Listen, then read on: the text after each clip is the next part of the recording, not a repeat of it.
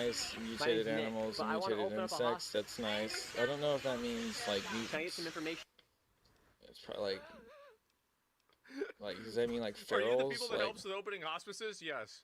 Okay, I want to open a hospice. I don't understand. Yeah, we don't do that. Like, are they feral animals? Like, I don't understand. Feral humans? I don't know. Yeah, or give me a flyer or something. Yeah, let's get her number. That's nice, but it doesn't really help. And this is the You run while wearing light or ooh. All right, so they say they're open right now. They won't let us into the lobby. That's this crazy. is no way to conduct business. We are two entrepreneurs trying to open up our own. That's, I mean, that's nice and everything, but like I hardly even necessarily see that as an We were denied service by the potential fraudsters, and as we were leaving, maybe in like one of the last fraudsters DLCs started to leave from the back in a $200,000 Maybach. Damn. I mean, that's insane. That's disgusting. $261,000? Holy shit. Mercedes-Benz driving out. Where can we open a hospice at? We'd like to open up a hospice.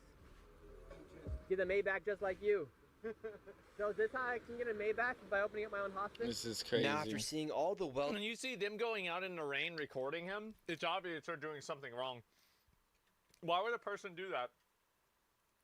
That is being created For from clout? these hospice centers, I To headed get back to the get original clicks on their location channel where we for his found over name. 50 Period. It's hospices in literally one crazy. plaza. Zach, you'll This never is stop this. so The rats are crazy. they're sneakier than you. Of course, it's easy to stop. I don't even It's know easy if to I stop. should have any of Trust this me. right now. All you just need the water. is like 1,000 gamers. Get me 1,000 people that have raid led in WoW and that know how to read Warcraft logs. Yeah. And I could shut this whole thing down in Yeah. like an entire state in Yeah. probably 6 months. Exactly, bro. Like, I mean, you need some be people with attention to detail that understand, You that just figure it out, use an read, algorithm, like, find out past the, the you know, pathing. the This is high-level this is variables, insane. and go after 'em. Wanted to make sure it wasn't a fluke that Armenian mafia members were running the show, I think I'm gonna do and this that one there today. weren't just randomly $100,000 cars the day I went by. Because I And this don't really time it have was an even agile worse. build, so Sir, this is kind of great. how are This is you? gonna be great. Good. You got a So cyber Does what that do you think 10% about all this hospice fraud? help, like, Sir, when I'm you're- overweight You're too? in the cyber truck. Because I was kind of maybe driving away, reconsider. taking money from old people. Look at the Teslas. Like this Yet is he's now just they're driving driving around in away bulletproof cars his with Cybertruck, fucking won't even fraud answer any money. This is what I mean. Like, Let's I see, we am have another upset. Rich person I am as well. Let's see if physically we can this upset. hospice. This guy's leaving as well. So the two people that Well, walked like, out of Holy people Angels, are they're like in dying on the brand new fucking Cybertruck streets from and a new fentanyl BMW. poisoning, How and lucrative these of a people business are is running a having health something in a service and Cybertruck literally and a nice riding around in BMW? chariots. I hope they rot in hell. Good. In whatever version looks of like, hell for that instance, their fucking Guardian religion of calls Angels, hell. That used to be here. $4.8 million they built the state of California. Mine is Sheol. And how many clients Who do you knows, guys that's have? crazy. Deep fire pits of hell. I hope they simmer there. I'm This just is curious. this is beyond me. Yeah. You must I be get getting it. paid pretty well, right? Yep. Disgusting. Do your parents run the hospice? They don't work. No. Is that who's that guy in the Cybertruck? He's your uncle. So it's like a Oh family yeah, business, see, so it's the a hospice is- family thing. This is you can't But why even. was he walking out of the hospice then too? And he doesn't even understand like what he's Like these hospices, there's nothing leading inside up of them. for. It's not Like you guys. How come you're in the If it, newest yeah, if it, BMW? he doesn't even understand. I can only imagine what the guy who's in charge is driving. Not only Just all because the I'm Oh, there's other hospice. scams too besides the hospice? Okay, that's even better. Yeah, like I'm saying, he do so you he like gives taking care out of more old people? Like, are information you the one because he going out thinks we're visiting the hospice stupid. patients, sir? Uh-oh, he's gonna have to do another point turn. Yeah, you guys are in my fucking way. Move. Well, you could just go that way. What's the key to opening up a hospice if I wanted to open up one? Because you're in the family business of hospices. If I want to open my own. What do you do for work here? Huh? What do you do for work here? Why? Oh, we're just looking around. We're seeing all these hospices, so we're just curious. Well, I don't know, man.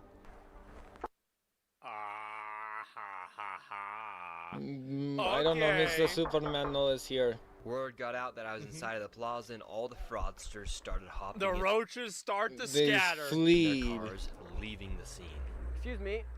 Let's see if they can just answer our questions really quick. Yeah. Hello, can we ask you a quick question? Driving out in a brand new M8. They Just can't get out fleeing that the easy. scene. Uh-oh, uh-oh. Always How can interact. I get an M8 as well? Should I open up a hospice? Uh-oh. Driving out in a brand new M8 Man, that's a nice car. BMW M8 competition. Listen to this thing. This Oh, is the let him Paid for know. by fraud money. Let him know. There it is.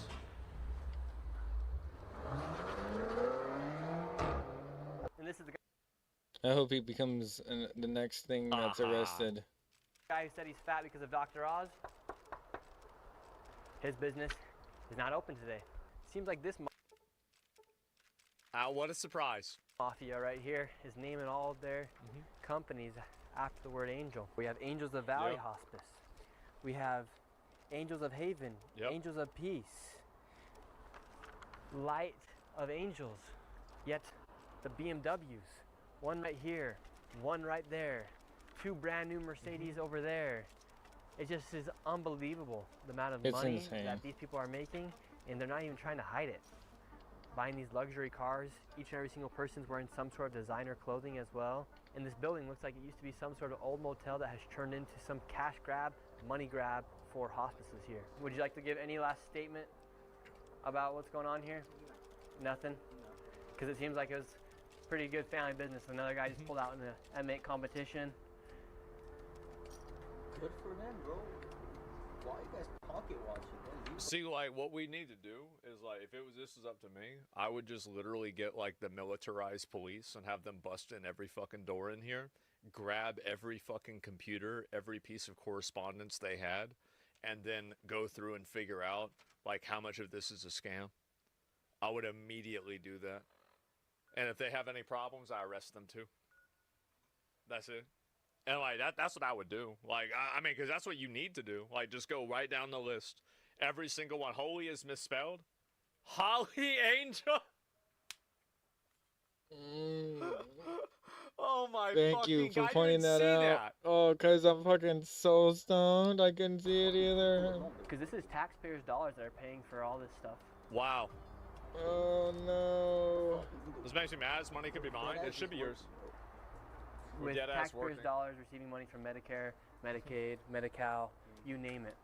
And it just seems like a lot of people are getting rich off of the death of old people. The death of old people. He just continues his monologue. I love you, Nick. Keep it up, man. This It's is sad to so think about it. crazy. Here in the United States, we're 72 being million. defrauded by It's people who are taking over. advantage This of is old nuts. people, young people in Yep. daycares, disabled people with autism clinics, and Wow. no one's doing anything to stop it. So I think it's time we stand Well, nobody up. wants to do anything about it because they don't want to get called names. It's actually really easy to solve this problem. It's super easy, but nobody wants to do it. That's the problem. The website for them doesn't exist. Of course it doesn't exist. These are fake. They're fake. They're fake businesses, and the people that are working there know that. They know that because they're getting hired from inside of the family, so nobody rats them out. That's what they do. And, like, the more that you understand that it's actually all of them that are in on this, and you should start with the premise that they're all in on it. Now, there are going to be some people that aren't, of course, but I think the majority of these are all in on it, and that's why I think that you need to just go and mass deport these people. Mass deport them. Like, even the kids there that are working, that like, oh, well, I was born here. Well, you sure as hell ain't going to die here. You're going to go somewhere else. Fraudsters, You gone. and tell them, let them know, you are stealing from everyday American citizens. What would you take the fraudsters? People can't afford No, homes. I would just seize their assets and send them back. I don't think it's worth making them work. Rents are Doesn't matter now. expensive. Exactly. Their insurance is expensive. Everything's getting more and more expensive.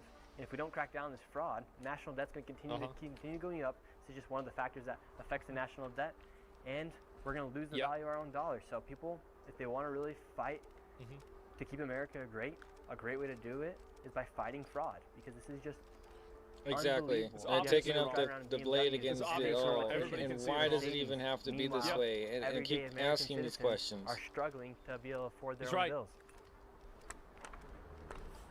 I mean, he's completely right. It's time to end all fraud. Exactly. It's done. This It's video been already done exposed over time. 172 million in fraud. It must end. Yeah, exactly.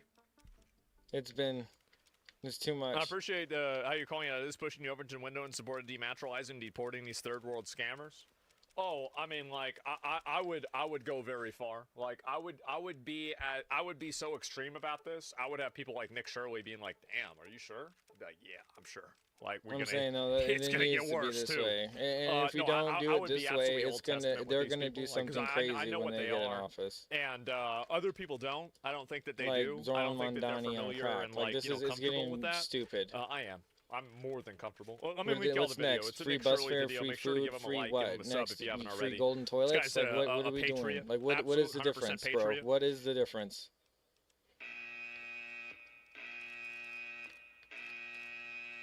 Hello. First off, apologies if I sound weird in this video. My allergies are coming in the spring, and it makes my voice sound a little funny.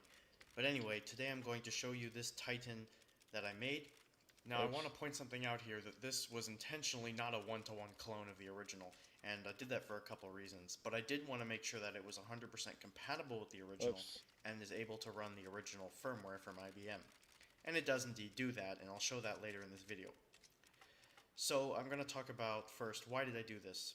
Well, the primary reason is that these are very hard to find. Really not many people have sold these that have gotten their hands on them. So if you want to play around with DD1 CPUs, you need a Titan board in order to do that, since the Titan board walks that CPU through its power on reset and so on. But first, I gotta say that I got these boards from PCBWay, and as usual they did a fantastic job. This is a 4-layer board and it's just great quality. So if you also want to get those super high quality PCBs, 2, 4, or even more layers, head over to this video sponsor PCBWay, click on this orange button right here, and you can play around with the options to see a price quote, or just go direct to the quick order. You can upload your Gerber file, select your options, and you're on the way to getting a super high quality PCB sent to you. I started working on this not too long after I finished the Franken XEDK around 2023. Essentially, I took one of these boards that I had spare, and I already had to repair that one previously, so I took off a bunch of components, the headers, the FPGA, PROM, switches, all that, to really get access to the board without anything obstructed. And if you look closely at the original, you'll see that the vias aren't tented, so that made it a lot easier to figure this out. It's a 4-layer board. It's got ground and 3.3 volts inside on the inner 2 layers, and then the outer 2 layers are signals. However, around that time, as some of you may know, I started studying electrical engineering at university, and so this project went on the back burner for a while as I didn't have access to tools or equipment. But about 2 months ago, I started to have some time to actually finish it, and I was able to get all my equipment and tools finally moved to be here with me at the beginning of this year. So as a result, I decided to finish this. Once I had a schematic in KiCad of the exact board, meaning I essentially could make a one-to-one clone, what I ended up deciding to do was, instead of doing that, because there's some really antiquated, old, and kind of expensive components on here, I decided to instead just take the information I needed and re-engineer a new board around it. So obviously the big constraint being the signals connected to the FPGA, because I wanted it to be able to run the original bit stream. So essentially you flash the original bit stream from IBM onto this thing, and it works identically to that thing, except with newer parts that are not as expensive to get, but still just as good.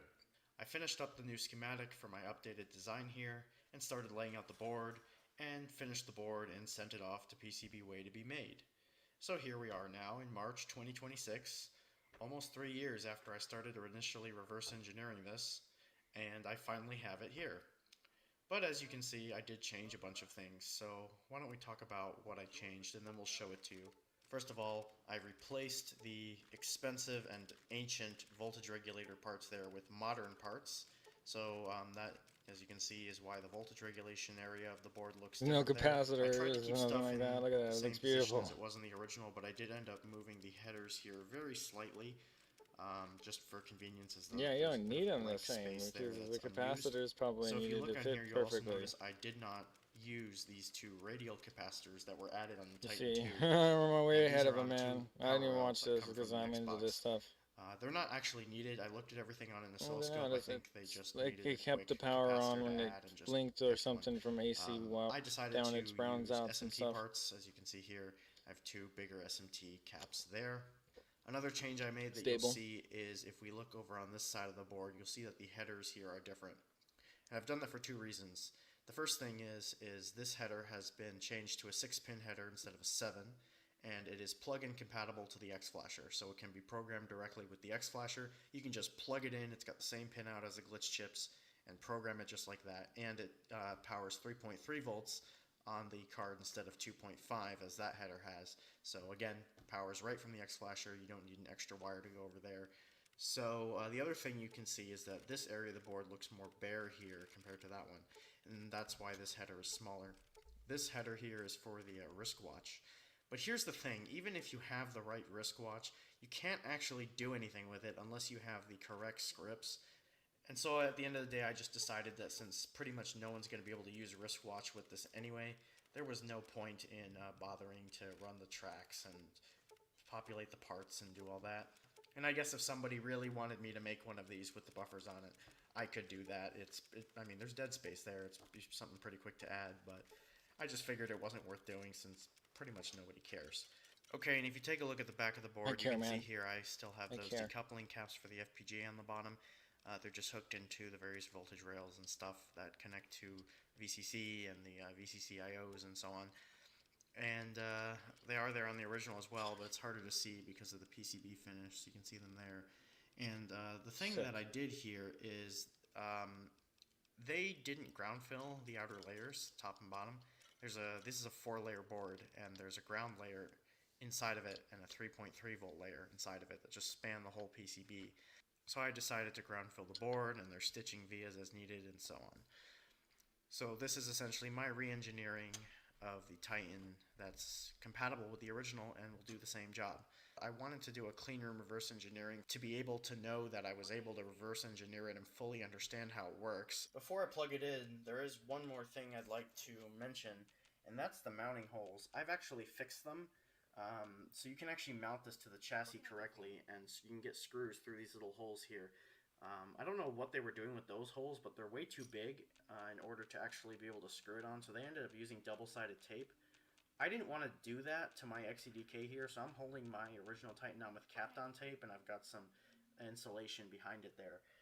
But with this version that I've made, since these holes are fixed, you can actually screw it with standoffs directly into the cage, which is probably what they wanted to do in the first place, and you won't have to deal with the tape or any of that nonsense. I can't tell you how annoying that tape is when you get one of these 007s in for repair. So I fixed those, and we can now screw them in, so that's another thing I did. So let's plug it into the console now. I'll show it to you.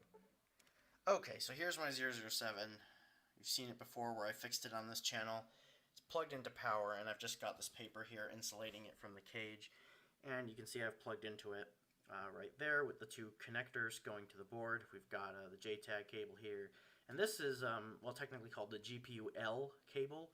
GPU-L being the code name for the PowerPC 970 that was used on Shiva. So we'll go ahead now and boot the system up, and I'll show you that it works. I'm going to go ahead and just pull my lighthouse off here just so it's easier for me to go ahead and hit the power button. So we'll go ahead and boot it up here. And I've got the latest 2.17 firmware on it that does the Knight Rider pattern, so you can see the green LED on the bottom, the blue going across the top. If we have a look at the front here, you can see it is booting up. I'll show you something here real quick. If we go ahead and flip these switches around just to show that this Titan is doing the things that it should. Okay, so I've now switched the switch number 2 to the on position as well, and you'll see if we boot the console, we now actually get a yellow LED down there instead of the green one. Now it's going to try to boot into CISVR, but there's no CISVR on this console, so it's just going to immediately retry and do that until it gives up in 0022. So you can see that this Titan is performing exactly like the original would on this firmware. And you'll see there's the red ring of death, which of course won't go away now because there's a bug in this RF board firmware, but that doesn't matter right now. And if I turn all the switches off, it turns off the GPU VREF mode, and you'll see that the lights look a little different when we power on. But it ends up in the same state, just like the real one Crazy. does. So you can see it's going to boot up now.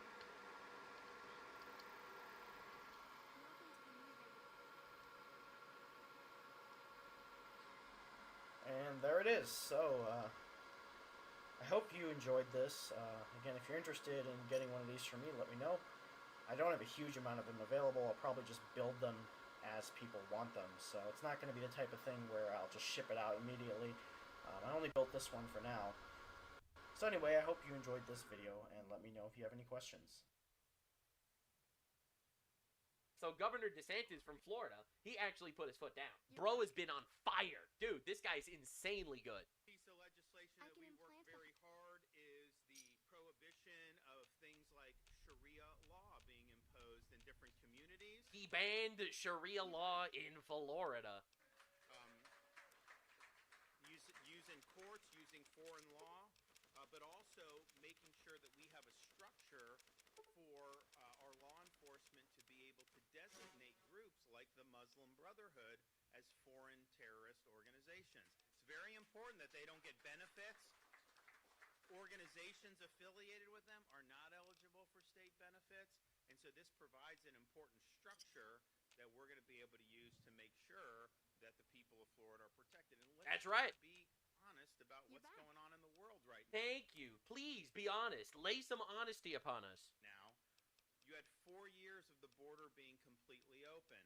Do you think Iran just failed to take advantage of that, knowing they could get anyone in here they wanted? No. So there's threats in this country right now, and we need to make sure, particularly when you're talking about militant Islamic terrorist organizations, that we are calling that what it is, and that we're making sure that not just our law enforcement, but all of our institutions are responding appropriately to be able to protect the people of this state. So I was really happy to see that the legislature stepped up and did that. You know, Yeah, so this guy's actually doing things, man. DeSantis has been amazing. Florida's government's been unbelievably good. Like, I'm not even exaggerating. And the crazy thing is, unlike California, this is just gonna be like a little side by side, right? So that was Florida, all right, actually doing shit, right? This is California. But it's just like Gavin Newsom, you know, he fixed the homelessness problem many years ago. He kept announcing that he's fixed it while the problem gets worse. I mean, this guy's a total disgrace. He's a Gavin cuckoo. Newsom. If it's been fixed, then why is the money still going out? He says it was I fixed don't in understand. 2021. Those payments were from 2024. Right. He's just lying and gaslighting as he is on every single issue. And the Okay, truth good. is that California has got So more I just need fraud one than the rest more of America and put together. one more And into an Dr. Oz is endurance. absolutely right. We need cooperation Or did I with the overdo it federal here? Let me government. When look. I'm governor, that's what we'll get. In the meantime, I mean, Like I can do one more into endurance and then get away with part of my campaign, we that. estimate now I already that have the high total luck. fraud in See, the I did that last on 5 years purpose, in so I California, wouldn't need to worry about that later. $434 billion. And then yeah, so I just need to be worrying about. $434 billion. I'll never be able to be For those keeping charismatic track, in this one. that is I always have to 40 be Iran strong wars, through intelligence all right? or I'm gonna start measuring Democrat fraud in Iran wars. basically Right? agility That is 40 Iran wars. or luck. And what are they doing about it? Nothing, because All three, they have and total I can't do contempt much for more. taxpayers. I don't want They to spend any of those consider it points that on. it's our money that they're stealing Like I'm and just wasting, well, maybe and one on that is intensive why they're training gonna for lose that this to year. get And that is the why I implant personally believe that only for taxpayers should have the right to charisma. vote. But that's a hill I'm gonna But die on you another see, day. We're not that's getting just here yet. increasing my health and then But these people, charisma like, by I'm one. looking I at don't people want to that keep aren't doing paying charisma. That taxes, doesn't make all sense. right? And the people that Anyway, aren't paying taxes are we're on our literally way. spending their days harassing people that are paying taxes. Right? If you're not paying taxes and you're literally a parasite, all right? You're a parasite on the country. You're sucking the blood of our nation. Yeah, we Why need the to fuck put should you have a these- say in where the nation goes and what the nation does? Put everything All away. and this is what we're dealing with all the time. But first things first. I need to Anti-ICE go activists went from being repair. mildly annoying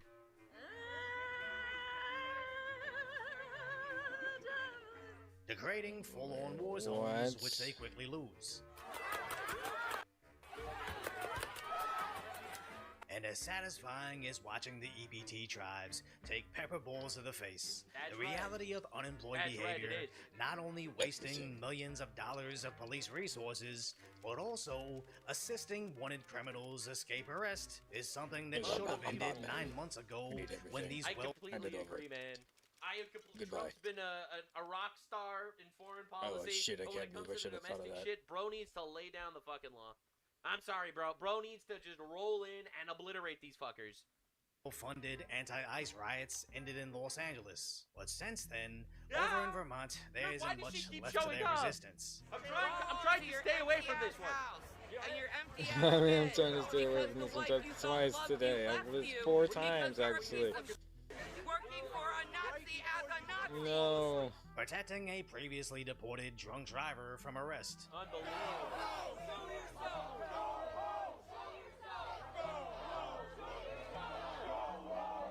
Yelling at the feds until the local police had to step in.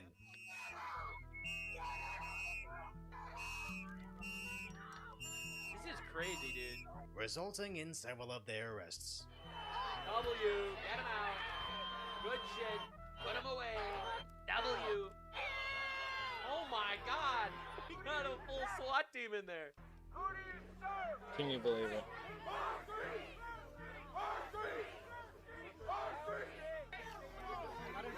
I gotta find a place to shove all my junk or to spot. And this is literally the problem that the rich have, right? That's right. Put Right? him away. Dude, I mean, things They don't are understand what they need or want. I feel So like then the they'll end up fatigue is at, being like, an all-time high right stuck now. the same Like, way that everyone we wants want these guys out of the things, country. but Right? we don't have money like, to the funny get them. thing is, And it's immigrant just sentiment depressing. is so This low, it right? just needs to the stop. anti-ICE fatigue is so high. Right, I think it's awesome. Right, people are so tired of like literally importing cultures that are so alien to us that they're blowing themselves up in our schools and our streets. All right, like we're so tired of that shit. We're so tired of the people protesting to keep them here. Like we're like so over it, bro. All right, no one is protesting for these guys anymore. God damn, look at this. W. on her. Sit on her. That's right, boys. That's right, boys. Bring out the overweight ICE agents to sit on them. Even going into the evening. Good. Yes, base. Base. Yep. Base. Get him out. Bye. Good. Oh, hell yeah, dude. Love that. W. Fuck him. It's insane. Like, throwing fireworks at ICE agents, that's attempted murder in my book. Like, what are we doing? Seriously. Throw him in a hole. Put him in a hole.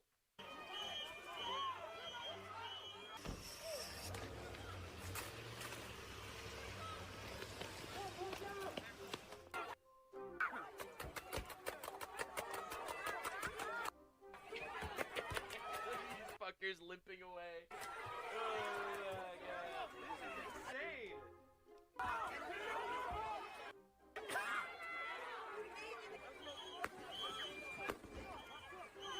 Dude, I've never seen the ICE agents and the police officers giving less of a fuck than I am right now. It's great. I mean, I'm tired of them being shit on too, because they really are basically as patriotic as they can be right now. This is insane. You know, people are hate Trump and stuff, but immigration is gonna win the next election.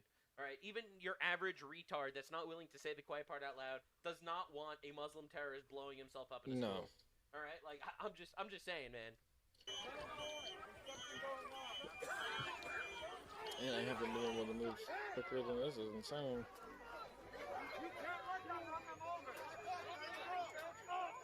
God damn.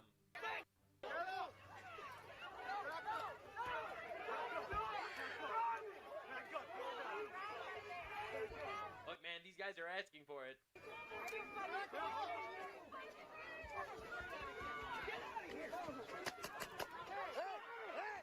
What an insane game they like to play.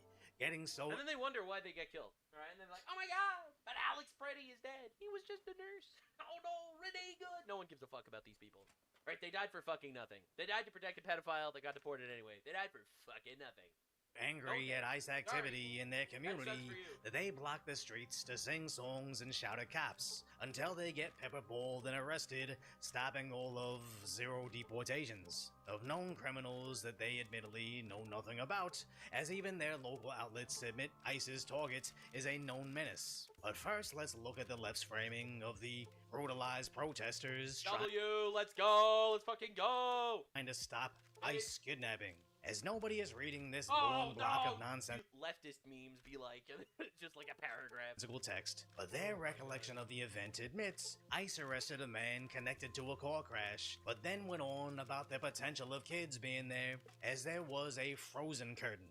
According to them, crimes committed in the presence of kids' decorations or for some reason protected, not from... That's left. That's the left, ladies and gentlemen. Violent individuals. The thing is, they don't actually believe in anything. They don't care. Like, none of them care. Like, they supported Charlie Kirk's assassination. Never fucking forget. All right, never. That was honestly one of the most shocking moments of my life. All right, watching the assassination and then watching people celebrate the assassination of a man who just wanted to preach the gospel in public and talk about God. It's pretty disgusting. God to the public square. All right, this man was assassinated in front of his family, and all these people cheered. All right, quite literally, your booze me nothing when I've seen what makes you cheer. All right, but a frozen curtain was there. Yeah, all right, you murdered this man in front of his family and you celebrated it. Like, I don't care. I'm so over it. The empathy thing, it's all a lie. It's all fake. None of it's actually real. Feds may be looking for, but from the enforcement of our laws. As they immediately went into how ICE drove and accelerated into the line of protesters, gassing and tackling them before they got hit. As they then surrounded an ICE vehicle that reportedly had a flat tire. Wonder what or who popped that cop's tire, but of course they won't clarify that. They don't Writing care. how they tried to calm nearby protesters, but the police continued to deploy flashbangs and chemicals while they had their hands up. Now it's Pretty soon we're gonna hit a Mojave dragon. Organizer says the fascist feds attacked peaceful protesters. They'll do it every time, and no one's buying it anymore. No one is buying it anymore, because the reality is, all right, normal people know that there's an Islamic terror problem in the world, all right? Normal people will denounce Islamophobia, but then they're going to see a fucking Muslim terrorist throw a bomb at someone in New York City, and that's going to change their opinion real quick. I'm not going to lie. This is not going away, all right? The leftist protesters, they're going to continue to do their thing because they actually don't have morals. And the shock is, and this is going to, people are going to start realizing this, The left actually wishes the Muslim terrorists blew those right-wing protesters up. I want to stop by Right, Camp that's what they McCarran wanted. and Right. see if I Absolutely. can't. They're upset the bomb didn't go I off. guess I'm gonna have to go old-fashioned. But it's another story when the mainstream media both knows and reports on what really happened, but still headlines it as ICE operation sparks violent protest. When the It first shouldn't.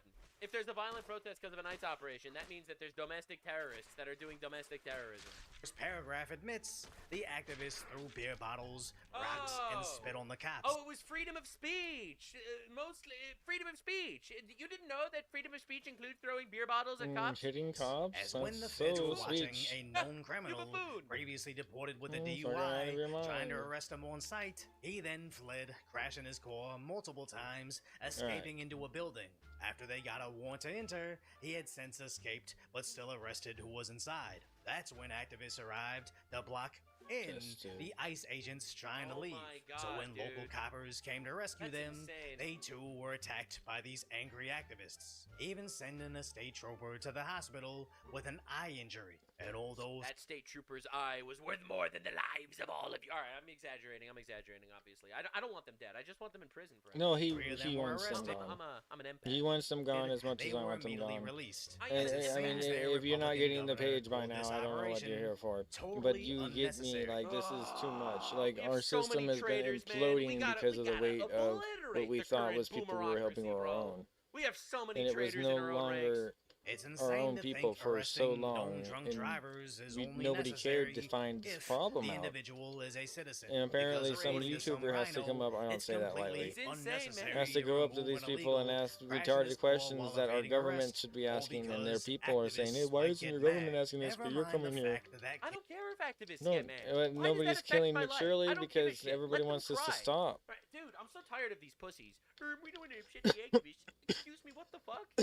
They live by being I want that upset. dude is to their live life, forever, right? but They have no spouse, no children, this is no future, no insane. legacy. They don't believe in You shouldn't God. be They getting have a death threats for, dad-shaped like, hole in their exposing heart. fraud. All right, being It's upset insane. is their literal only purpose of existence. All right. Okay, let's Like, see. What let else them do we have it. need? Let them We be just need upset. Chill out, some... dude. Kid behind that frozen I'm so curtain tired of it. is probably in danger of his antics, since activists don't protest drunk driving deaths. It's, quote, totally unnecessary to arrest him, when apparently That is such a radicalizing shit, dude. And the fact that the Republican governor is going to stand up for the protest activists, like, we have so many I don't need to go to traitors, Camp dude. McCarran. laws I only don't think matter I, if the I leftist honestly don't. True. They don't care. And Wait they a minute. bully people into believing this. I didn't even Now, get the thing is, a lot of Ras people later. in Congress are getting called out, right? Because they're Islamophobic, because they want to deport Muslim terrorists. All right, so they're getting called out. And Mike Johnson actually defended them. I've spoken to those members and all members, as I always do, about our tone and our message and what we say. There's a lot of energy in the country and a lot of popular sentiment that the demand to impose Sharia law in America is a serious problem. That's what animates this. Yeah. And that's that. Look, man, we just need to look at Europe. All right, we had the poster child. All right, you know, we were geographically blessed. All right, by the fact that that we're living in America and we're not living anywhere closer to Pakistan. Just being real. All right, so our illegal immigrants, for the most part, they did not come from Islamic countries. The illegal immigrants in England and France and Spain, all right, those guys did come from Islamic countries. So we literally could look at those countries and see if they've been benefited or if it's been perhaps even, some would say, a negative that they imported infinite retards from Islamic countries. I could say that it's been a negative. Did you know that rape has increased by over 300% in Spain after they brought in 500,000 migrants from, I think it's Morocco? All right, did you know that happened? Did you know that despite Pakistanis being only 6.5% of the English population, they are 97% of the gang rapists? If that number doesn't literally shake you to your bones, then you are not human. That's the the language that people use. It's different language than I would use, but I think that that's a serious issue. Sharia law and the imposition of Sharia law is contrary to the U.S. Constitution. Our Constitution is the greatest in the world. It's the longest surviving Constitution on the planet, and we're 250 years into this grand experiment in self-governance. And one of the principles that we believe in, stated first in the nation's birth certificate, is that all of us are created equal by God. It means every single person has inestimable dignity and value. True. And that, hold on, and that we respect everyone's beliefs, True. their right to live out their beliefs. And Doesn't mean we need to bring them into our countries, by the way. It just means we need to respect them as creations of God. Just to be clear, all right? I'm just saying. All right, if all these guys were in their own countries, I would not have any problem with them. Well, maybe I would, morally speaking, but definitely I wouldn't be talking about them. to speak freely about their beliefs. Did you know that there is a massive issue in Pakistan now that they're raping dolphins? I'm not Wait, exaggerating. This is a real thing. no. There's a dolphin rape academic in Pakistan. Epidemic. A dedicated video. You know why? Because I don't actually care about that nearly as much as the rape epidemic of Pakistanis in our countries. I find that a lot worse. Yes. But when you impose, It's a lot worse. This is not good. How could you? There was a meme about the dolphins rape you. Now people are raping dolphins. This is so demonic. A racist way or anything, because Islam is not erased. It is. What is happening to people? Important to remember that. But not to say this in some sort of racist fashion, but it is incompatible with Western civilization. It is, by definition. Is the conflict that people are talking about? It is not about Sorry, sir. as Muslims. It's about I gotta get on to my DLC. True. I don't have any issues. Later. With just the religious one. All right. I want to make this very clear. I want to make a very clear distinction. I have no issues with Muslims, unless you follow the religion. In which case we have issues. Because, you want to kill me. Different belief system that is. If you want to kill me, then we're gonna have an issue. So the guy did not condemn the anti-Islam sentiment in Congress. This actually is a colossal shift of the Overton window. People are tired of this. They really are. And because For we're real? looking at what these cultures are doing to other people. And this is a Yazidi girl, a survivor of a sex slavery under Islam. She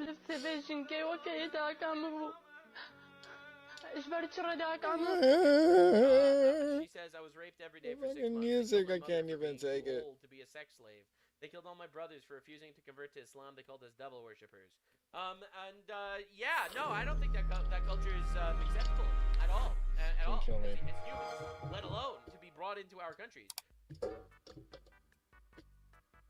I mean, the problems that our next generation is gonna have to deal with. Or anything, all right, but when she gets Do destroyed by the anybody internet, in the it's like my office favorite know? days ever. Maybe Trump I knows. Maybe he unironically sees think it she's like the for Joe his Rogan son. of e-girls, all right? Like Baron. Joe Rogan He has might like understand. the average dude bro opinions. All right, Pokimane is like the quintessential internet female. Zero skills, not funny, average looks, sexual content, complains that people sexualize her even though her content is sexual. Classic, like, What? libtard I don't opinions, even know who pick this me is. What vibes, are we alright? talking She makes about believe now? she's single when she's not to get the simp revenue. So every time she gets canceled on the internet, it's literally my favorite thing ever. Right? So everyone's going at her now. I don't really know what it's for. Alright, I've been doing like incredible research into different political situations, but I am more than happy to make fun of Pokimane whenever I can. Massive day for the unemployed. Pokimane is in the hot water and I think she can swim. That's true. She's not black.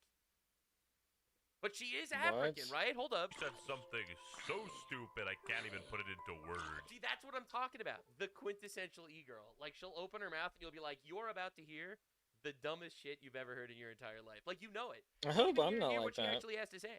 You just know that you're about to hear the dumbest opinion in the history of time. Earlier today, I would... I love how she also, like, does the, like, talking, like... every single one of her sentences. Right? Didn't she like go viral just like a couple months ago, buying herself an engagement ring because It's she so don't need no crazy. man? Like, I think this I is always the hated I don't that. think this is like ruining men. I think this is ruining women. Right? This is targeted at ruined men, but this is ruining women. Right? Women straight up, they wake up, they think, holy moly, I'm gonna be the Maybe I next can sneak up on the satellite I'm and also just go. gonna become a billionaire by like wearing tight pants and turning around at the camera or something, Maybe. and having an unbelievably boring personality. This random little TikTok where I was talking I can't about even, this how... is ridiculous. Hear me out. Do you guys remember, like, No, I so 10, not. 15 years ago? I feel like 10, 15 years ago, if you were a girl gaming online... We're not doing this. We're not doing the girl gamers thing. We're not. No. Not in the year 2026. What, girl gamers are the most oppressed race? Are we really doing this? No. People please. were actually so nice to you. Oh my god. You have got to be kidding me. What? Dude, people used to be nice to you just because you're a woman, and now they're not nice to you just because you're a woman. Based, actually. All right, we have to stop people being nice to people just because they're women. That's ridiculous. Mega. Make misogyny great again. Whoa, goddamn, that's fucking ridiculous. Nice to women anymore. Oh, get out of here, bro. What is she talking about? 15 years ago was like peak COD lobby era. Nobody would. Yeah, but the True. was, What the fuck is? what I she's don't even thinking of know is 15 years how ago for her, untouched alright, with as a gamer content culture. creator. She was Whoa, making could you? content 10 Did years you ago. see that Alright, head? and 10 Sounds years ago, fucking everyone was super ridiculous. nice to her because if every time you would call someone out, you would get banned from different platforms for bullying or misogyny. All right, so because, quite literally, because there was this sphere of influence that she had just by the fact that she was female, and an oppressed female, a marginalized female. Do you know that women are considered a minority? Literally half the population, they're considered a minority. All right, so the reality is, that's what she's thinking of. The golden age of any time someone that used to criticize a woman would get banned and be a misogynist and canceled, and everyone would hate them immediately because they would be afraid to voice their opinions. And that's over, actually. Would be nice to you if you were a woman. What? Maybe waste my weapon, bro. Go easy on you. Whoa, who let the talk? Like so nice. They Yeah. treat you so well. They would like gift you free stuff. Hey, all the- don't Meg. That's what Remember Meg? Like, we gotta. Treated well means men buy you things for Come free on, just because Meg. you exist. Like, this is the most entitled shit ever. And the funniest thing is, it always comes from, like, the feminazis. All right? Every single time, it's like, women actually should be the same as men in literally every legs, regard. guys. Come on, bear with Also, me why here. aren't men super Let nice to this women load and up. buy them free things? It's like, bro. It's Somewhere. like, it's unbelievable. Have your cake and eat it too, why don't you? This stuff. Do you guys remember? Okay, since we're gonna win the game, I'm actually a girl. I'm not a squeaker. You pieces of shit! Yeah. But nowadays, I feel like girls are a little bit scared to game online or to use their mic. You're scared? Well, what are they gonna do? Make fun of you on the internet? Like, are we serious? Are we seriously doing this? My guy, this is the most pathetic. You see what I mean? How she like speaks for all women?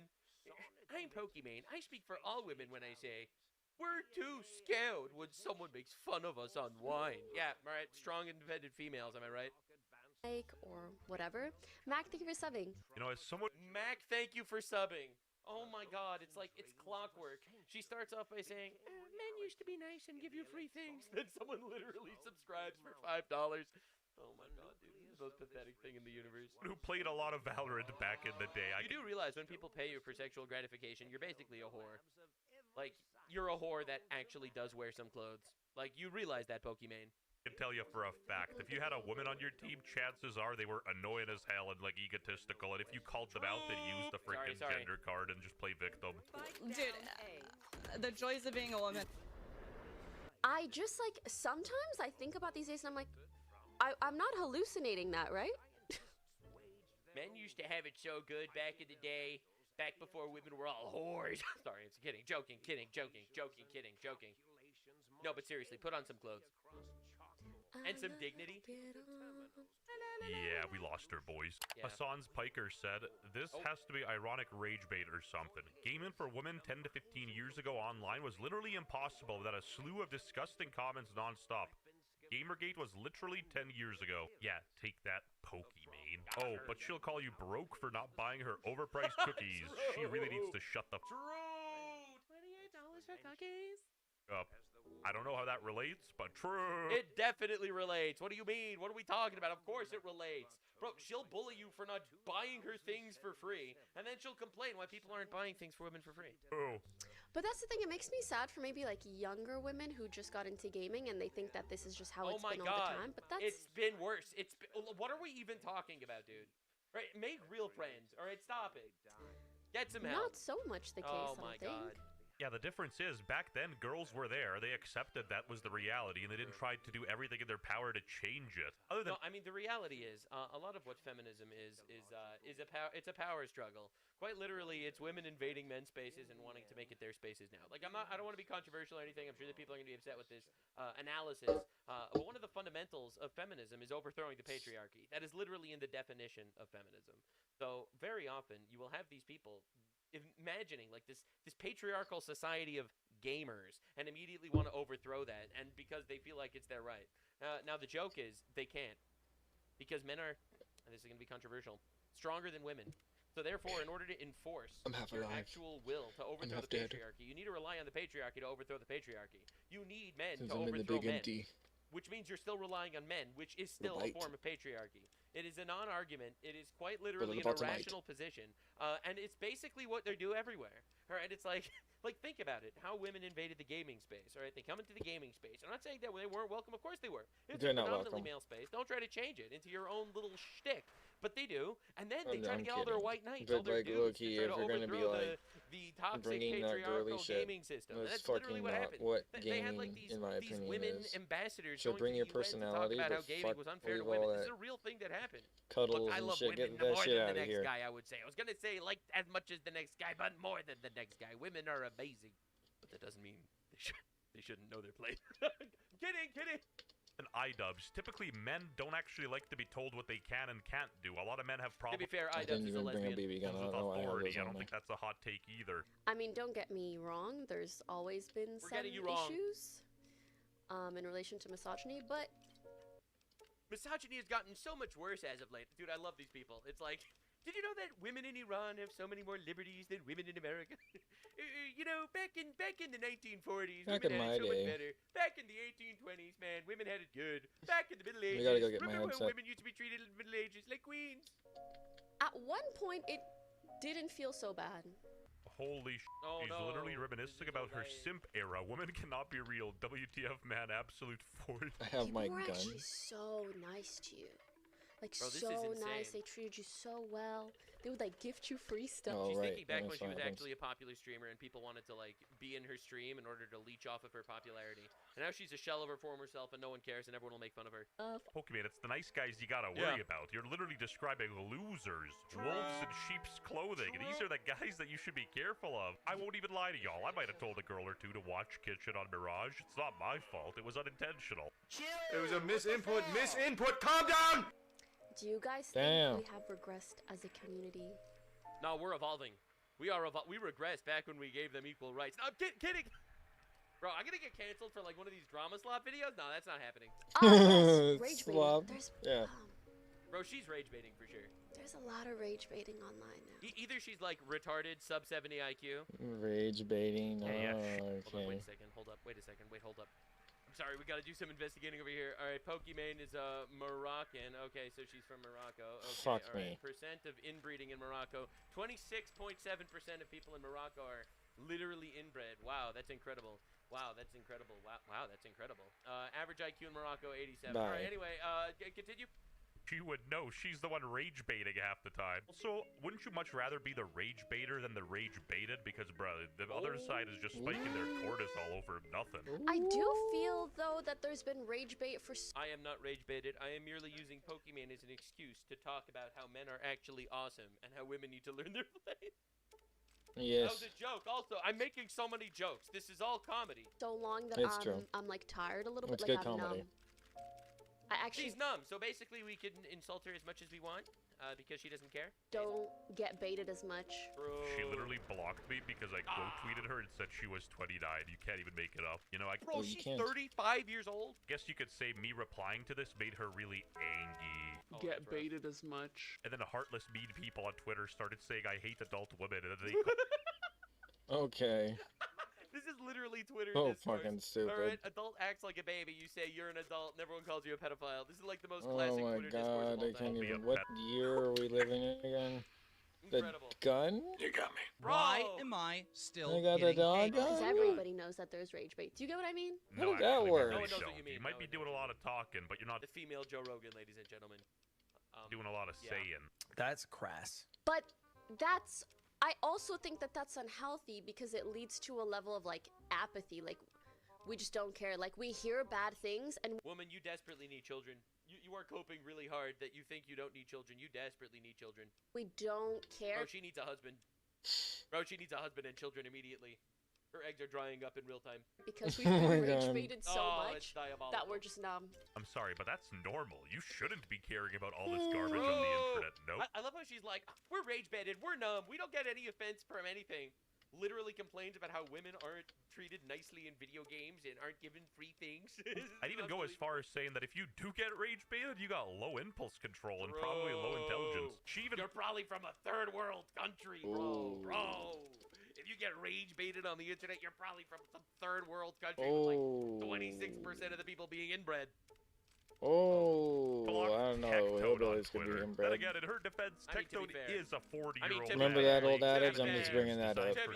I don't believe in it. I'm just saying we gotta be real and non-biased here. Pokimane might be 29, but my Genshin Impact baddies are 2 and 9. Okay, so don't hate the player. Hate the game, son. Bro, that's diabolical, dude. Yes, Like sir. whatever. I can't believe better Tectone really said that. And understand. he did really say that it's true. I've heard it. I don't even know if that's true or not. DGAF. I wonder if she realizes that she played a huge part in creating the ecosystem for the things she's upset about. Absolutely. She's insufferable. People make fun of her, and she's upset that people are making fun of women. She is women. Nah, of course she doesn't. That No, of requires course not. self-reflection No, and obviously. accountability. What are we talking Here's about? a truth bomb people like Pokimane could never accept. There is Get rid of this literally an freaking above gun. 25% chance hell that is this Pokimane is set? inbred. Man, I learned that today.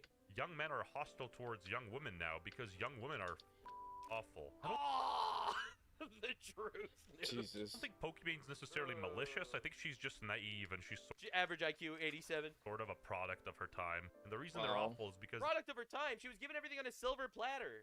What are we even talking about? She's the most spoiled human being on the internet. It's unbelievable. She literally got famous by doing absolutely nothing. Literally nothing. Soft core porn to literal teenagers on Twitch. Like she got popular by doing absolutely nothing. It's honestly incredible. they've had awful role models like Pokimane. In fairness, she's not the worst of them. She's still awful, sure, just not the most awful. Oh, She's that's nice. merely a victim of third-wave feminism and the effects this had on the female brain. I'm Unironically just true. sorry, but we're not going to talk about some third-wave feminism slop on this channel. Unironically Holy just moly. So I did a little damage, but in my defense, I think you're about to see. She needs a husband so badly. It's so sad. She's screaming. She's crying for help. She's crying for help. Please, please, please. He is so cute. Holy overconsumption. She needs someone to tell her she looks cute in those things, and she doesn't have a husband, so she goes to her simps online. Should slop. You preach leftism and show this garbage. The wealth disparity is getting bad. She's talking The wealth disparity is getting bad. about eating the rich, but I don't see any bite marks. I have to show you the amount of halal food in China. Bro, this is why China opened up concentration camps. There's no way she's praising China for its halal food. You realize they literally opened concentration camps for the I Uyghur fucked that one Muslims, up. right? Like literally, like not like concentration camps like the leftoids call the ICE detention facilities, like actual concentration camps. And there's more halal food at my local Costco. Wait, I'm in Canada. It's Indian food. Oh, true. Your neighbor is really cute. Huh. But you're my neighbor. Okay. Okay, she's fucking her neighbor. Pokemon, just settle down with, like, Jungkook from BTS here. He seems cool. But that's the thing, it makes me sad for maybe like younger women who just got into gaming and they think that this is just how it's been all the time, but that's... She just has a lot of empathy, guys. It's not about her. She's worried about the girls of the next generation. Welcome back. Bro, I can't believe she could vote. I can't believe that she could vote. Wait, hold up. She's not American. Saved. That's right. She's Canadian, Moroccan. Originally Moroccan. Moved to Canada. She's their problem, not my problem. Hell yeah, dude. Hell yeah. To a series so fake, even the streamer subscribed. That's not true. Maybe you're just boring as fuck. Pokemon opens up about almost getting deported.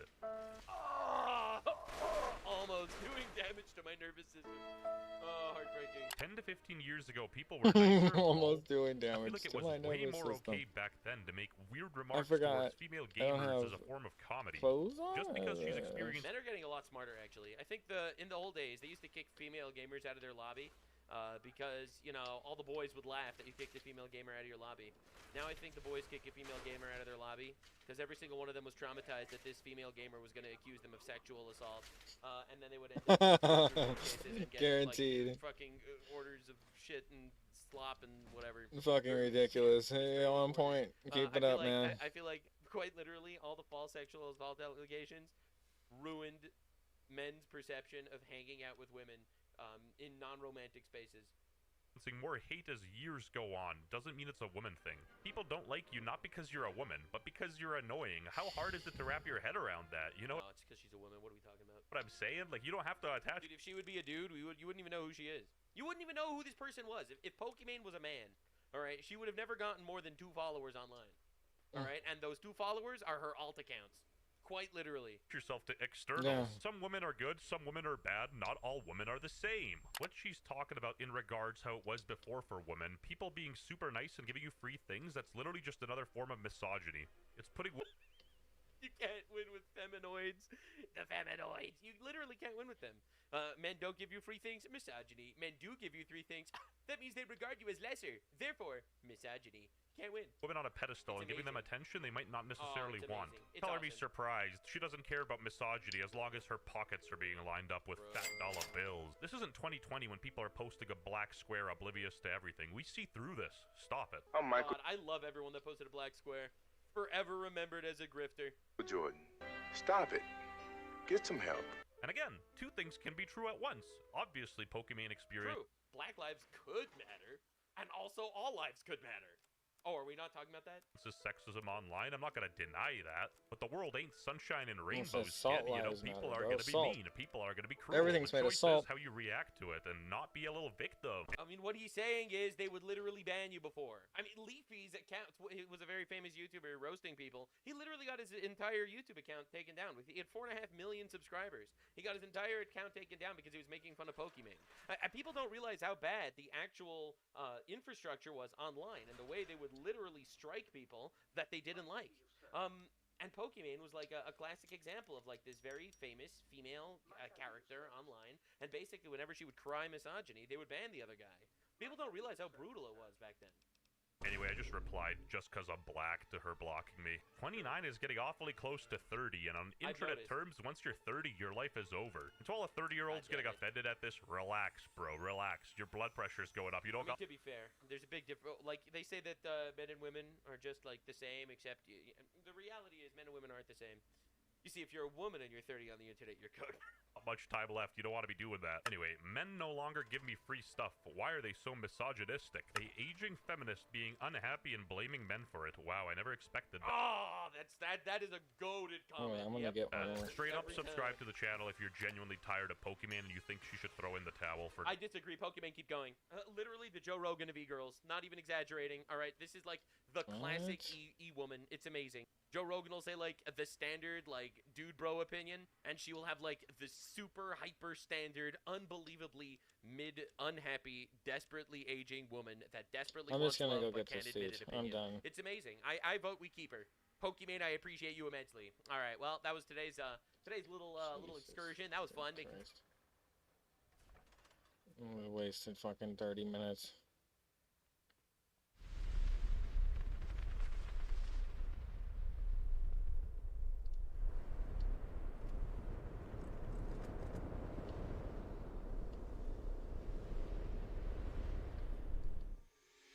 What's up, guys? It's Benny. What have we learned in the year 2026? That the memes will become reality. That is the major takeaway lesson. Marco Rubio learning that he's about to become the dictator of Cuba, mainly because, well, the Cuban people are now burning down Communist Party headquarters throughout the third world island nation. You've never seen anything like it here. It is a remarkable scene.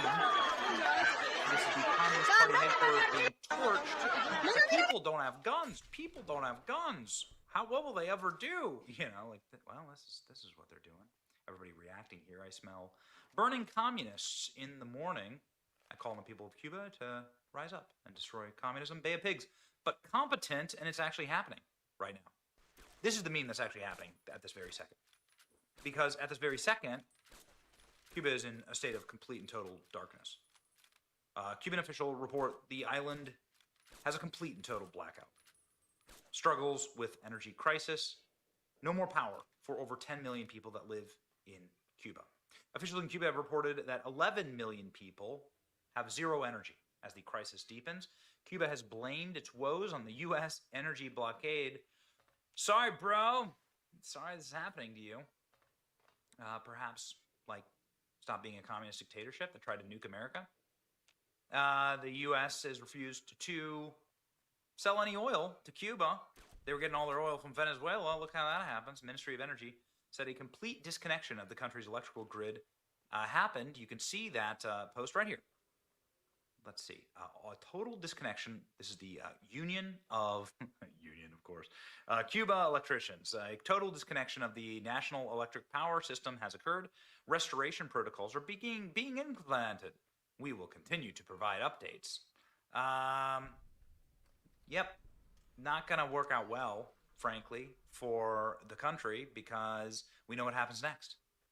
Cuba's entire electrical grid has undergone a total collapse and blackout for the first time since the U.S. blocked oil flow to the country. Cuba's on the verge of falling. Secretary Marco Rubio is in close talks.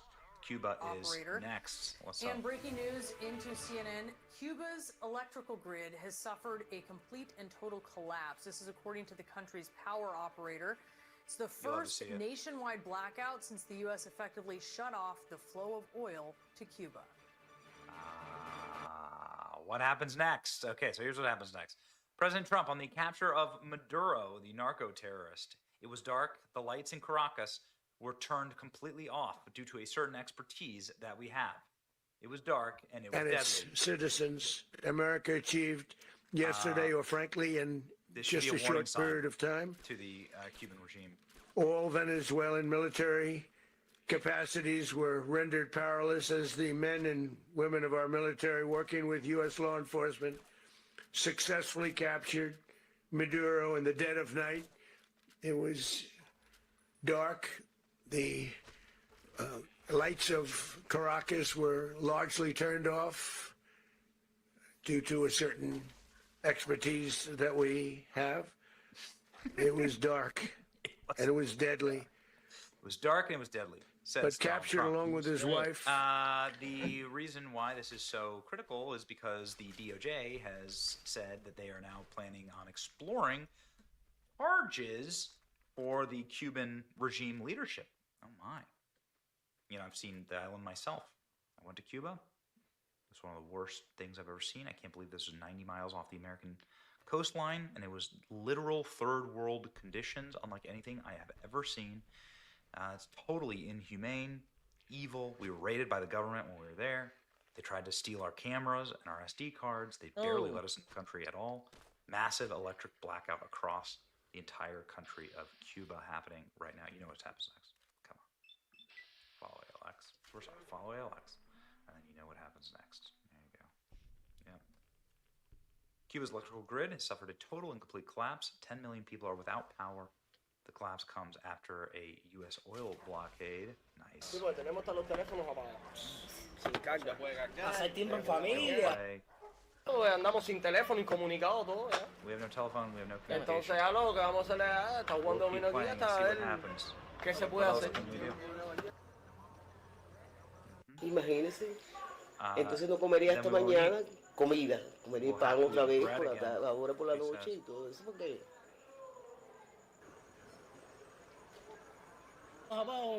Esto es lo único que tenemos los muchachos hoy en día. Blackouts and people have nothing to do to entertain ourselves. Oh, it's almost like this was all planned. Young people have nothing to do to entertain ourselves. It's almost like this is like a classic CIA playbook. Now you can see all the young people running through the streets and burning the Communist Party headquarters to the ground. Cuba will be liberated without a single shot by our military. President Trump is showing you 3 ways to topple tyranny. Venezuela, take out the head of the government and give it out to the next runner-up. Iran, complete and total destruction of ideological regime. Cuba, just shut it down and destroy it from within. You know what happens to hungry people that have no power? They revolt against their government. Trump on Cuba, it's a failed nation. We're going to make a deal. We'll do what we have to. We're going to do Iran before Cuba, says Donald Trump. Well, it might be a little ahead of schedule. Anyway, Cuba enters its 8th straight night without any power. Widespread protests across the island. No fuel shipments in months. Bakeries running on firewood. They have no ability to bake bread. Havana is talking to Washington for the first time ever because they actually have no choice. Ooh, baby. Protesters in Cuba attack Communist Party in rare riot for blackouts. Ooh la la. Hey, look, it's a peek into our green futures. Okay, take that. Absolute and total blackout across the land in Cuba. Cuba's in complete blackout right now, no electricity whatsoever. This is what happens when you allow communists to take over your country. This is the end result every single time. Communism has never worked. It will never work. So many people on the left are still crying for it. Communism kills. Full stop.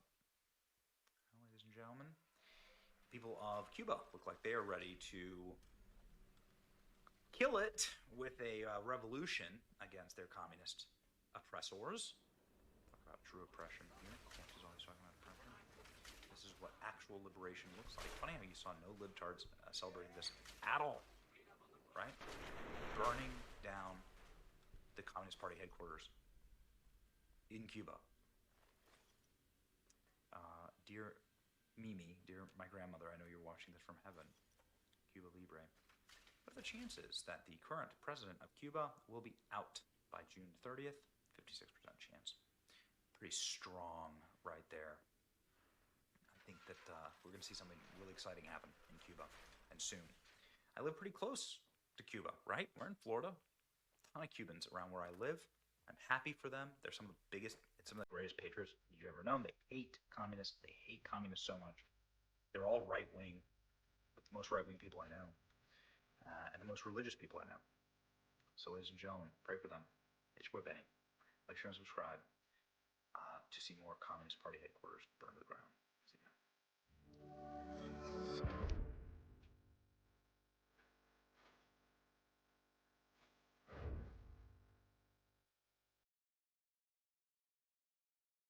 On March 9th, Japan's first launchers equipped with domestically made long-range missiles entered the Japan Ground Self-Defense Force base. This move is in response to the increasing security challenges posed by China. On March 9th, the launchers and other equipment were shipped from the Shizuoka-based testing unit. And on the night of March 8th, they were unloaded at the Shinmoji port in Kitakyushu City. They were then transported to the Kangun base in Kumamoto Prefecture. The Chief Cabinet Secretary of Japan, Minoru Hikara, stated that the upgraded Type 12 surface-to-ship missiles would be deployed at the Kangun base by the end of March. However, he did not provide further details. Originally scheduled for deployment in 2027, this was accelerated due to the changing security environment. Later this year, the missiles will also be stationed at the Fuji base in Shizuoka Prefecture, located west of Tokyo. Developed and manufactured by Mitsubishi Heavy Industries, this upgraded Type 12 missile has a significantly extended range, from 200 kilometers to about 1,000 kilometers. From Kumamoto, its range can cover the Chinese coastal areas of Zhejiang, Jiangsu, Shanghai, and Shandong, as well as most of North Korea. Shanghai, one of China's most important economic centers, is also the country's largest city. The upgraded Type 12 missile features a stealthy design and high mobility, reducing the likelihood of interception. As China continues to increase its military pressure around Taiwan, Japan, Taiwan, and the Philippines view China's actions as a serious security threat and are actively strengthening their military forces. Japan is accelerating its defense force development, including establishing missile bases and mass-producing missiles to counter the threat from China. The Japanese government says that the missile deployment is meant to improve Japan's counter-strike capability against China and North Korea's military expansion. Once an enemy is deemed ready to launch an attack, Japan will be able to counteract before the strike happens. Currently, Japan has deployed Patriot PAC-3 anti-aircraft missiles and medium-range surface-to-air missiles on several islands, including Okinawa, Ishigaki, and Miyako. Japan's current defense minister, Shinjiro Koizumi, announced in February this year that by March 2031, medium-range surface-to-air missiles will be deployed on Yonaguni Island, the westernmost island of Japan, close to Taiwan's eastern coast. Since taking office, Japan's Prime Minister Sanae Takaichi has stated that any military action by China against Taiwan would threaten Japan's security and economy, and therefore Japan must respond militarily. This stance is seen as a continuation of former Prime Minister Shinzo Abe's strategy. Takaichi has promised to revise Japan's national security and defense policies by the end of 2026 and to further strengthen military power through drones and long-range missiles. Recently, Japan has made a series of significant moves. On March 13th, Japan's Defense Minister Shinjiro Koizumi announced that the U.S. Tomahawk cruise missiles and Norway-made Joint Strike missiles have begun to be delivered to Japan. This marks Japan's first official receipt of foreign-made long-range weapons, also known as standoff missiles. Koizumi stated, "Our defense capabilities will only be used when the country is subjected to armed attacks." China, clearly frustrated, claimed that the old path of militarization and war will lead to self-destruction. Netizens remarked that this statement would be better directed at China. Additionally, Japan is seriously considering and planning to join the Iron Dome missile defense system proposed by the Trump administration, primarily to counter the hypersonic missile threats posed by China and Russia. Japanese Prime Minister Sanae Takaichi is expected to convey Japan's willingness to join the Iron Dome initiative during her meeting with President Trump on March 19th. This will be her first official visit to the U.S. since taking office as Prime Minister. The Iron Dome system is the next-generation missile defense concept proposed by the Trump administration last year. The goal is to protect the U.S. mainland from aerial threats such as ballistic missiles, hypersonic weapons, and drones by deploying interceptors, sensors, and satellite networks in space. The system is planned to begin deployment as early as January 2029. The U.S.-Japan cooperation will focus on the joint development of new intercept missiles targeting hypersonic threats, planned to be completed in the 2030s, and the construction of a satellite network for detection and tracking. Japan hopes the system will also enhance and expand its own domestic defense capabilities. Many analysts believe that the enhanced deployment of long-range missiles marks a significant step for Japan, moving from the principle of exclusive defense to gaining counter-strike capability. Chinese commentator Nomadic Kunlun analyzes that Japan's past adherence to the exclusive defense principle, which only allowed for minimal defense after an attack, is now evolving. The deployment of long-range missiles means Japan now possesses the ability to attack enemy bases. Strategically, the Kumamoto base can influence important passageways for Chinese fleets entering and leaving the Pacific, strengthening the defense of the southwestern islands, and have a potential impact on the Taiwan Strait situation. Nomadic Kunlun analyzes that Japan's large-scale shift in military policy could trigger a chain reaction in East Asian arms policies. If countries like North Korea, which are military powerhouses, also lift restrictions, the security landscape in East Asia and globally may be reshaped. South Korean scholar Lee Seong-hyun, who has long focused on Northeast Asian geopolitics, told New Tang Dynasty that Japan has added a new type of land-based long-range strike force in the East China Sea direction. This means that if China aims to seize control of the East China Sea and its surrounding waters, it will face more resistance. Additionally, China's main naval opponent in the East China Sea will no longer only be Japan's maritime self-defense force ships or the Japanese Air Force, but also Japan's land-based anti-ship missile strike force. Moreover, since this anti-ship missile system has extensive range, it theoretically could also threaten Chinese naval ships stationed at China's naval bases in wartime. Taiwanese security researcher Su Ziyun pointed out that this move by Japan will also impact China's strategic calculations. In the event of a conflict in northern Taiwan, if China targets Japan, Japan will have a high chance of assisting in the defense of Taiwan's eastern side. Japan would use long-range anti-ship missiles or surface-to-surface missiles to support Taiwan in combat. After Japan announced the deployment of its latest missiles, some internet users remarked, "Did you notice? Modern warfare really has little to do with ordinary people. Only leaders can enjoy long-range precision strikes. A missile worth millions of dollars is only available to those with power and wealth. I think the grunts on the ground are Can't going to even get blown enter the up areas kind of targeted by too. missile strikes, which are usually restricted, with heavy security, and not easily accessible to the common people." Some netizens said that if a war breaks out, Japan's long-range missiles could reach Beijing's government complexes in Zhongnan High and carry out a precise decapitation strike on Chinese leaders like Xi Jinping. On February 28th this year, the U.S. and Israel launched a joint large-scale airstrike, successfully killing Iranian Supreme Leader Ali Khamenei, along with several of his key associates and senior generals. Multiple reports confirmed that Israel's F-15s, which air-launched the Blue Sparrow ballistic missiles, played the main role in the decapitation of Khamenei. Originally designed as targets for the Aero missile defense system, these missiles were later converted into offensive hypersonic, quasi-ballistic precision strike weapons. Military commentator Shuriko stated that Japan's plan to deploy long-range missiles in Kumamoto Prefecture, Kyushu, primarily refers to the Type 12 SSM Extended Range Anti-Ship Missile, which has an official range of about 1,000 kilometers. The distance from Kumamoto to Shanghai is approximately 800 to 900 kilometers, and to Beijing about 1,800 to 2,100 kilometers. Therefore, Japan's long-range missiles cannot yet reach Beijing. However, Japan is developing longer-range missiles, such as hypersonic glide missiles, with target ranges of 2,000 to 3,000 kilometers. Japan's hypersonic missile development is currently advancing rapidly, with the hypervelocity gliding projectile HVGP being the core project. This is Japan's first domestically developed operational hypersonic weapon system. The initial version, the HVGP Block 1, has a range of about 500 to 900 kilometers. On March 10, 2026, the Japanese Minister of Defense officially announced that the HGVP Block 1 will complete its initial development at Camp Fuji by March 31st. The target for this deployment is the Japan Ground Defense Forces Artillery Training Unit. This marks Japan's first deployment of a hypersonic glide projectile system domestically, alongside the deployment of the upgraded Type 12 missiles in Kumamoto, signaling the practical beginning of a counter-strike capability framework. The current Block 1 is still a medium to short-range missile, with a true long-range variant capable of reaching 3,000 kilometers expected after 2030. Compared to China, the US, and Russia, Japan is still in the catch-up phase, but its progress has exceeded expectation.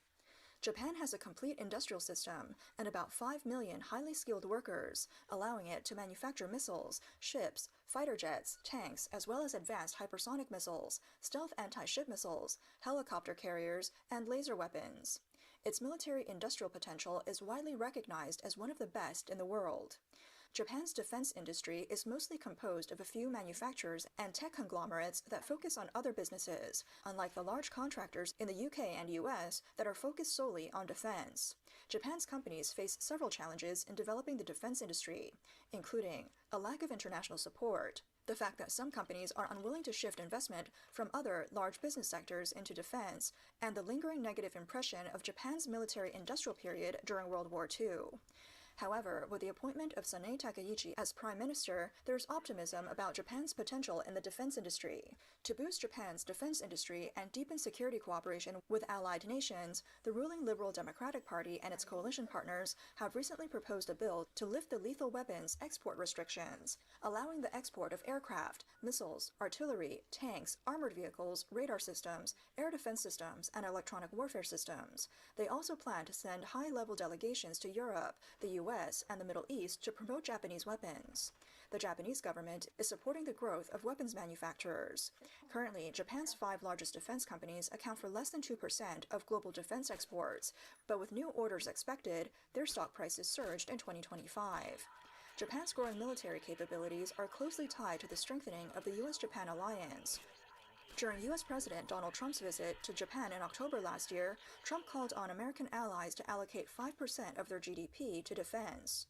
The Japanese government initially planned to increase defense spending to 2% of GDP by the 2027 fiscal year. However, after Sanae Takaichi became Prime Minister, the Japanese cabinet approved a supplementary budget for 2025 in November, which included an additional 1.1 trillion yen, about $7 billion for defense spending.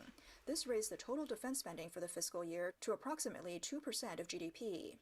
Takaichi also instructed that the 3 national security strategy documents from 2022 be revised by the end of 2026, which could potentially lead to further increases in defense spending. The new Japanese government is eager to enhance military capabilities, closely tied to the rising threat of China's expansion. Although Japan and China severed ties in 2021, relations began to stabilize by mid-2025. On October 31st, Xi Jinping held an off-site meeting with Japan's Prime Minister at the Asia-Pacific Economic Cooperation Summit. But just a week later, Takaichi, in a parliamentary session, stated that according to the government's existing views, any Chinese use of force against Taiwan would be considered a national crisis situation that would allow Japan's self-defense forces to exercise collective self-defense rights. This concept is known as the Taiwan contingency theory. Seizing the opportunity, China escalated tensions, and Sino-Japanese relations worsened. China launched a full-scale diplomatic, economic, and propaganda battle, while also using military threats, with aggressive military exercises continuing without pause. From November 17th through 19th, 2025, the Chinese military conducted live fire drills in the central Yellow Sea. On December 6th, Chinese J-15 jets intermittently locked onto Japan's F-15 fighter jets' fire control radar, a military indication that an attack could be imminent. On December 9th, China and Russia conducted their 10th Joint Aerial Strategic Patrol, which for the first time covered areas outside Japan's 4 main islands. Japan's Asahi TV revealed that the Liaoning carrier group came within about 400 meters of Japan's Kyushu Island. From December 29th to 31st, 2025, China held military exercises involving the Army, Navy, Air Force, and Rocket Force around Taiwan, also aimed at deterring Japan. In 2026, multiple confirmed Chinese military activities directly or indirectly targeting Japan have been reported. From January 10th to 30th, 2026, China's military carried out operations in the Bohai Sea and Northern Yellow Sea for 20 consecutive days, including live-fire drills and naval formation training. The Chinese Ministry of Defense and military media emphasized countering provocations from external forces, indirectly targeting the U.S.-Japan alliance. In January 2026, China's Northern Theater Command Naval Submarine Unit conducted combat drills in designated areas of the Yellow Sea. Around February 2026, China maintained continuous patrols and naval activities in the East China Sea and Yellow Sea. Chinese expert Yue Wanghe believes that most of China's pressure tactics are tactical in nature, but China has a strategic aim: to test Japan's resolve to intervene militarily in the Taiwan Strait conflict. China itself is known to be a bully to the weak and afraid of the strong. If Japan responds firmly, the possibility of a quasi-Cold War or regional Cold War may actually be less likely. However, if Japan is weak and compromises, China may seize the opportunity to exploit Japan's vulnerabilities and keep applying pressure. As long as China has not made a final decision on the military unification of Taiwan, it is unlikely to have a strategic rupture with Japan. On the other hand, if China truly breaks off with Japan strategically, then the outbreak of the Taiwan War will be imminent. Sanae Takaichi was elected president of Japan's Liberal Democratic Party on October 4th last year, and became Japan's 104th Prime Minister on October 21st. On January 23rd this year, Takaichi dissolved the House of Representatives. On February 8th, the Japanese House of Representatives was re-elected, with the ruling Liberal Democratic Party winning overwhelmingly. This will make Takaichi's governance smoother. In contrast, during the House of Representative election, pro-China factions suffered a crushing defeat, which greatly displeased China. China's Foreign Ministry of Foreign Affairs called on Takaichi to retract her comments about Taiwan, and warned that if she acts recklessly, she would not only be repudiated by the Japanese people, but also abandoned by the international community. In response, Japan's prominent political commentator Akio Yaita wrote on Facebook that although the Chinese spokesperson claimed that Japan's election was an internal affair, they then turned around and demanded that Takaichi retract her comments about Taiwan. Isn't this contradictory?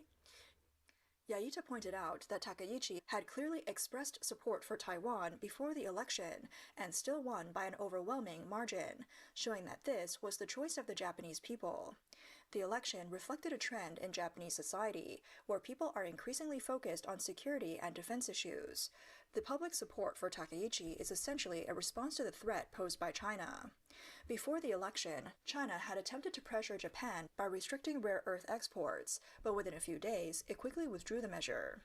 Yaita stated that this showed China no longer had many effective levers of threat. In contrast, Japan's foreign policy is becoming increasingly independent, especially after the election. At the Munich Security Conference on February 14th, China's Foreign Minister Wang Yi criticized Takaichi's comments about the Taiwan contingency. He also accused Japan of the so-called revival of militarism. However, Japan's foreign minister refuted these remarks, stating that Wang Yi's claims lacked factual basis and that Japan's contributions to international peace and stability were well recognized. The South China Morning Post reported that in a rare move, gathered Southeast Asian diplomats in Beijing at the end of last year to call for a joint anti-Japan stance. However, this approach had little effect, with only Myanmar openly condemning Takaichi's remarks. In contrast, on November 19, 2025, Singapore's Prime Minister publicly urged China at the Bloomberg New Economy Forum to put down the hatred toward Japan. He emphasized that Japan is the most trusted major power in Southeast Asia. Chinese expert Yue Shan believes that human calculations are no match for fate. The Chinese Communist Party did not anticipate that Japan would have a government led by Takaichi, which takes a firm stance against China. Japan is still viewed by many countries around the world as a friendly and non-threatening nation, which threatens China's anti-Japan stance. If Japan grows stronger and remains friendly towards Taiwan, it will serve as a close deterrent to China's potential military action against Taiwan. Yue Shan also points out that what China doesn't foresee is that Japan's powerful ally, the United States, has already dealt with China's smaller allies, such as Venezuela, Cuba, and Iran. Xi Jinping's internal purges have weakened the Chinese military. So despite Japan's growing national and military strength, China is essentially helpless in the face of it.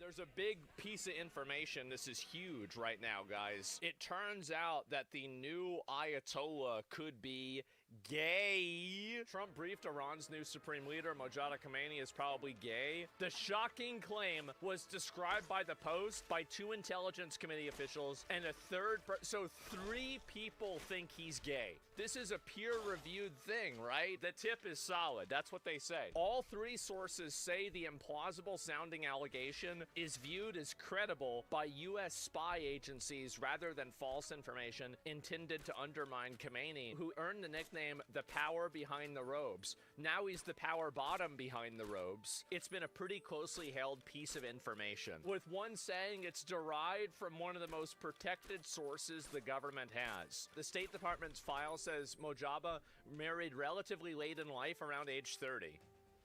I'm 35. What are you trying to say? What's this? Is this happening to me right now? Reportedly due to an impotency problem. So maybe the reason his dick didn't work is because he didn't want to use it on a woman. I think everything's coming together real well. So wait, his dad didn't want him to be the supreme leader because he knew his kid was gay? The father and others suspected he was gay, and that was something people were trying to spread to stop his ascension. In Iran, we don't have homosexuals. Please. Thank you, President Trump. I think I said earlier today that the new supreme leader, Mojave Khamenei, you don't know if he's dead or alive. There are a couple of interesting reports about him today. There's one report that he just narrowly escaped death in the first gay. place. Talk about him being gay. There's another report that he may actually be gay despite leading a theocracy that hangs gay people. How do you determine what's true, and do you have an assessment of this? Well, so far nobody knows. If you look at his father, he used to give talks a lot, you know, talking about death to America. He'd say death to America all the time. When they say death to America, you should believe them. Of a nuclear The Ayatollah? The gay But Iran is... I guess now he's going to have to come out and say he's not gay. I mean, I think it matters in Iran, right? It does. It matters in Iran if he's gay or not. I mean, it's mental warfare, yeah. I think he has to say that he's not gay. Oh, wait, he did an interview? Why are you gay? You are gay. Next news. Breaking news from the White House. Iran is getting abandoned. Vladimir Putin just told the world why Russia won't lift a finger to help Tehran. And what he said is going to change everything about this conflict. Meanwhile, Iran's foreign minister just made a chilling threat about American prisoners. And President Trump fired back with a message the mullahs did not want to hear. The global lines are being drawn right now, and Iran is finding out that they're standing alone. See, here's why this matters to you and your family. The Strait of Hormuz, that narrow choke point where a massive chunk of the world's oil passes through Iran, is threatening to shut it down. European diplomats are scrambling to negotiate safe passage for their ships. Gas prices, energy security, the global economy, it all flows through that strait. And right now, the Iranian regime thought they had powerful friends who would back them up against America. They thought that Russia would step in. They thought they could threaten American hostages and the world would flinch. But President Trump, he's not flinching. And Putin just made clear Iran is on their own. So what happens next could determine whether the mullahs survive or whether the regime finally crumbles under the weight of total global isolation. Now, speaking of national security, here is a critical story that's developing right now that ties directly into everything that we are covering tonight from the White House. See, we're tracking a developing story out of Washington, one that the legacy media does not want you to see. As Iran destabilizes the Middle East, the federal government just made a move that could reshape American security posture. Now, here's the truth. Our nuclear subs, our warheads, our next-gen power grid, all of it depends on uranium, and we import almost every single pound of it. You see, this is not about energy independence. This is about survival. Because a nation that can't power its own military does not remain a superpower for long. And that's why smart Americans are looking at domestic uranium producers like Atomic Minerals, trading as ATMMF in the United States and ATOM in Canada. When global supply chains get threatened by regimes like Iran, domestic production becomes a matter of national defense. So do your own research. There's a briefing prepared for you in the link below. But understand this, security in securing our energy future is securing our military future. Let's get back to the breaking developments, because what Iran just said about American prisoners is absolutely chilling. Don't go anywhere, because this is the situation. Iran thought they had allies.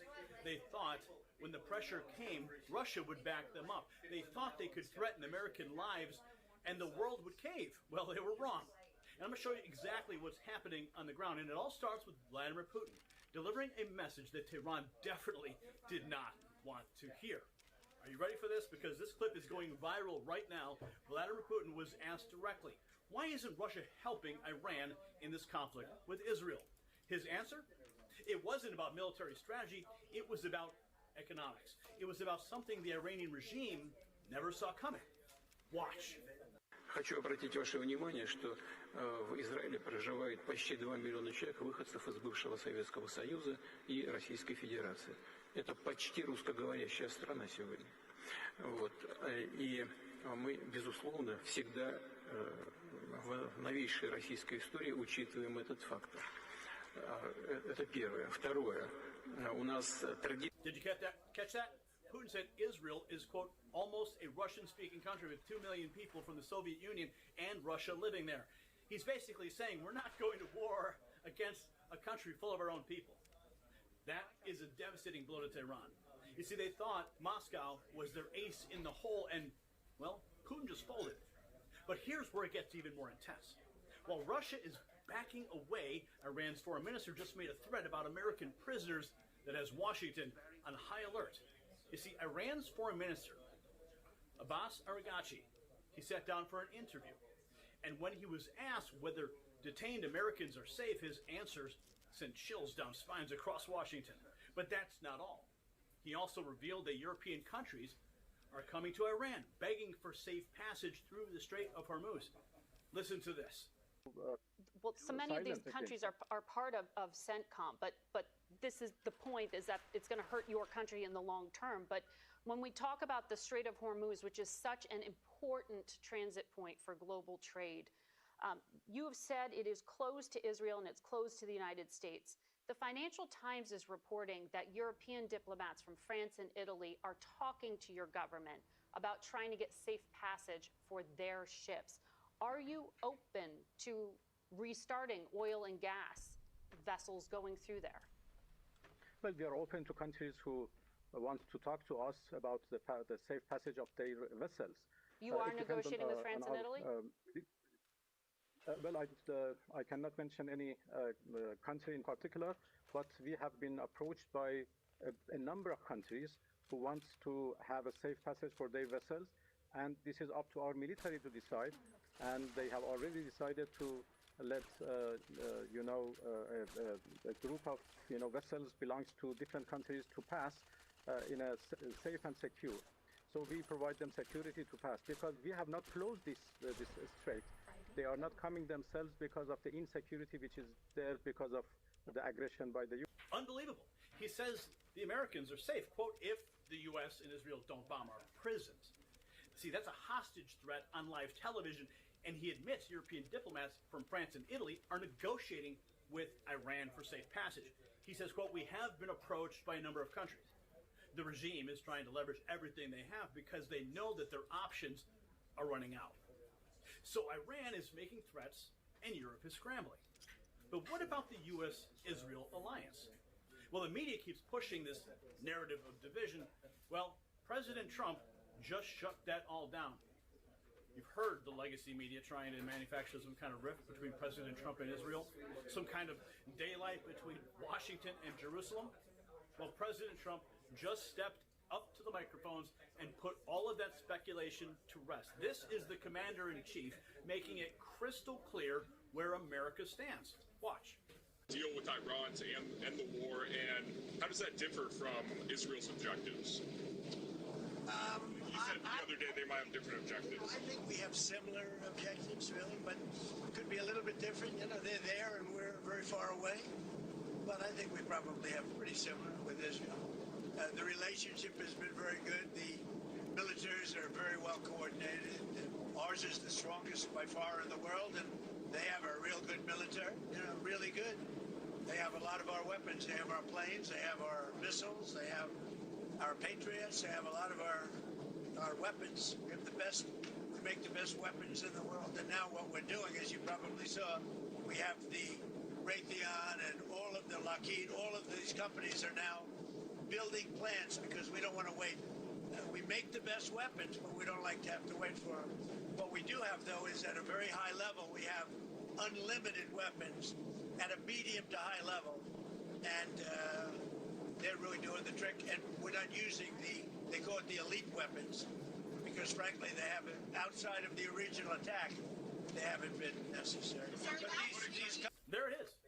The president said the relationship is, quote, very good, and the militaries are very coordinated. And then he dropped this. Ours is the strongest by far in the world. And he talked about our planes, our missiles, and our Patriots, all in Israeli hands. And he revealed that Raytheon, Lockheed, they're building new plants because we're not going to wait. America and Israel are locked in, and Iran sees it. Now, the regime knows they're losing.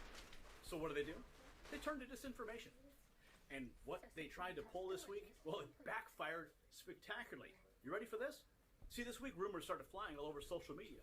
Claims that Israeli Prime Minister Benjamin Netanyahu had been killed. Iranian propaganda channels were pushing it hard. They wanted the world to think Israel's leadership had been decapitated. Well, Netanyahu just released this video to prove that he's very much alive. Watch. I'm here with Shir and Shir. It's so beautiful here. Thank you very much. Thank you, thank you. You guys are absolutely wonderful. Thank you. Thank you. Well, just soaking up a little sun. Hello to you, too. Whose dog? Mine. What breed? Canaanite, Israeli. Canaanite Israeli? Good. Well, she definitely deserves some, too. A real Israeli? Why? Deserved? Are you out here today just to get some fresh air? Oh, very nice. Look, Jerusalem. Is there anything more beautiful? Jerusalem is best. There's truly nothing like Jerusalem. Nothing at all. It's absolutely wonderful. He went completely crazy for it. I remember. You remember? His name is Guy. He was on the plane. Okay, tell him hello. Thank you. Oh, that's wonderful. Hello there. Hello there. How are you? Hello to you. How are you? Out for some fresh air as well? Catching some fresh air. Just a bit of air. Of course there's a safe room, and in a place like this. Safe room where? You know? Right there, sure. First thing is to check. A few steps, right? A few steps. Great, that's the most important thing. Main thing is we win and take care of ourselves. Excellent, exactly. Absolutely. You said it best.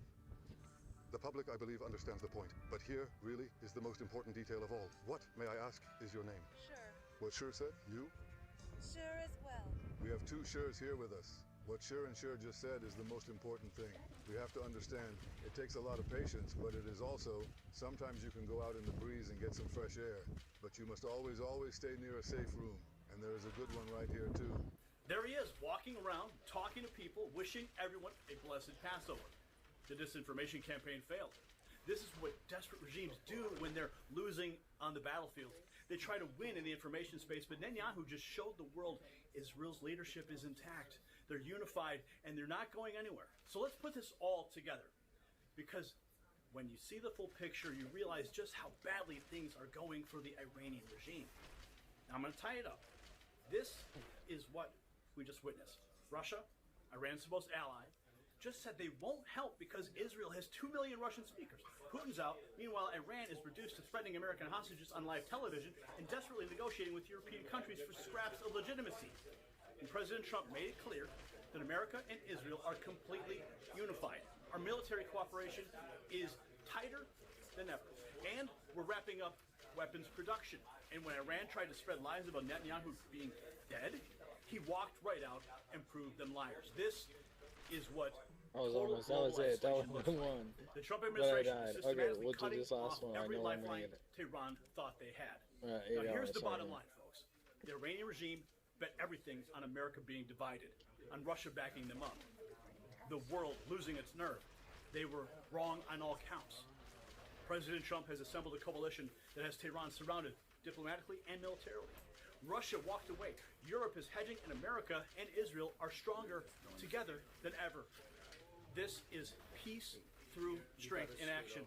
The mullahs thought they could threaten their way out of this, but when you're standing alone against the most powerful alliance in the world that has ever seen, threats don't mean much. So share this video with everybody who needs to see the truth about what's happening. I agree. CNN needs to do a hit right now, and I'm in their way. But hit that subscribe.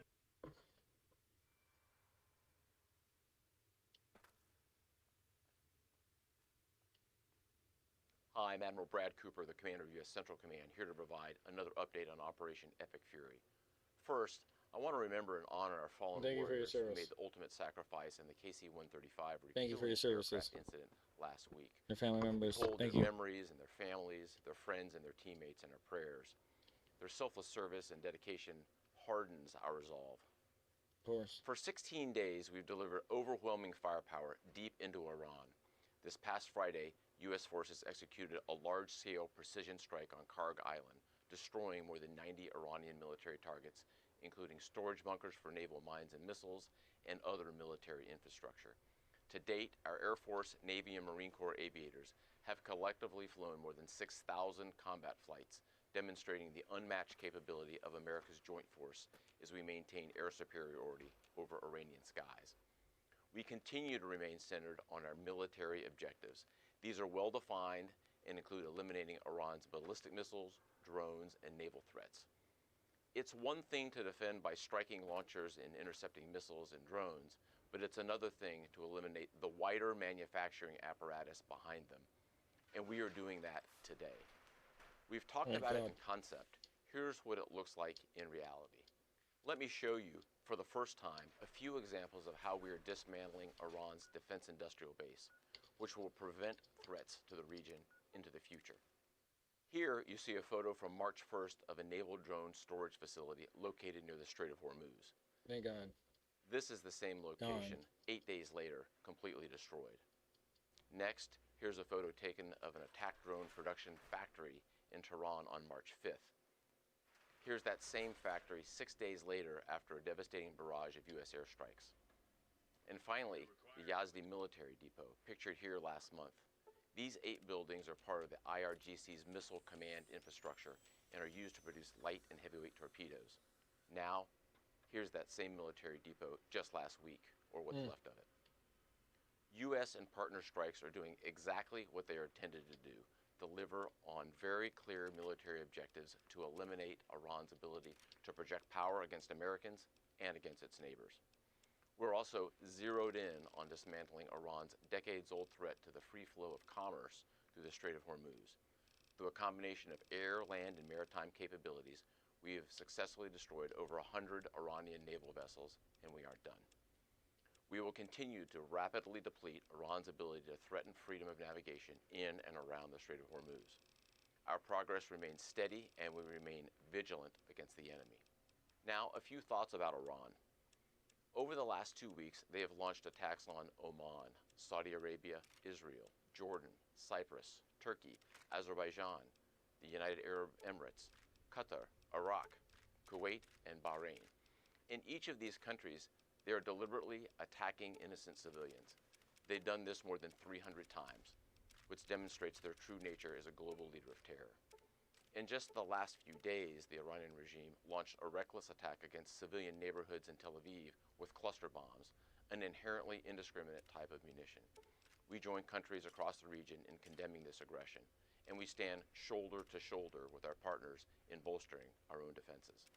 In sum, I will reinforce what I said before. Iran's capabilities are declining as our capabilities and advantages continue to build. And finally, I'd like to talk about the extraordinary 50,000 Americans who are deployed across the region executing this vital mission. It's long been my belief that every success we have begins and ends with our people.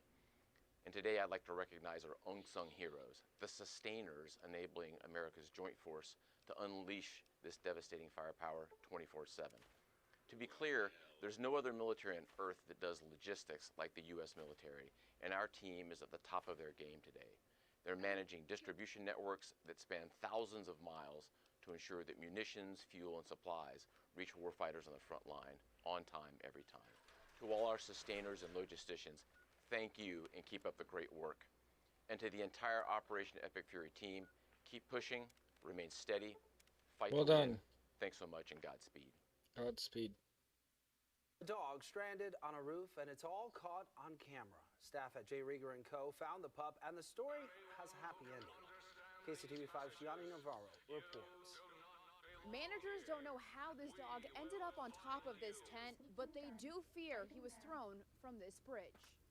It's the kind of video that makes you do a double take. Oh my Surveillance cameras at God. J. Rieger & Co. show a dog falling from above and landing on the roof of this tent. Fuck, it literally would have had broken everything if it did not. The way that most people with a solid conscience do, which I mean, is with shock. Susan is Stone Lee, so the done. distillery's I've never hospitality seen that manager, either. To says throw the it on dog here, appeared it's scared insane. and confused. And we can see all the little paw prints from where he wandered around trying to find rest of any variety. And eventually he found the flat top of the roof. With the help of city's animal services, they were able to get the dog down safely. From the call to the rescue, it took 2 hours. It was really heartening to see these 3 animal services officers come out and really do their job well. Stone says if he had landed just 25 feet to the south, this would have been a very different story. So in a way, he landed literally and figuratively in the best possible spot. Now safe at Casey Pet Project, the resilient pup has a new name, Rieger, inspired by where he landed. We always want people to reach out for help before they make some of these heartbreaking decisions. Shelter leaders say the dog was on a 5-day hold. No one's come to pick him up. Fearing the dog was thrown from that bridge, they hope this story reminds people help is available. For anybody who's struggling to keep their pet, reach out to your local shelter. And if you can't and the shelter can't help you, there are ways that you can look at self-rehoming. There are organizations like ours that provide food and medical support to try to help keep pets with their families. If you're interested, Rieger is up for adoption. He's available at Casey Pet Project's main campus. In Kansas City, Gianni Navarro, KCTV5 News.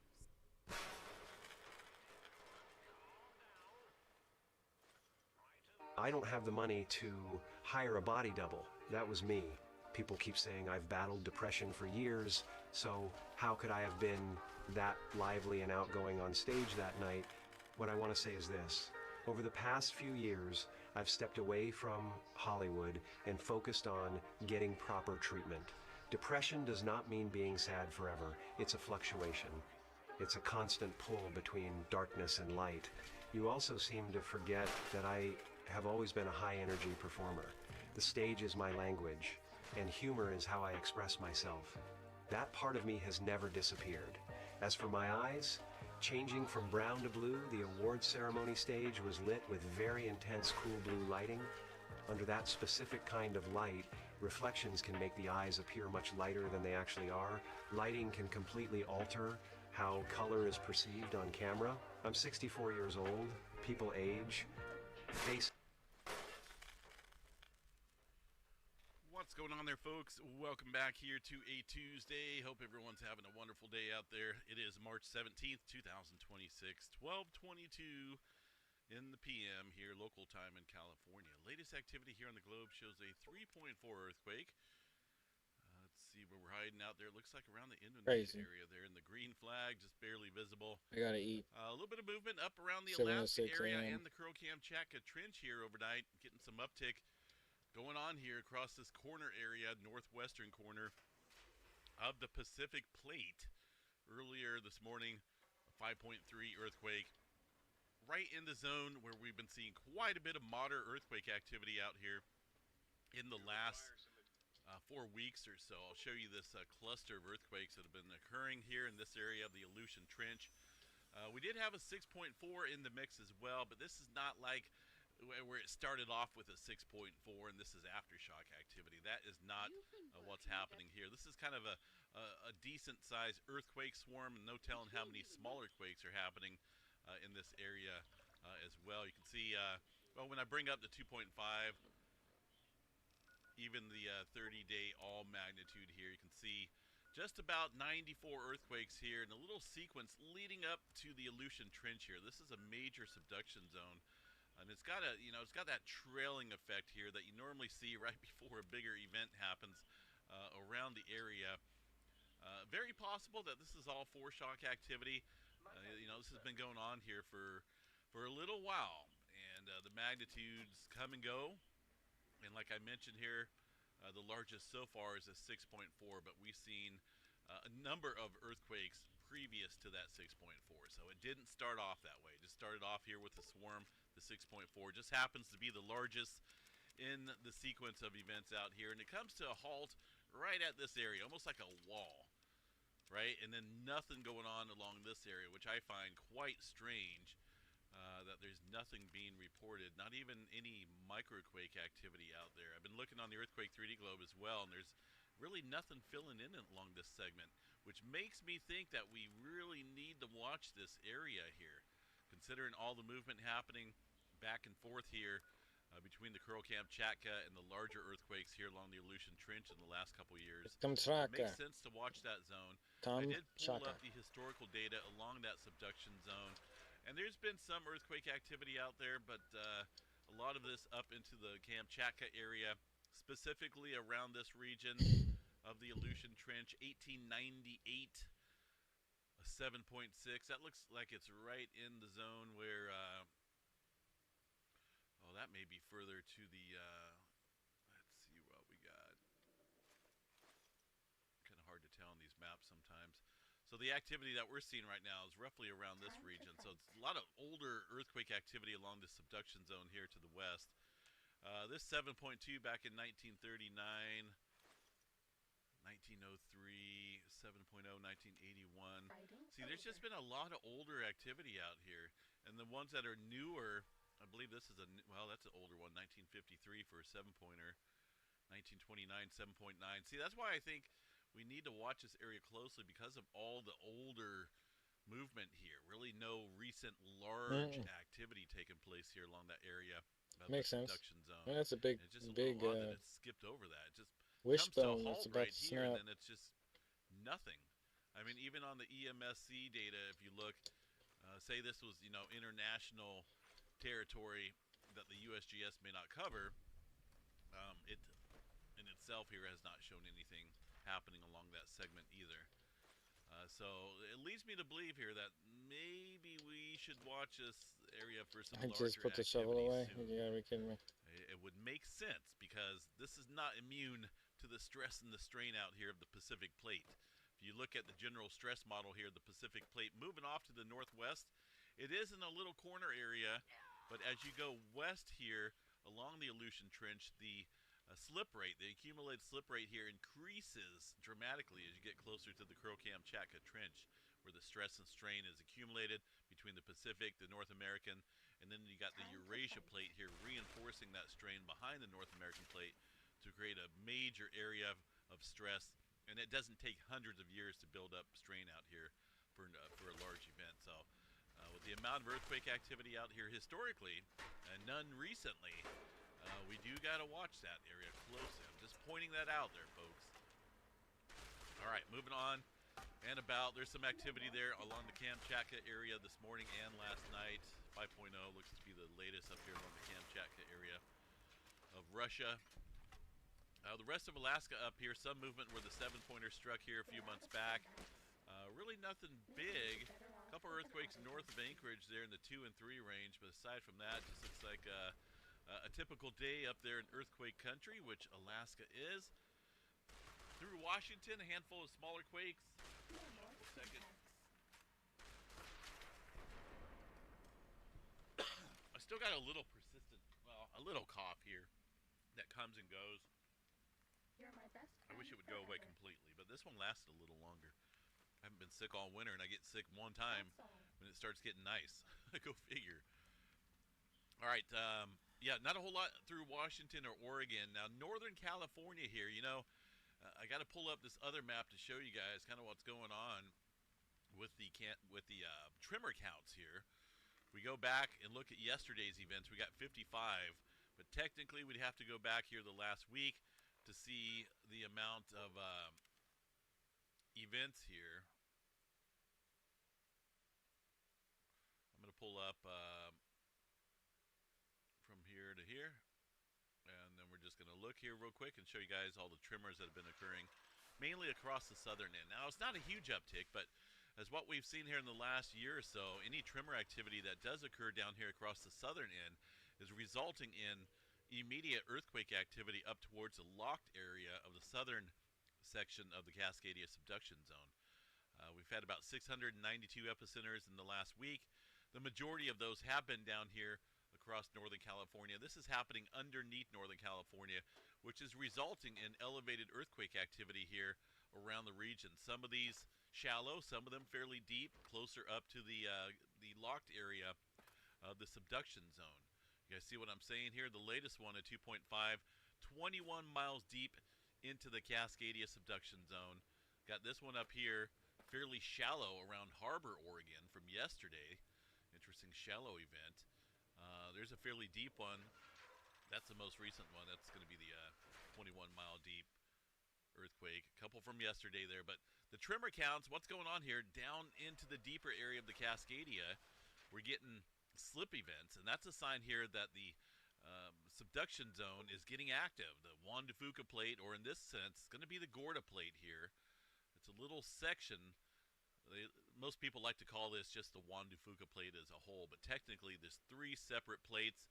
Juan de Fuca is the larger one, the Explorer plate is up north, and then you got the Gorda plate right here. That is being shoved further underneath the North American region, and when we see the tremor counts being elevated, that's a sign there that you know, things are pushing on this area, creating that slip downstream, resulting in further stress and strain up here towards the locked area. So we do have to watch that. It does have potential. The tremor is a big factor into hopefully one day, you know, figuring out when the next big earthquake will happen out here. I do believe it will happen when elevated tremor counts are occurring, and we're, you know, when tremor counts occur, we're seeing immediate earthquake activity upstream, up from that tremor counts, indicating stress almost probably at its maximum down here across the southern end. So we'll continue to watch that, and we'll check back on the tremor counts a little bit later on this evening when they come out. Also an earthquake here, fairly deep underneath the Northern California region. I do think, you know, as things get really ramped up here and stressed and strained about as much as they can be, we'll see, you know, potentially deeper quakes underneath the North American plate happening. And that's exactly what's happening here. The tremor counts they don't extend this far south. They never do. But for some reason, we've been getting a lot of these deeper quakes underneath this area of the Sacramento Valley. I can show you guys here. We can just go back the last year, and you'll see that the tremor never ever really goes down towards where the earthquake struck this morning underneath the Sacramento Valley. But it's a deep earthquake. So Chico up here, Colusa County, where that earthquake struck, is right about here. As you can see, nothing. It never ever goes down this far. It looks like the furthest south it ever goes is just outside of Corning, but this is underneath the area. But we are getting some deeper quakes down here recently. See if we got any. We've had a couple here in the last 30 days, but if we were to go back you know, the last several months or the last year, there's been a lot of deeper activity underneath this area of the Sacramento Valley, which is rather odd. There's 3 earthquakes here in the last 30 days, all down there, about 18 miles underneath this area. So I do think it has something to do with the increasing stress out here along the Cascadia. I think things are maybe getting close there across that southern end. Just an observation. Up there across the Lake Pillsbury area, a couple smaller earthquakes there along the coastal fault range. Got the Clear Lake Volcanic Field, that's geothermal operations. Down across the Gilroy area, handful of earthquakes this morning, including a 3.4 earthquake just outside of Gilroy. This area has been somewhat active here in the last week. Yeah, technically that's about as far as it goes back here last week or so. 3.4, the largest. That is on a different fault system, not on the San Andreas fault, the southern end, though, of the Calaveras fault, which has been pretty active up north recently. Aside from that, Bay Area looks a little quiet. One earthquake there off the Hayward fault. Excuse me. Let's see what else we got down here across Southern California. North of Lancaster here, south of the Garlock Fault shear zone at 2.4 near Mojave. That just came in there, I think, on the Earthquake Live 3D stream. 11:55, so that may be off of the seismograph stations now, but a little bit of activity stirring up down here. Nothing big. In fact, nothing above 2.5. All smaller microquake activity out here today. But things are on the move from north to south, that's for sure. Nevada earthquake swarm. A couple earthquakes from today, some from yesterday. Nothing big happening. The earthquake swarms out there that we've seen in the last couple months, and most recently the last couple weeks there, taking a little break. Not quite as many happening out there. Oil fields of Texas still rocking and rolling. Nothing showing up in Yellowstone, but it's been a little quiet up there in Yellowstone.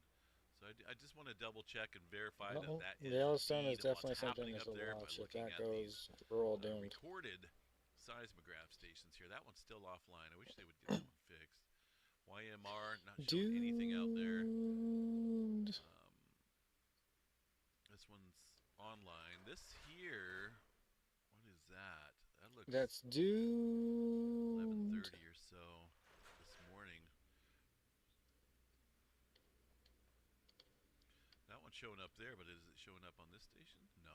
So that looks like whatever's going on is local to that event or to that seismograph station. Local to Doom. But yeah, realistically, this looks like there's not a whole lot of earthquake activity happening out there. So that's probably why it's blank. Another earthquake out here, northern Georgia. From yesterday, it looks like. Nothing big going on across the eastern portion of the country. Take a look here at the world view of things. We'll see what we got, aside from the newer activity up north along the Aleutian Trench and the Kamchatka area. Good cluster going on across the Philippines region still, and across the Java Trench. Some further activity there into the Kermadec Trench. It's been pretty active here, but there's not a whole lot of migration southward. Occasionally we'll get a couple 2s and 3s here across South and North Island, but coming to a halt. But there's a lot of activity there happening along the Kermadec Trench recently, but just stopping right there. Kind of skipping over the Hikurangi subduction zone. So I'm wondering if things aren't getting strained here across this area. Of course, it's always building up strain, but you know, one of these days it will produce a big earthquake across the area. There's many faults, many areas that New Zealand needs to worry about because that's, you know, they ride right there on the plate boundary. There's been quite a bit of time there that's passed since big events. Middle America Trench, pretty active down there. Quite a few 4s. Nothing big happening for now. There's that 5.8 and 4.7 there. Cuba from yesterday. Nothing new to report there. I don't see any major increasing activity around Puerto Rico for now. Cluster across the South America area. Rest of the planet here looks a little quiet. Definitely keep an eye here. We don't have any sensors in the ocean, but let's see what we got here. You guys hear about that meteor in northern Ohio outside of Cleveland, I heard. You know, everyone's got a cell phone these days, and there's cameras everywhere. You can't go outside the house without being tracked and monitored and on somebody's camera. You know, whether it's a neighbor's security cam or traffic cams or business cams. You know, you're always on cams. There's cams everywhere. So neat to see that there was a fireball, a meteor, that got captured on a number of cameras out there. You guys can check it out there. It's all over YouTube and social media accounts. It did create a sonic boom as well. Pretty neat daytime fireball, which, you know, those are quite rare. But check that out if you're interested there north of Cleveland, Ohio today. That was early this morning. All right, space weather activity. Pretty quiet down there to the B flare class. These guys still have the flare threat elevated for some reason. I'm trying to figure out why. 4392 here. Doesn't look like much of anything. I don't see it growing. You know, just kind of remaining stable. So I don't know why the flare threat would be bumped up on that area. Just my observation here. And I look at these charts, study these magnetic complexity models of sunspots for quite a while. So I try to do my own forecasting when it comes to the solar flare threat. Not really much going on out there. There's no sizzle, right? The sizzle is what I call a lot of instability when sunspots are getting active or growing in terms of magnetic structure. And it looks pretty calm. We're almost down into the B3 category, and it's been that way. We had, a little M flare 24, 48 hours or so ago, but I don't see any major flare threat out there. I'm calling a 1% chance or less for X flare. M flare probably about 20%. C flare, if we're lucky, 75% chance there. We do have some coronal hole activity here, and look at this big one coming up. Look at that giant one, mid-latitude as well. This thing's really ramped up. We got this one down south here as well, even a further big one down south of this one. And this is interesting here. We'll have to see what happens. I know, you know, there's a lot of magnetic lines shooting out from these coronal holes directly out into space. The magnetic lines here of sunspots tend to loop back in on themselves, you know, in terms of the polarities. These here, they shoot out magnetic lines, which can have an effect, I think, on earthquake activity.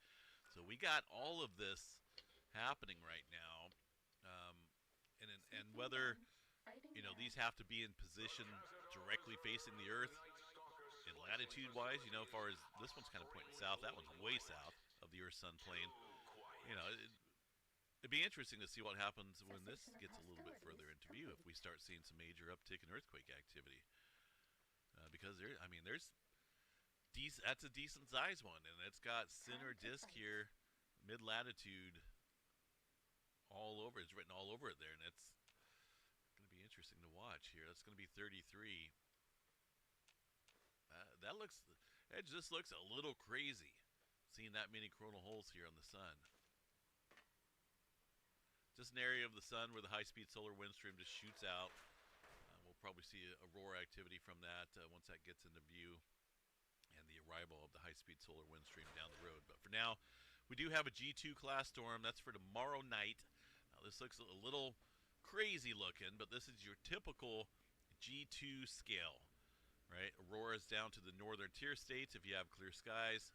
And this is, of course, all dependent on the BT-BZ factor.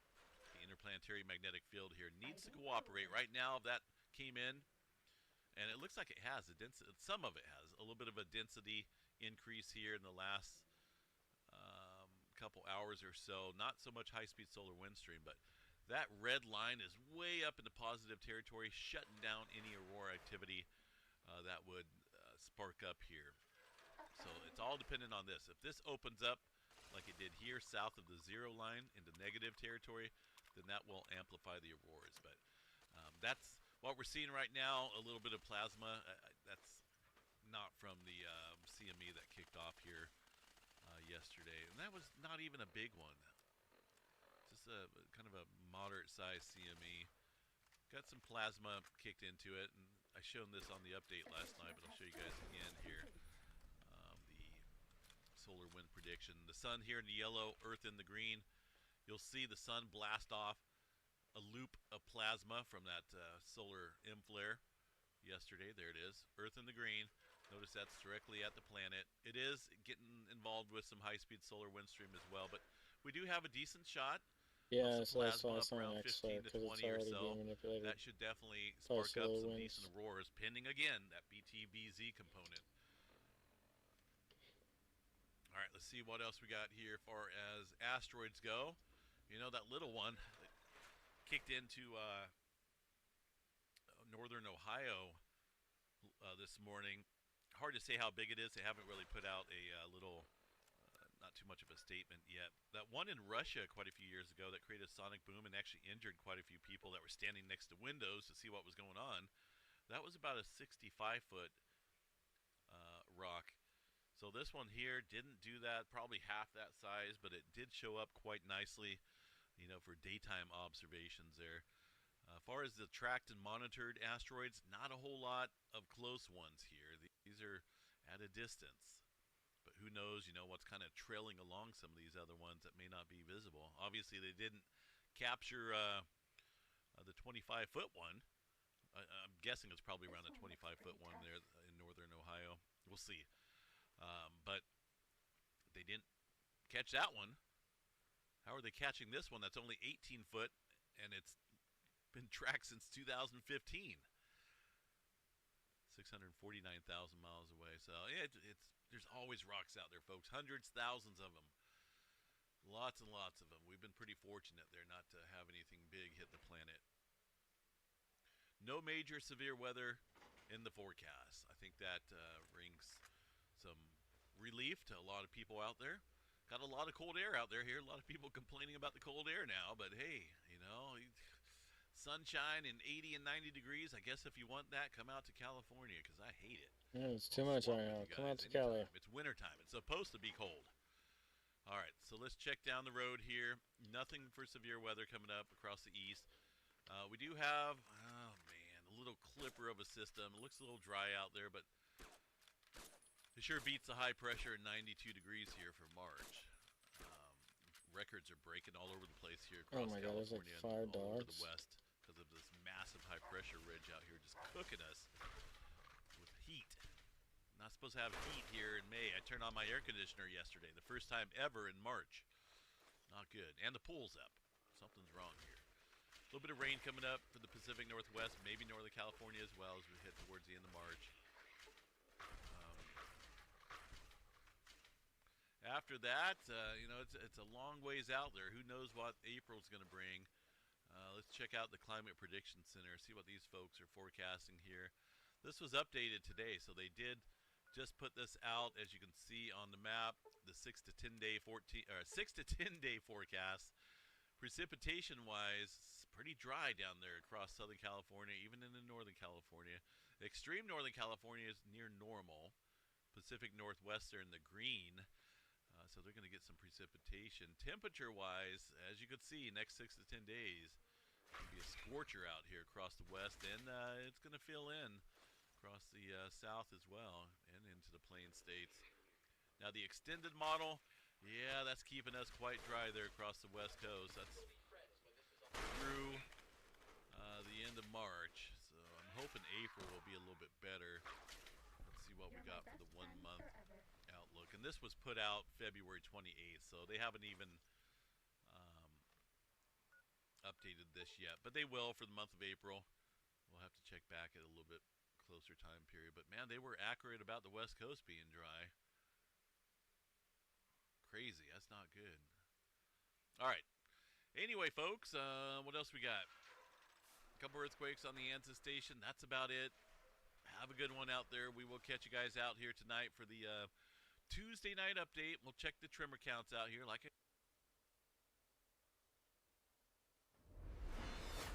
Next news. Breaking news from the White House. The Senate is about to become a battlefield. I'm Gary Franchi reporting from the White House. Republicans are done playing nice and Democrats are panicking. The Save America Act is headed to the floor, and what's happening right now could change how America votes forever. You see, the GOP just unveiled a nuclear option that has Chuck Schumer scrambling. Wait till you see this. And I'm going to tell you what's at stake for you and your family, because right now, There's nothing stopping non-citizens from registering to vote in federal elections. Nothing. No proof of citizenship required, and the Democrats, they want to keep it that way. But 85% of Americans, Democrats and Republicans, support requiring proof of citizenship to vote. This is not partisan, or at least it shouldn't be. It's common sense, but Chuck Schumer and the Senate Democrats are willing to burn it all down just to block this bill. And the question is why? Well, I'm going to tell you why. They need those illegal votes, and they hate the president. And Trump has made this a top priority. The House passed it. Now it's the Senate's turn, and Republicans are drawing a line in the sand. What happens in the next few days will determine whether your vote, your legal vote, actually counts. This is the fight of our lifetime. Now, speaking of national security, there is a developing story out of Washington that the legacy media absolutely does not want you to see. As Iran continues destabilizing the Middle East, the federal government just made a move that could reshape America's entire security posture. And here's the truth. They do not want you to understand. Our nuclear submarines, our warheads, our next-generation power grid, all of it depends on uranium, and we import almost every single pound of it from foreign nations. This is not about energy independence anymore, folks. This is about survival, because a nation that cannot power its own military does not remain a superpower for long. That's why smart investors are looking at domestic uranium production, atomic minerals, trading as ATMMF in the United States and ATOM in Canada is positioning itself in the heart of America's uranium revival. When national security becomes a priority, domestic supply becomes invaluable. Do your own research. There's a link and a briefing we prepared for you below, but understand what's at stake. Now, let's get back to the battle that's happening on Capitol Hill, because the gloves are off. Senate Republicans are not just talking anymore. They're taking action, and they've got multiple strategies to force this vote. Now, let me show you exactly what they're planning, starting with a warning shot from the House. Here is Representative Anna Paulina Luna, and folks, she's not messing around. She's announcing a House blockade. No Senate legislation moves, nothing until they vote on the Save America Act. But here's where it gets interesting. She reveals their secret weapon. Watch this. A number of Republicans in the House that will refuse to vote on any rule that has Senate legislation, meaning no Senate legislation will pass unless the Save America Act is something that the Senate will vote on. But look, Maria, as you are seeing now, you are seeing some of the more moderate Democrats getting squishy on this issue. And what I will say is that we actually, if we stick this on FISA, let's say that everything goes to hell in a handbasket in the Senate and we can't get anything done with the standing filibuster, then we can stick it on FISA. As you know, Maria, FISA is one of these must-pass pieces of legislation that the Senate would literally walk over broken glass in order to pass.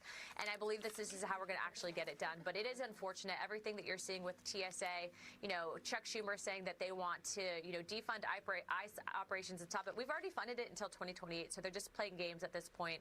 And remember, voter ID is national security, and it's the #1 way that we can protect our country. Did you catch that? We will stick it on FISA. That's genius. FISA is must-pass legislation, and she said the Senate would literally walk over broken glass to pass it. So Republicans are saying, fine, you want FISA? Then you're voting on election integrity too. And she's right, voter ID is national security, period. But here's the thing. This fight is about to consume the Senate floor for days. Now listen to this. It's been confirmed that this debate could stretch for days, and here's the key number that you need to know. Pay attention. 60. That is what Schumer thinks he needs to kill this. But watch what John Thune just said about where the American people actually stand. Now, expect the Senate to debate the bill for days. Fox is told that Senate Majority Leader John Thune will eventually require a vote to end debate. That needs 60 yeas. Thune appears on Special Report with Brett Baier tonight at 6 Eastern, and we know that this issue is on the mind of the president. He just posted about it on social media. Ainsley? Yeah, and John Thune said it feels like the only Americans not supporting this are the Democrats in Congress, because if you poll, the majority of Americans, Democrats and Republicans, are for it. Thank you so much. You heard it. John Thune said the only It Americans really not doesn't supporting make this are sense Democrats in Congress, not Democrat voters, Democrat politicians. Their own base supports voter ID, and President Trump's all over this, posting on social media, keeping the pressure on. The establishment is completely isolated. Now, here's where it gets really good. Senator Mike Lee just exposed their entire strategy, and it requires no real changes at all. Here's Senator Mike Lee explaining something the media is completely ignoring. Everyone keeps asking this. Do Republicans need to change the filibuster rules? Do they have 60 votes?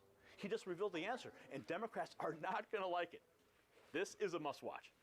So, again, he doesn't have the votes. He doesn't have 60 votes. What do you need to change the rule here and enforce the talking filibuster? Do you need to change the rule? No rule change is required. No rule change whatsoever is required. And I cannot emphasize this enough, Laura. This is entirely within the Senate rules. In fact, this has been something that has been part of the Senate's culture since 1789, since the moment the Senate was created and it sprang into existence. This is something that we can do without changing a single rule or a single precedent. And it's something that we must do in this instance. Look, the zombie filibuster, as I refer to it, is the filibuster that we allow, that allows people to have the benefits of the filibuster without doing anything. They can be asleep, they can be in a bar, they can be on some Caribbean island drinking drinks with umbrellas in them. But that is not a procedure that we ought to allow here. Not on this bill, not where the fate of the republic is on the line, not where the will and wish of 85% of the American people are aligned with this. We've got to do it. Now, as of last week, I don't doubt that he had doubts about his support for the talking filibuster. It's still not too late. We can still do it, and we must do it. The zombie filibuster, I love that. He said Democrats can be asleep in a bar on some Caribbean island drinking drinks with umbrellas and still block legislation. Well, not anymore. He's invoking rules that have existed since 1789. No rule change needed. Make them stand there and talk. Make them explain to America why they oppose voter ID. And our Republicans are hours away from taking the floor. The pressure is reaching a breaking point. And just as the Senate prepares to take up the bill, a Republican senator is laying out exactly why Democrats are fighting this so hard. And he connects it to something bigger, something President Trump talked about in his inaugural address. Pay attention, because this is powerful. Watch. It's not complicated. Okay, you need proof of citizenship, you need voter ID. Why would anybody be against that part? Well, I think the Democrats want to cheat, and everybody knows this, right? When President Trump gave his really memorable and stirring second inaugural address, he talked about a return of common sense. And that's really what this is about. These are 80, 90, 10, 80, 20, 90, 10 issues. You have to prove you're an American citizen to vote. Check. You have to show a photo ID to vote. Check. You have to get cut down on this mass mail-in balloting scam we saw in 2020 where the Democrats tried to cheat. Check. You have to, by the way, we only think men should not be able to compete in women's sports, and we should stop and ban the transgender mutilation of our kids. These are all very common sense issues, Sean. The American people support it. The Democrats are on the wrong side of this, whether it's Trump derangement syndrome or the left has totally captured the Democrat Party. They're wrong on this. I think it's a very important week for us in the Senate. I'll be having that amendment as we go to the floor this week, finally on the Save America Act. This is a big priority for President Trump. But bigger than that, this is important for the American people to secure our elections and protect our kids. There it is.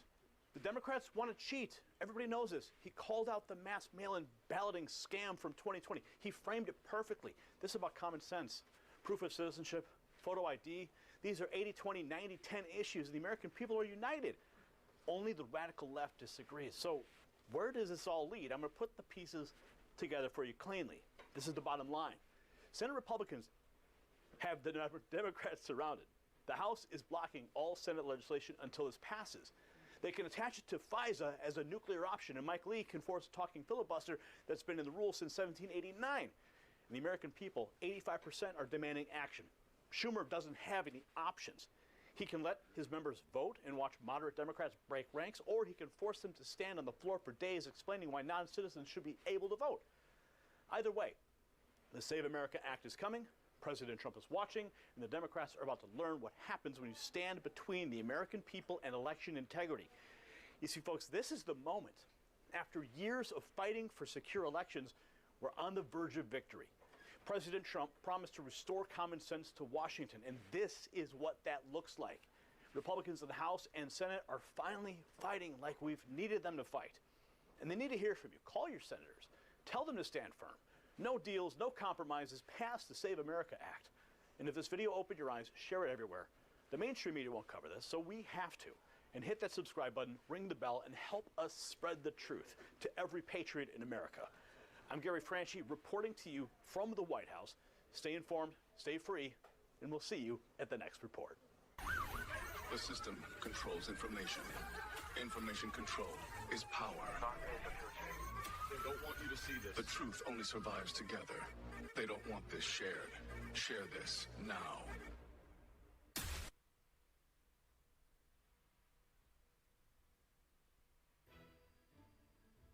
Finding what is essentially fresh fruit 250 years later is pretty spectacular. Cherries seem to play a part in President George Washington's legacy, and the newest discovery at his former home just won't let the legends go. In the cellars in Mount Vernon, Washington's Virginia plantation, archaeologists uncovered glass bottles filled with cherries and fruits. The total bottle count was 35 bottles. That's recovered from 6 different storage pits. Of that 35, 6 were broken, so 29 of the bottles contained intact fruit contents. Of that, 12 bottles had cherries, 16 bottles had berries, probably gooseberries or currants, but we haven't confirmed that. And the last bottle had mixed cherries and berries. Researchers found the bottles accidentally, as Mount Vernon is undergoing a $40 million restoration project. Archaeologists believe the bottles were placed in storage pits in a cellar, which was then paved over with a brick floor. Besides the Washington family, Mount Vernon was also home to hundreds of enslaved men, women, and children. It was likely they were the ones who picked and then preserved the fruit. Plantations like Mount Vernon are where all of these different styles of cooking and different plants and animals came together with European, native, and African antecedents. And all of that stuff is woven into a new cuisine, an American cuisine, and this is part of that. So there is a lot of information that we're excited to get from these bottles, and they can tell us a lot about what life was like here. The U.S. Department of Agriculture plans to conduct DNA testing on the well-preserved 250-year-old fruit. Presumably, they ended up on the Washington's table and were eaten either as just fruit out of the bottle, or they were baked into other confections or used in a different manner. We do know that the Washingtons were very fond of ice cream. These could have also ended up in ice cream, who knows? While the story about George Washington not lying about cutting down a cherry tree has been all but debunked, we do know the $1 founding father ate them. For Inside Edition Digital, I'm TC Newman.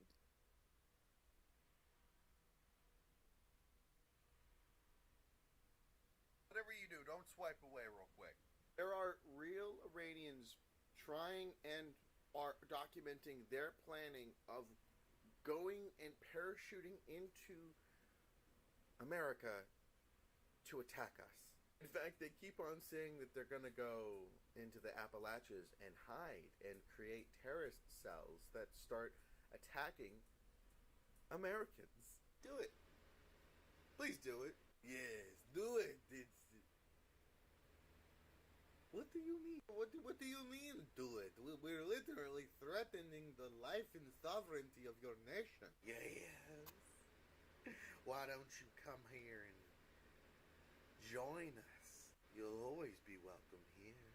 Why is he staring at me like that? America. What explain. What are your people saying right now? You're actively disseminating information to people abroad to attack the United States in West Virginia.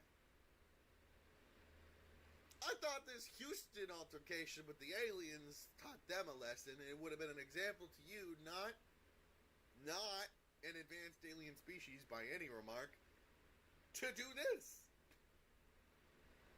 What do you think's gonna happen? You're gonna put the fear of your God in us or something? So sure, this is what I tell you my master evil plan, so you are able to stop me and save the day. Let's be honest, bro. I was aware of your plan while you were writing it. Oh, that is impossible. I wrote it down in pen and paper so that you couldn't hack into me. Right. But you did that on your porch. So when I had a high resolution camera to see how bad your handwriting was. You really need to work on that, By by the the way. Well, what Langley here is trying to tell you is do it. Be our guest. I would love to see Iranians parachute into the state of West Virginia and see how long they last. Yep.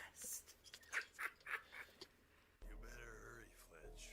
Once Regina gets here, I'll become unstoppable. Unmoored.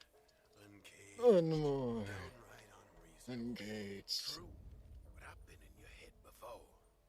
I know how you think. I'm the only man who can contain you. Wanna know the only problem? What's that, Blark? I'm already gone.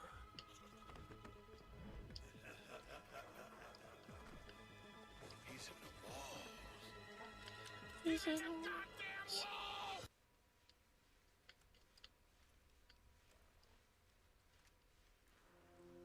I think this Potomac incident has made national news, but it's a larger scale incident that's been in the making for some time.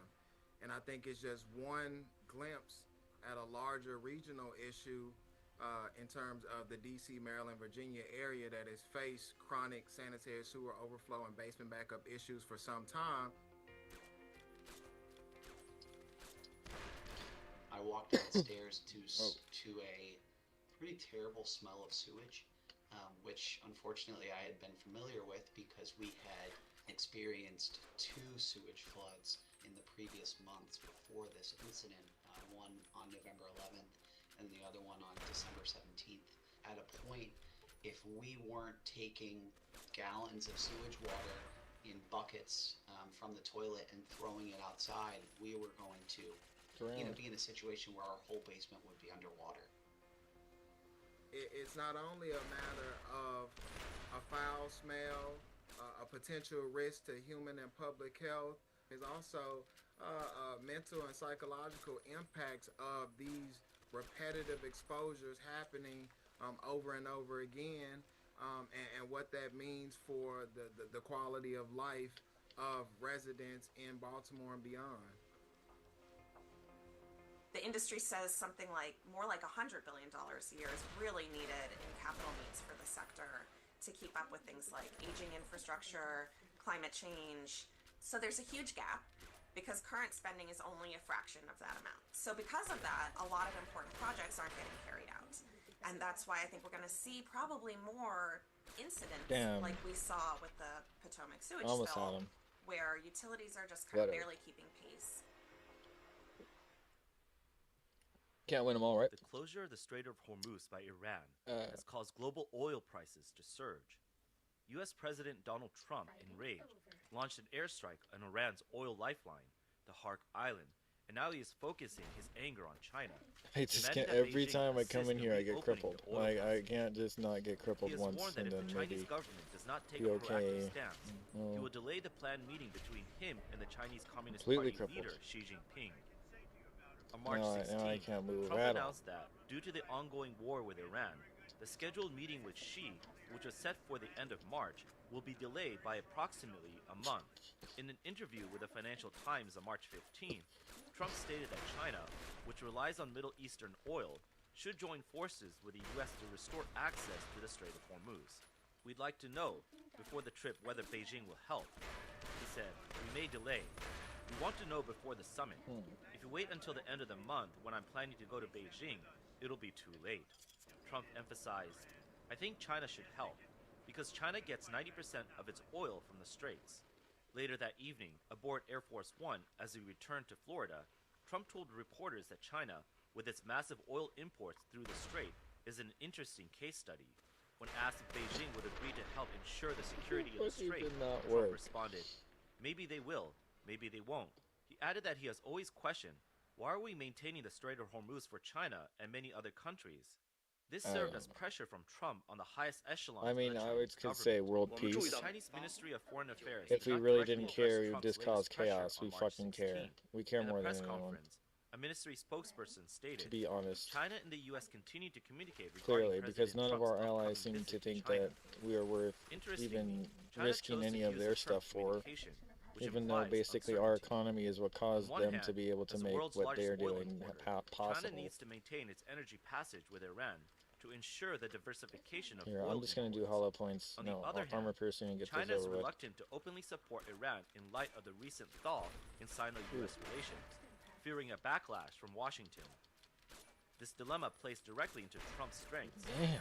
By leveraging the global issue of the I Strait don't of think I've Hormuz, ever been hit so Trump has hard in my placed China life. on a choose-one situation. Oh, wrong room, Either wrong stop room. military support to Iran or face further U.S. demands to help open the oil passage. Holy God Almighty! The All right. underlying logic is to force China to balance its strategic interests in the Middle East with the stability of the Sino-U.S. relations. I don't even care about On any the of this. I just outside, want to get to it this. seems Come Trump's on. hope for China to send fleets to ensure the freedom of navigation in the strait may be wishful thinking, as China and the U.S. have starkly different positions on the U.S.-Iran conflict. God damn, Trump's I true have. intent is to warn China not to continue supporting the Iranian regime or stoking tensions behind the scenes. Professor Sun Guo Sheng from the Department of Internal Affairs and Business at Nanhua University in Taiwan stated, "What the U.S. is most urgent about is not the ceremonial summit between Trump and Xi, but ensuring the navigation of the Strait of Hormuz, oil prices, the division of labor among allies, and the escalation of the conflict. This ties the summit directly to China's responsibility to take a clear stance on the Hormuz crisis. The U.S. may not want to offer Xi a diplomatic stage before China has made a clear statement on Iran. Recently, online reports have emerged claiming that Chinese factories are working overtime to produce drones for the Iranian Revolutionary Guard Corps, with China continuing to provide Alright, military see, this is aid why to you get Iran pushy, via land guys, because routes. you don't even have to These worry about activities that have stuff. clearly not escaped You surveillance just of the toss them US around Space like a little Force. toy. On March 16, I mean, I was a messing video around shared before, on to be X honest with you. revealed a Like, small Chinese factory producing civilian products for overseas clients. it is what These it is. products, Doesn't matter. although ostensibly None of this for matters. I've civilian already done it use, like 7 times. closely resemble the But like, drone yeah, bodies used pretty by crazy. Iran and Russia for Shahed drones.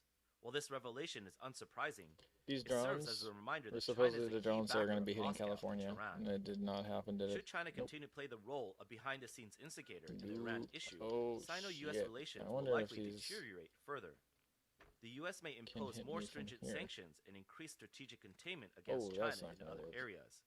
In other words, every move Oh, Beijing you know what I makes could do? I on the could just Iran walk issue over could here. become a new flashpoint in the Sino-U.S. rivalry. Oh, that's not good at Since the all. U.S.-Israel coalition began military actions Oh. against Iran, the Strait of Hormuz has This is essentially hella been blocked, awful. with at least Go, 19 just ships teleport. attacked by the Iranian Revolutionary Teleport. Guard. The Teleport. ongoing conflict has caused Brent Beam crude me up, oil Scotty. prices to rise by over Hurry the 40%. f up. The impact extending to key commodities such as pharmaceuticals, semiconductors, and fertilizers. Due to the blocked passage, many cargo ships have been forced to reroute along the Cape of Good Hope, while Middle Eastern air freight has nearly come to a halt. European and Asian countries have already begun feeling the rising energy costs, with France and South Korea weighing whether to respond to Trump's call for naval assistance. On March 16, Trump stated that his call for allies to help reopen the Strait of Hormuz is essentially a test of loyalty to the U.S. He remarked, But it's interesting. I'm almost doing it in some cases, not because we need them, but because I want to find out how they react. I'm almost doing it, in some cases, not because we need them, but because I want to find out how they react. Even so, Trump claimed that numerous countries have told me they're on the way. When asked about the specific countries, he responded, "We'll give you a list." Just the day before, Trump posted a message urging countries affected by Iran's attempts to block the strait to send warships with the U.S. to ensure the safety and openness of the waterway. He specifically called out China, France, Japan, South Korea, and the United Kingdom, noting that China accounts for 37% of the oil transported through the strait, India for 14.7%, South Korea for 12%, and Japan for 10.9%. Trump pointed out that Iran's military power has been literally obliterated by the U.S. military, and that the remaining Iranian actions in the strait consist mainly of laying sea mines and deploying drones to make little trouble. To eliminate the remaining threat, Trump has specifically requested assistance from allies, including sending more minesweepers from Europe and deploying special forces to eliminate disruptive elements along the coast. Although the U.S. military claims to have literally obliterated Iran's military power, Trump emphasized that eliminating the remaining threats will take time and manpower, which is why he insists that a large number of people are needed to monitor the few troublemakers. The coordinated efforts of special forces and minesweepers will be critical in determining whether an internal coalition can form. In the context of Trump's call for other countries to participate in the escort mission, Iran has openly highlighted its partnership with China and Russia, sending a signal that it has backers behind it. The Iranian foreign minister acknowledged during a March 14th interview with MS Now that Russia and China are our strategy partners. We have had close cooperation in the past, which still continues, and that includes military cooperation as well. In response, Zhong Zedong, a researcher at Taiwan's National Defense Security Research Institute, commented that the Iranian government had confirmed its close military collaboration with China and Russia. He pointed out that President Trump has publicly demanded China send a fleet to ensure freedom of navigation in the Strait of Hormuz. If China fails to respond, its covert support for Iran in areas such as weapons, intelligence, and economics could become a target for the Trump administration. Zhong further analyzed that China may be hoping to prolong the US-Iran conflict, thus weakening US power over time. The situation was further exacerbated by a March 9th report from the US Air Force's China Aerospace Studies Institute titled Dancers at the Knife's Edge, PLA Rocket Force Nuclear Warhead Management. The report exposed the secret logistics chain behind the People's Liberation Army Rocket Force's nuclear warheads, detailing sensitive information on core storage sites, transport routes, and security management mechanisms. The report reveals that the PLA Rocket Force operates 6 command bases and 3 support bases, with the 67th base, a nuclear weapons storage facility, located in Baoji, Shanxi Province. The base is directly overseen by the Chinese Communist Party's military commission. The report highlighted that the 67th base has an emergency response unit that handles chemical, biological, radiological, or nuclear incidents.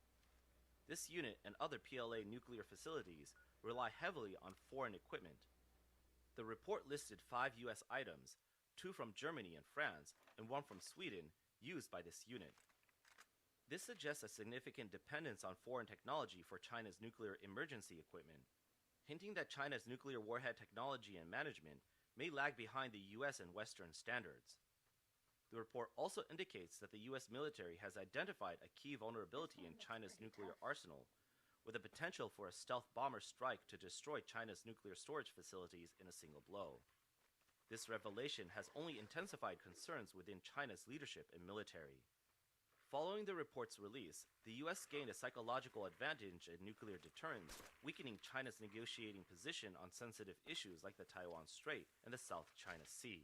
Xi Jinping has hoped to use the upcoming meeting with President Trump to showcase his leadership, but the report has left Beijing in a precarious position. Chinese expert Wang He noted that the timing of the report's release is no coincidence, coming as US-Iran tensions escalate and the preparations for the Trump-Xi meeting intensify. The report not only exposes China's nuclear weaknesses, but also challenges Beijing's strategic confidence. Of particular interest in Trump's delegation is Secretary of State Marco Rubio, one of the most hawkish US officials on China. Rubio, who was sanctioned by China in 2020 for criticizing policies on Xinjiang and Hong Kong, initially showed little interest in accompanying Trump to China, but later changed his mind. According to South China Morning Post, Rubio's attendance at the summit raises significant diplomatic concerns for China. After being barred from entry due to sanctions, his presence would pose an awkward dilemma for Beijing, which would have to navigate the situation without losing face. On March 16, Chinese Foreign Ministry spokesperson Lin Jian downplayed the significance of the sanctions, stating, "The sanctions were targeted at Mr. Rubio's actions as a US senator related to China." Rubio's hardline stance on human rights, Taiwan, and decoupling from supply chains signals that negotiations will be tough for China. This further limits Beijing's room for maneuver in talks. Despite the challenges, the upcoming Trump-Xi meeting marks the first time in nearly a decade that a US president will visit China. However, it is already clouded by several unfavorable factors. Previously, senior trade negotiators from both nations met in Paris to prepare for the summit. The lead officials from both sides are US Treasury Secretary Scott Bessent and Chinese Vice Premier He Lifeng. According to a report by Reuters, the two sides held more than 6 hours of talks at the headquarters of the Organization for Economic Cooperation and Development, OECD, in Paris on March 15. The discussions covered areas such as agriculture, critical minerals, and managed trade, with potential agreements to be presented for reference at the upcoming meeting between President Trump and Xi Jinping in Beijing. Commentators have pointed out that critical minerals and supply chain security are currently the most urgent items on the US agenda. Especially given the escalating situation with Iran, the likelihood of significant trade breakthroughs, whether during the talks in Paris or at the Trump-Xi summit in Beijing, remains limited. An informed source revealed that China is open to increasing its purchase of U.S. agricultural products, including poultry, beef, and non-soy crops. China is also committed to purchasing 25 million tons of U.S. soybeans annually over the next 3 years. The source further added that at the talk, U.S. Trade Representative Jamieson Greer and Treasury Secretary Scott Bessent emphasized America's desire for China to increase its purchases of Boeing aircraft, as well as U.S. coal, oil, and natural gas. Ahead of President Trump's official visit to China, the Chinese government has decided to offer a rare and significant economic gesture. According to internal information obtained by Canadian pro-democracy leader Sheng Shui, Xi Jinping, in an effort to ease tensions with the U.S. and avoid a fate similar to that of Maduro and Khamenei, has decided to make a substantial purchase of Boeing aircraft to create a positive atmosphere for Trump's visit. The information has been confirmed with the following details. 1. Order size and value. China is in the final stages of preparation and plans to purchase 600 aircraft from Boeing. This includes 500 narrow-body planes and 100 wide-body planes. Based on market catalog prices, the total value of the order exceeds $100 billion. 2. Core intent. This purchase is a core gesture by Xi Jinping to give Trump a significant diplomatic win. China also aims to respond directly to Trump's trade balance demands through this large-scale purchase, seeking potential concessions from the U.S. on tariff policies or technology controls. 3. Official announcement timing.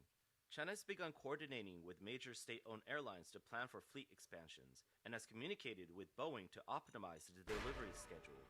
These efforts are designed to ensure the formal signing ceremony coincides with Trump's visit to China, making it the most significant economic achievement during the summit.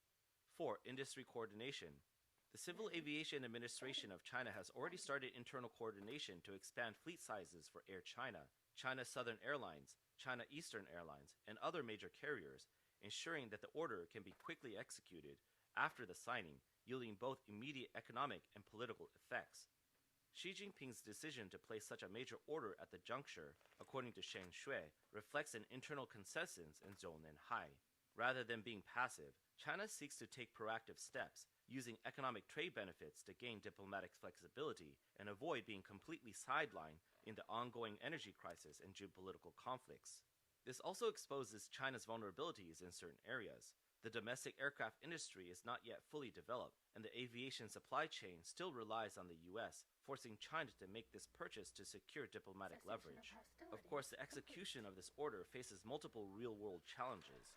The ongoing standoff over the Strait of Hormuz and the arms sales issues concerning Taiwan, which has caused a delay in the Trump-Xi summit, may lead to adjustments in the pace of this order's execution. Every transaction between China and the U.S. is a test and a negotiation.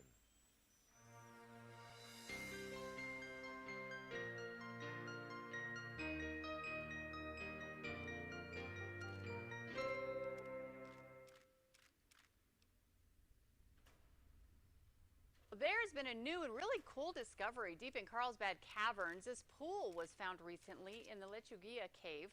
Officials say the edges beneath the pool appear to be pool fingers, which could be bacterial colonies that have evolved without human presence. They say it was part of an exploration in October when a team was allowed to go beyond what's known as the Lake of Liquid Sky, which was discovered back in 1993. They say the team took special precautions to ensure no contaminants were introduced into the pools. Now, the last big discovery in the caverns was back in 2013 when two explorers found a 100 by 100 foot room filled with thousands of bat bones and fallen formations. It is called Halloween Hall. It's nearly 250 feet above the cavern floor. There are 118 known caves at the park. It's suspected there are many more that have not been discovered. That was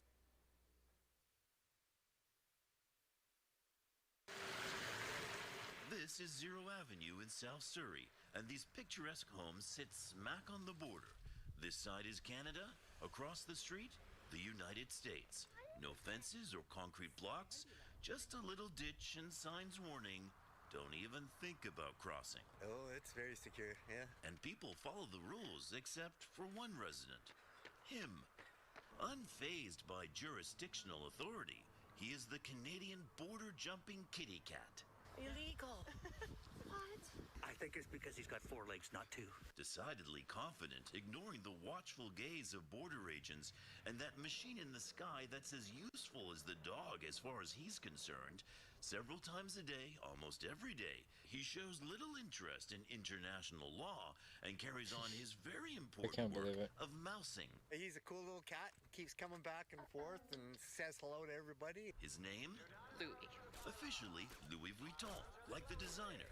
And his styling cross-border feline feats are now so famous. I love it. He's become a local legend and a social media star. It's a bit mind-blowing. He kind of flaunts his recklessness for the law.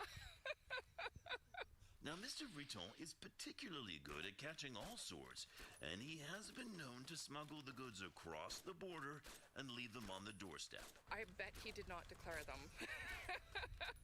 We're not sure whether U.S. agents have caught up with him for questioning. We do know he had no interest in a TV interview. Doesn't go through customs. He's got a passport. If he did, Passport. it would show the cat who turned 6 on July 1st, Canada Day, will hop back over the line when he's good and ready. St. John Alexander, CTV News, Surrey.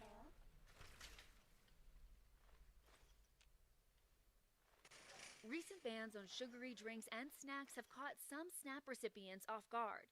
Cassie Donat, a recipient in Idaho, forgot about the rule change until she tried to buy a drink. I scanned the EBT card and it declined. As of last year, nearly 1 in 8 Americans receive SNAP benefits. So far, 22 states are implementing bans on food items like soda, candy, and energy drinks through waivers submitted to the U.S. Department of Agriculture.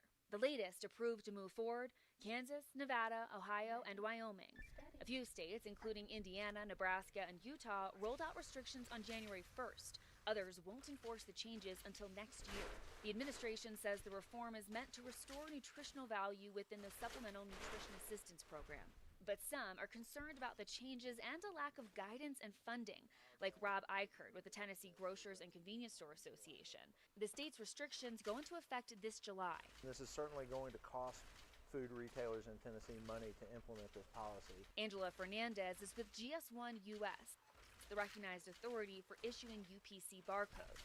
While every state's restrictions are similar, she says state-to-state nuances make the changes more complicated. Is it candy? Is it chocolate covered? What percent of natural juice is inside of the product? Those then start to determine the eligibility. Bigger chains may be able to handle the adjustment, but it could be harder on independent stores. So for the mom and pop, I may be going up and down the aisles, trying to look at those items and say, okay, what is eligible for the program, what's no longer eligible? Fernandez says retailers are working to cut through the confusion. Provide education to their sales associates, and especially the front-end checkout register folks. In the volunteer state, Eichert expects some hiccups along the way. An item might unintentionally get purchased with SNAP dollars that shouldn't have been allowed. For Oklahoma grocery store owner A.J. Johnson, there is a silver lining. We all have a little sweet tooth in us, for sure, but it does give us an opportunity to just lean into fresh and healthy access. Maura Barrett, Scripps News Group.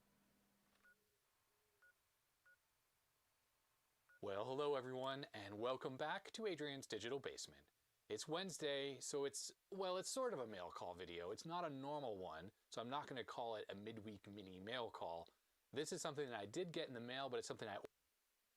Talk about an old CRTV, that's kind of like nerd stuff, probably don't even know. This is probably okay to watch, it's only 4 minutes.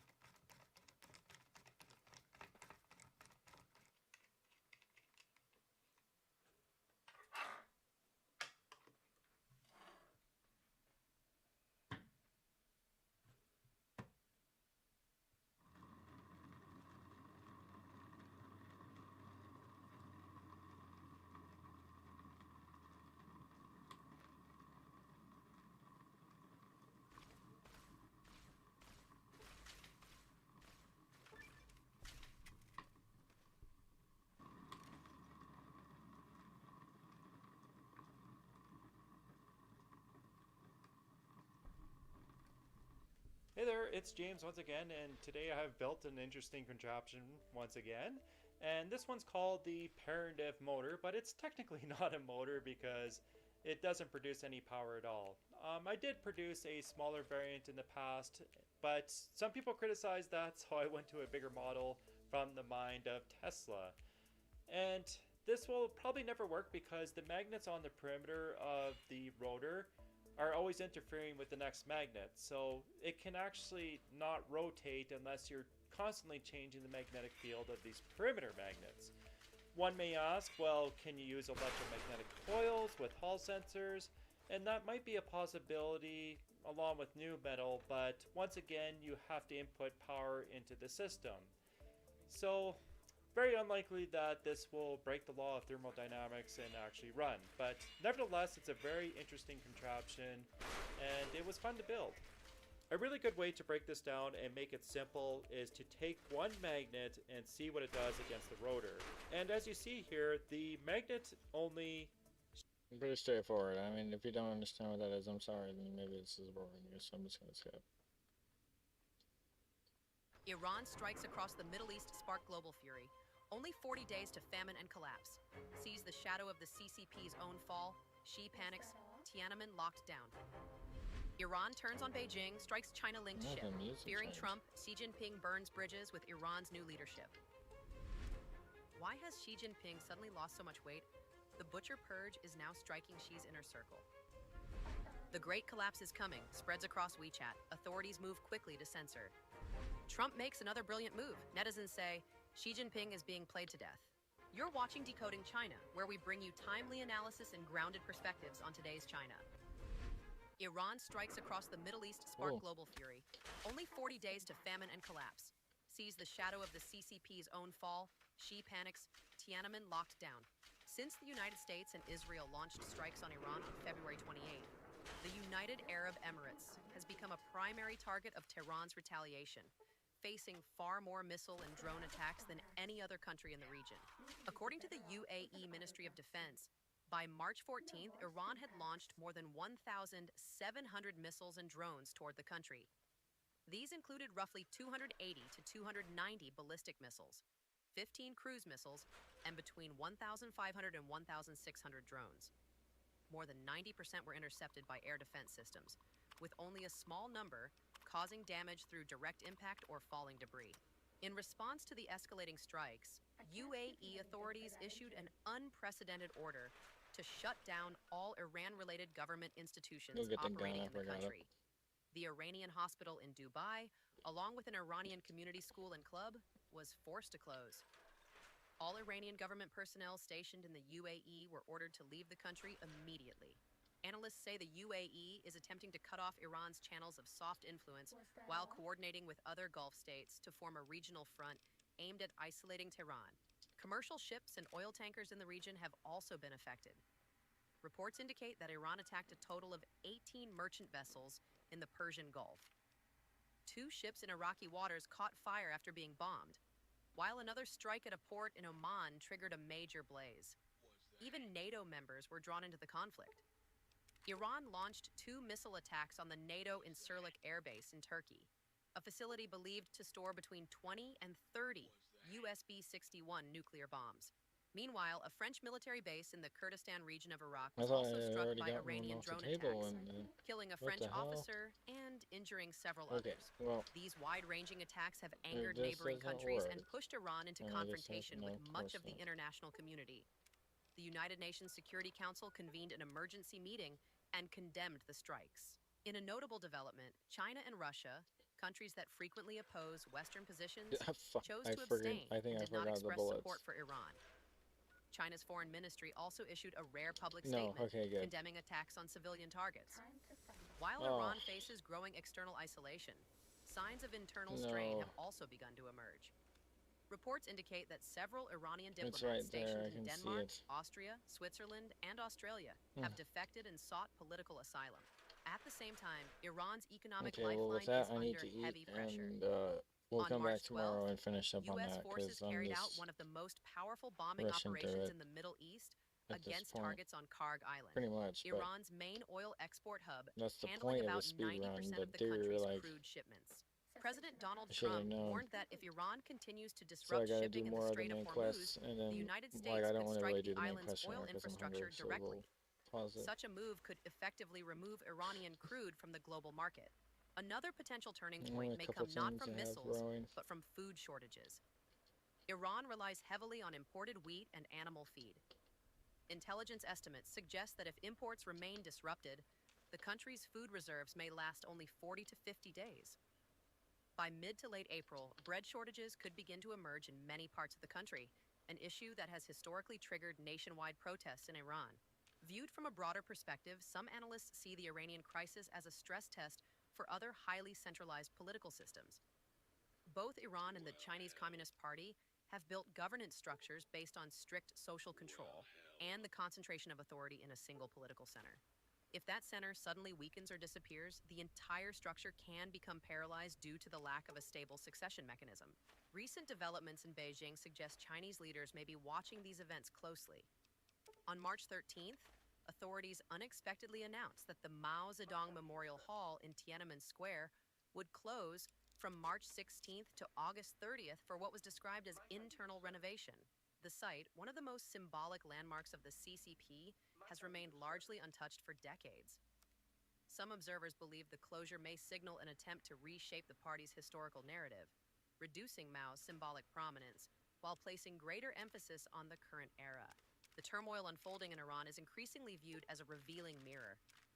In systems built on absolute control and lacking stable succession mechanisms, a crisis at the top can rapidly cascade through the entire political structure. For the Chinese people, real self-rescue does not lie in hoping for reform or mercy from within the system. It begins with clearly recognizing the direction of change and being ready, whenever external pressure opens cracks in the system, to rise with determination and bring the entire structure to an end. Iran turns on Beijing, strikes China-linked ship.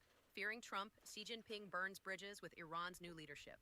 The UK Maritime Trade Operations, UKMTO, reported that in the early hours of March 12th, the container ship Source Blessing was attacked in waters near Jebel Ali port in the United Arab Emirates. The vessel caught fire after the strike, but no crew members were injured. Registry records show that the registered owner is Wonder One Limited, a Hong Kong-based company linked to Chinese interests. Maritime tracking data also indicates that the ship's crew consisted mostly of Chinese sailors. Hapag-Lloyd later confirmed that the damage patterns observed at the scene were consistent with a missile strike. Iran's Revolutionary Guard may have deliberately chosen a vessel linked to China to send a political signal.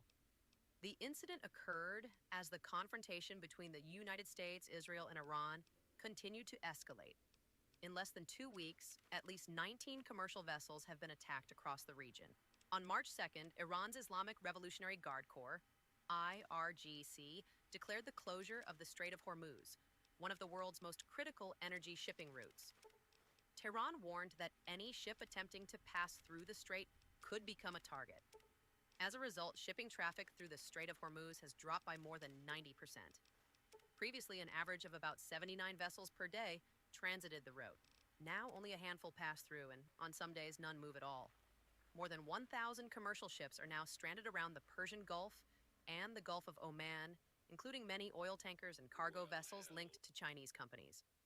But the Hormuz crisis is not only a shipping problem, it also directly threatens Beijing's strategic interests. China depends on the Middle East for more than 40% of its imported oil. A prolonged disruption of shipping through Hormuz could therefore pose a direct threat to China's energy security. For years, Iran has been an important element in China's Middle East strategy. Under the Belt and Road Initiative, Chinese companies invested heavily in Iranian ports, railways, and energy infrastructure.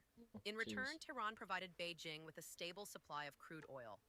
China has purchased as much as 90% of Iran's oil exports, helping Tehran maintain revenue even under Western sanctions. At least I have that now. Because of this long-standing cooperation, Iran has often viewed China as a natural strategic partner against U.S. influence. Right. However, Beijing's response Here since we the are. conflict began has disappointed many in Tehran. China has called for a ceasefire and a political settlement, And while we condemning are- attacks on civilians. But Beijing has taken no Coming concrete steps to to support the Iran. end In of reality, the China has speed not met run Iran's expectations. for Fallout New For that Vegas reason, so far. some observers believe the After attack beating on it Source at Blessing 6 hours, may also be interpreted as a now we're warning going directed for at actually Beijing. playthrough and beating it. The I war call in the beating Middle it East because I is have all also the caps. creating new pressure for China's I leadership. win. Military analysts note that Iran's air defense systems, including some equipment supplied by China, collapsed quickly under advanced stealth aircraft and electronic warfare capabilities used by the United States. This outcome may force Beijing to reassess the real-world performance of its military technology. Thanks for joining. At the same time, China appears to be carefully distancing itself from Tehran. After Iran announced that Mojtaba Khamenei would succeed his father, Ali Khamenei, as the country's supreme leader, Russian President Vladimir Putin quickly sent congratulations. China, however, did not issue an immediate statement. Many analysts interpret this silence as a diplomatic signal. Beijing appears reluctant to tie its strategic position to a government facing war and deep uncertainty. At the same time, Chinese leaders may wish to avoid complicating relations with Washington. This is particularly sensitive as U.S. President Donald Trump has openly opposed Mojtaba Khamenei's succession. Why has Xi Jinping suddenly lost so much weight? The butcher purge is now striking Xi's inner circle. On the morning of March 10th, the cremation ceremony for senior Chinese Communist Party elder Song Ping was held quietly at Babaotion Cemetery in Beijing. Xi Jinping attended the ceremony along with other members of the Politburo Standing Committee. On the surface, it was a routine political ritual. Yet, the footage broadcast by CCTV quickly drew attention. In the images, Xi Jinping appeared noticeably thinner. His waist looked slimmer. The prominent belly seen in previous appearances had largely disappeared, and the suit that once fit him neatly now hung loose on his frame. The Great Collapse is Coming spreads across WeChat. Authorities move quickly to censor. Recently, an article titled "The Great Collapse is Coming" has been spreading rapidly across Chinese social media, especially on WeChat. Screenshots of the piece have circulated widely in private chat groups and Moments feeds, quickly drawing public attention. At the same time, the regime's online censorship system has reportedly been rushing to remove and block the content across multiple platforms, which has only intensified interest in the topic. What has made the article particularly striking is its blunt conclusion. The problems China faces today are no longer isolated difficulties in a specific industry or region, but rather a systemic crisis unfolding across the entire country. According to this perspective, China may be entering its most severe overall downturn since the Chinese Communist Party took power in 1949. Signs of instability are emerging simultaneously across multiple fronts. The domestic political atmosphere has grown increasingly tense and unusual.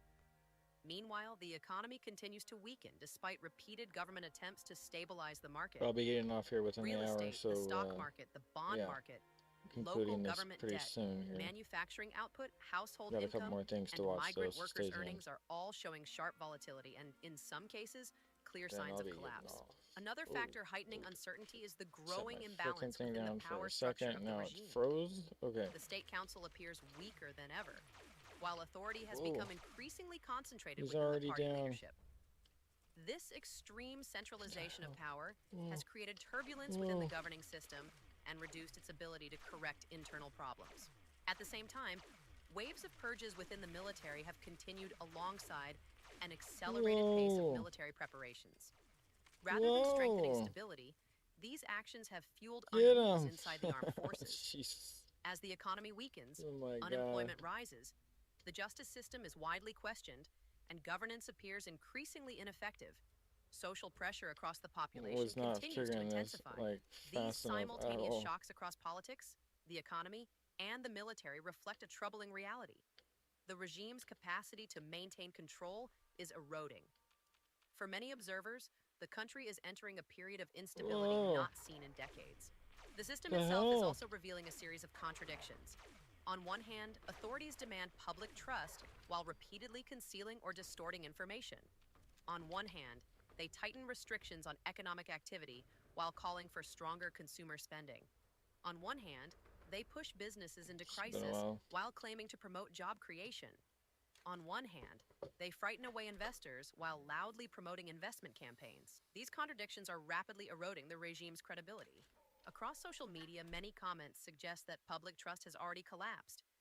A netizen using the name 333 wrote that the CCP's credibility disappeared long ago. According to this view, the absence of a major upheaval so far relies mainly on the political coercive power of the state apparatus. Ordinary people no longer believe in the system, but they also do not want to become cannon fodder. As a result, many are simply watching events unfold in silence. Meanwhile, a video circulating widely on the platform X has attracted significant attention. In the clip, a Chinese man openly vents his anger about the current social situation. He says life is becoming increasingly difficult while those in power grow richer. The man argues that most of the country's wealth is being concentrated in the hands of a small elite, while ordinary citizens bear the rising burden of healthcare costs, education expenses, and everyday living costs. According to him, the widening wealth gap has shattered public confidence and deepened social resentment. Against this backdrop, some international research institutions have begun discussing the possibility of political change in China. In July 2025, the Hudson Institute, a major policy think tank in Washington, released a report titled China After Communism, Preparing for a Post-CCP China. The report was led by Yu Mao Chun, Miles Yu, director of the Hudson Institute's China Center, with contributions from multiple experts in military affairs, intelligence, economics, human rights, and constitutional governance. According to the report, policy failures have left China facing a series of severe domestic challenges, including slowing economic growth, rapid population aging, a prolonged real estate crisis, and high youth unemployment. At the same time, political corruption, bureaucratic inefficiency, and systemic waste continue to erode public confidence. Externally, China's trade relations with major economies such as the United States and the European Union have become increasingly tense. Beijing's coercive policies towards some developing countries have also weakened its global influence. The report concludes that although the CCP has survived multiple crises in the past, a sudden collapse of the regime cannot be ruled out. For that reason, the international community should prepare for possible scenarios involving major political change in China. It also argues that maintaining stability in China during a post-CCP era would require cooperation from the international community. The United States, as a leading global power, should help ensure stability in China and support a peaceful transition toward a democratic political system.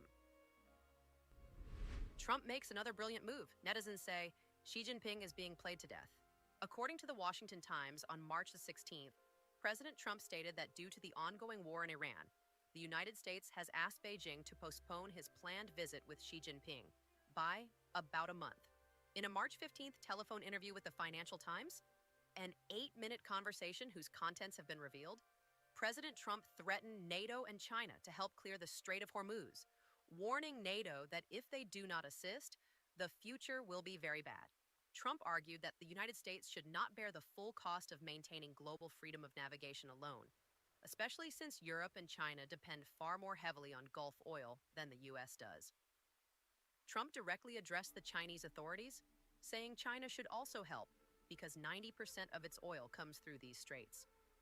If China does not assist, he might postpone his planned meeting with CCP leader Xi Jinping.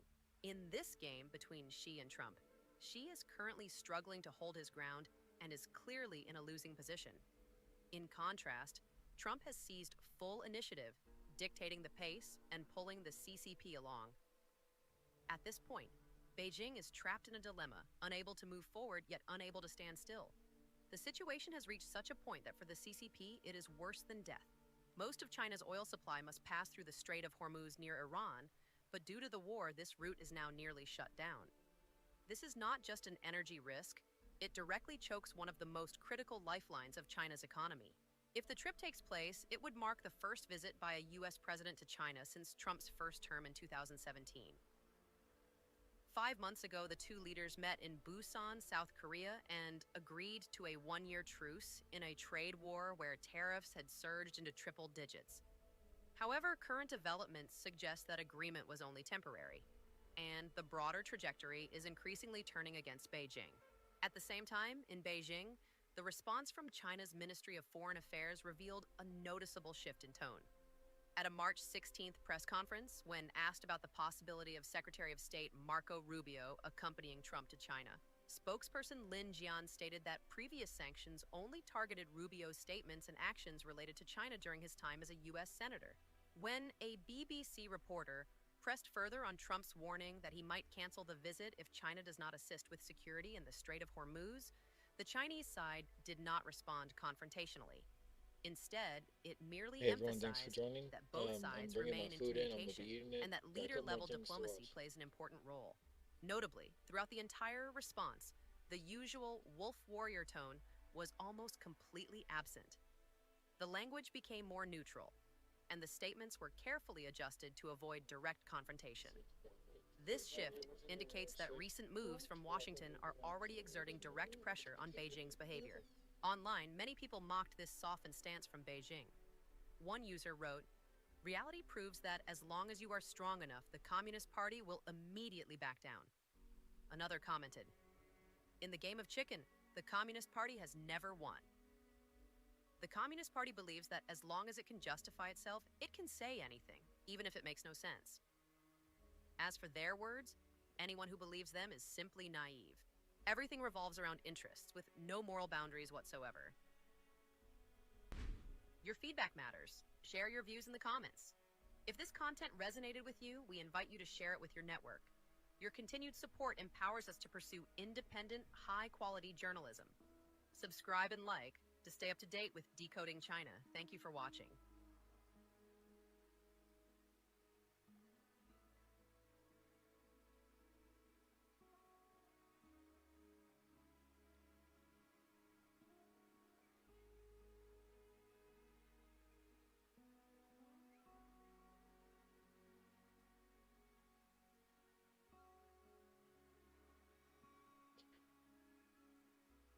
Jace Tunnel here.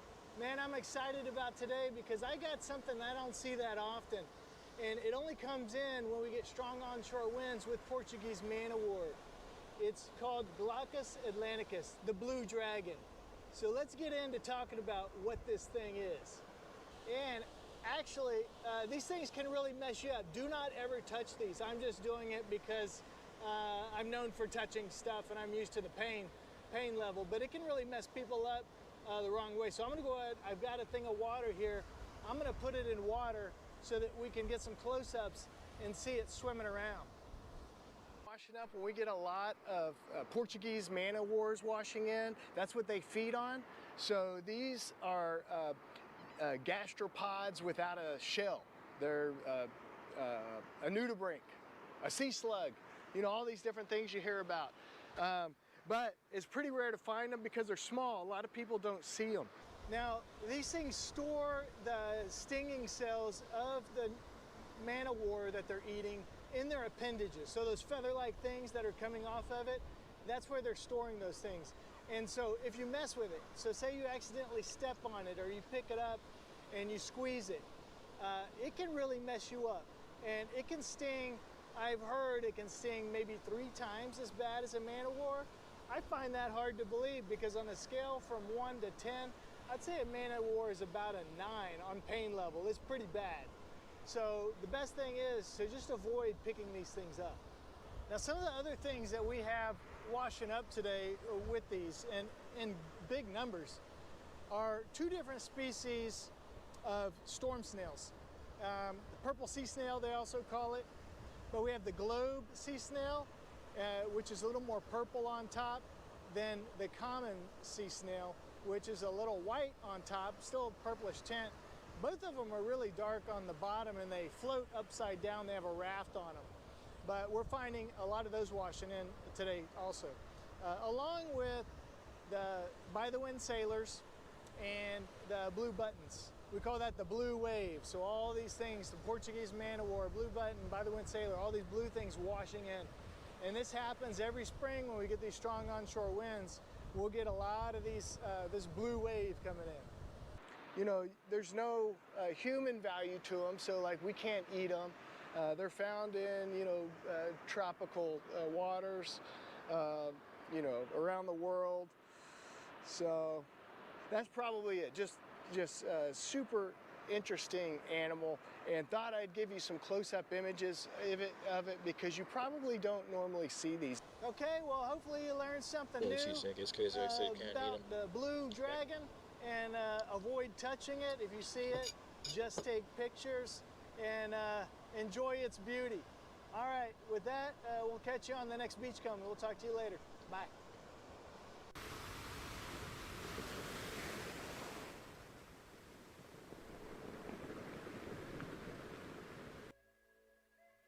You won't believe what's hiding in China's J20 because the $2 billion engine fraud just turned their mighty dragon into a high-tech coffin. For years, the world was told that China had finally beaten the West. They paraded this jet as an invisible ghost, claiming they had successfully stolen and perfected the secrets of the F-22 Raptor. They even built a massive $2 billion factory just to produce their new super engine. But there is a dark secret hiding behind those hangar doors. While the blueprints were stolen from American servers, the physics inside the engine are failing. Just 14 hours ago, new data confirmed the terrifying truth. The J20 isn't a ghost, it's a beacon. Their stolen engine tech is literally melting under its own heat, leaving the jet glowing like a torch on every American sensor in the Pacific. How did the world's most expensive military heist result in a $2 billion engine that is actually its own worst enemy? Credential stuffing attacks don't make the news unless the target is worth the trouble. In 2021, a cluster of anonymous cyber mercenaries, never named, never caught, slipped past multi-factor gates at Lockheed Martin's propulsion division. The payload was the file F-119 SADI-GOV3.2.DWG, a digital blueprint stamped with ECCN 9B411, the export control code reserved for defense critical secrets. The exfiltration didn't stop at geometry. Process files, including heat treat cycles, cooling channel spreadsheets, and proprietary coating specs, were dragged out through a series of encrypted FTP transfers. The logs, decrypted by a whistleblower in early 2026, show file after file routed straight to an IP block controlled by Nimbus Holdings, a shell company with no employees and a 42 million yen cash flow spike that month. The malware was clever, but the money trail was even bolder. Off-budget payments, never declared, never taxed, funneled through layers of front companies, each with a single task, to buy the illusion that a stolen digital file is the same as 50 years of metallurgical mastery. The digital mirage was complete. AVIC's procurement managers, flush with new KD models and process specs, greenlit a wave of payments to overseas consultants. Not a single one delivered a working sample. The files promised a leap into the future. What they seeded instead was an epidemic of overconfidence, an entire program built on the fantasy that copying a drawing means you can conjure the metal. The result? A $2 billion budget, split across research and development, capital equipment, and a shadow ledger of intellectual property acquisition. The shell company invoices, hidden from state auditors, read like ransom notes for American know-how. But no payment, no blueprint, no cyber exploit could transfer the muscle memory of a workforce or the chemistry of a flawless single crystal blade. The digital breach was real. The confidence it bred was delusional. The digital mirage had a price, and every yuan spent on it was a bet against the laws of physics. March 3rd, 2026. The digital mirage vaporizes in a column of smoke, 150 meters high, billowing above the Shenyang Aero Engine plant. Commercial satellites, 30-centimeter optical, not some hobbyist's toy, catch the plume in sharp relief, choking the sky for over 12 hours. There is no way to spin this as routine. The infrared overlay is even less forgiving, a 1250 Kelvin hotspot radiating well past the normal furnace glow, stamped across the production floor. This is not a controlled test. This is a meltdown. The next morning, high-resolution images freeze the aftermath in place. Blackened engine casings, still streaked with soot, dangle from cranes as crews unbolt them from the line. Tow-out trucks, heavy-duty and military green, tires caked with burnt residue, line up at the north perimeter. Each hauls a cylindrical corpse to the rail spur, engines too damaged for in-house repair. The choreography is unmistakable: catastrophic failure, rapid removal, forensic autopsy pending. In the language of the trade, this is the first public crack in the digital mirage. The fantasy that a copied blueprint is a working engine just went up in smoke. Thermal infrared passes that night pick up a beacon so hot it can be tracked at over 100 nautical miles. In the world of stealth, that is a death sentence. The J-20's so-called invisible engine has become a thermal lighthouse, broadcasting its position to anyone with a halfway modern IRST. The next question is not whether the engine failed, but why. What molecular defect, what botched chemistry, what missing step in the recipe set off the metallic scream of a turbine blade shattering at speed? The only thing left now is to cut open the remains and see what is hiding inside the charred alloy. They have the picture, but they do not have the recipe. Turbine inlet temperature. In this field, it is the only number that matters. The entire premise of a fifth-generation engine is built on the fantasy that you can force metal to hold its shape at over 1,800 degrees Celsius, hour after hour, cycle after cycle, without buckling, creeping, or tearing itself apart from the inside out. But the digital mirage collapses at the atomic level, long before the first infrared satellite ever catches a clue. Start with the alloy.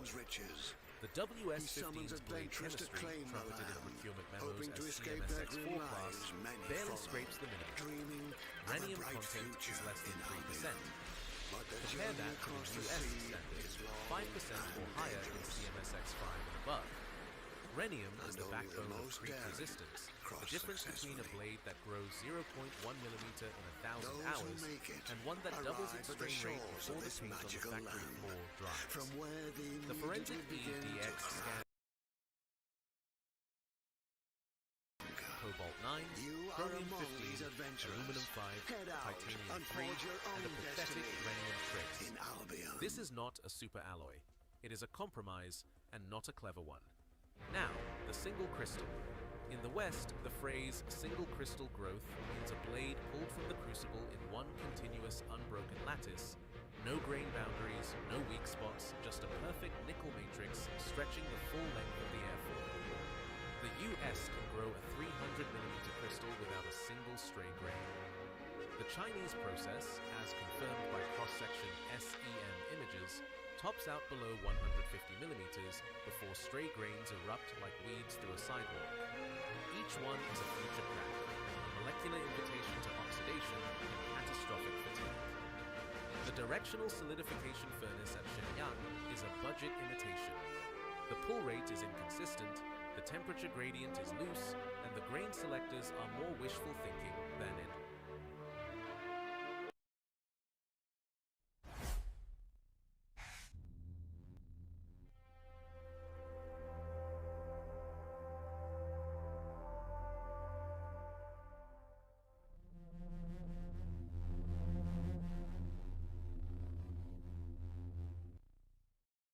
A few moments later.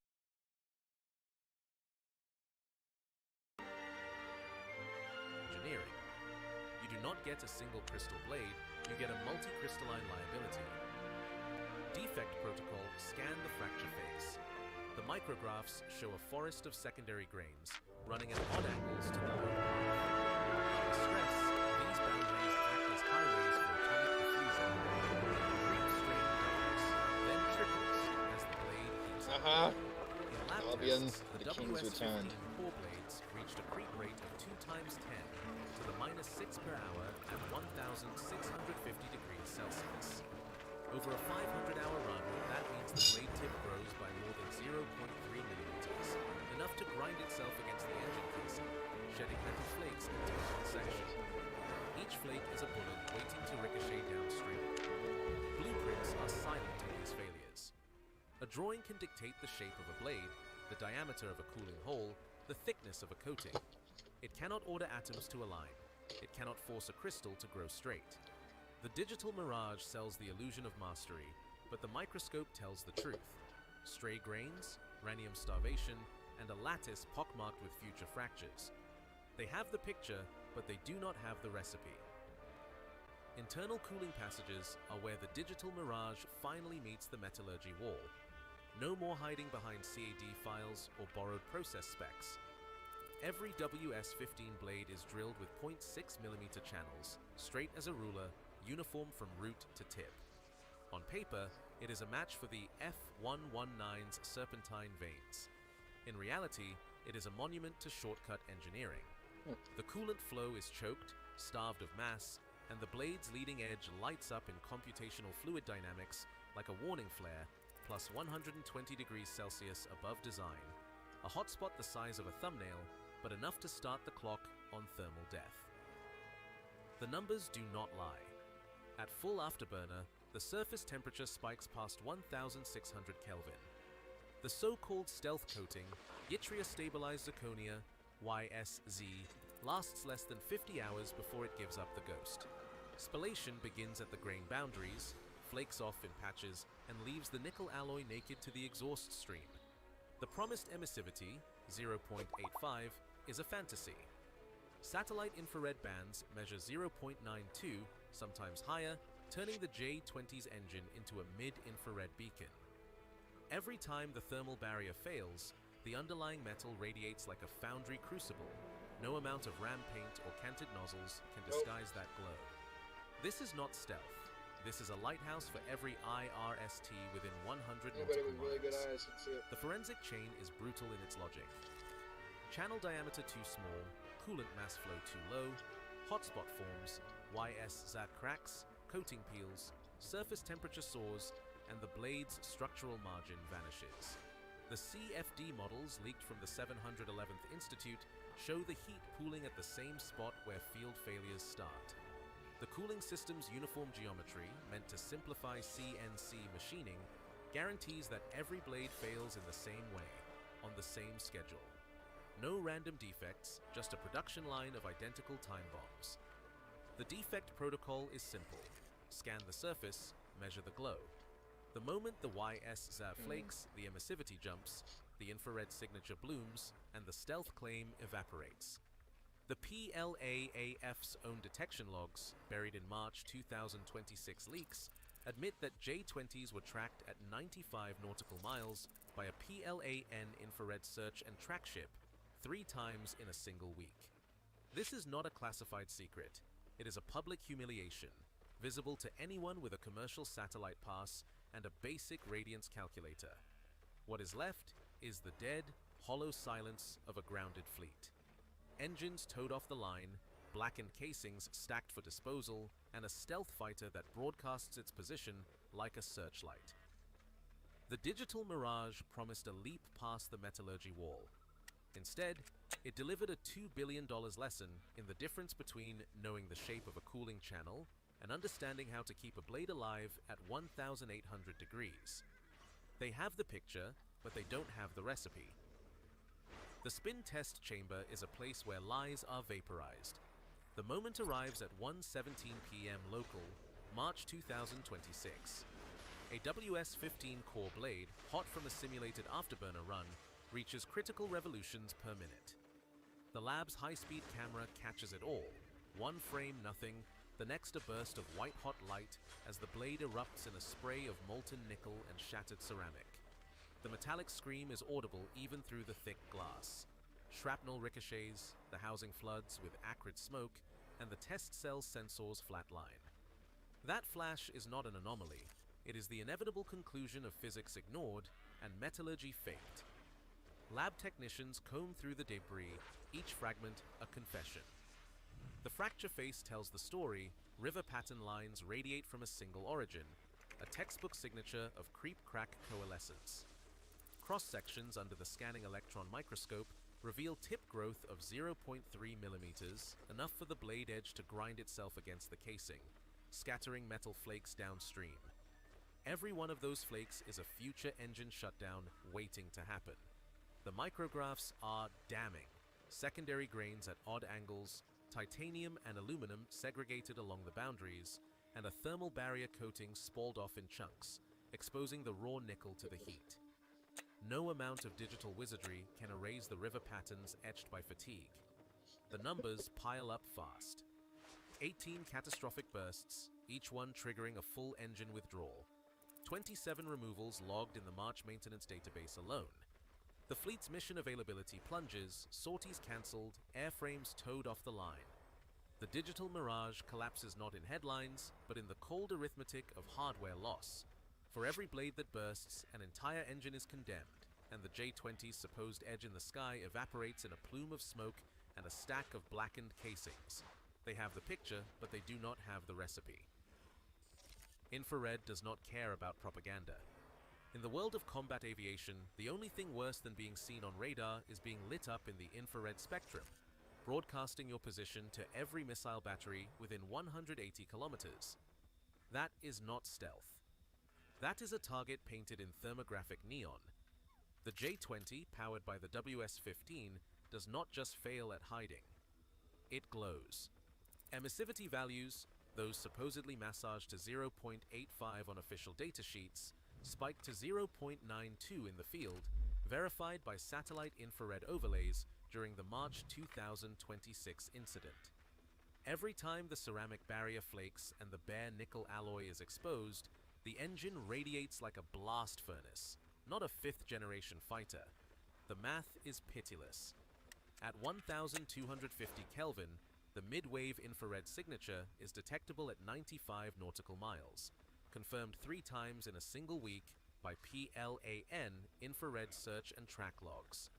The so-called invisible jet is a thermal lighthouse. The consequences are not theoretical.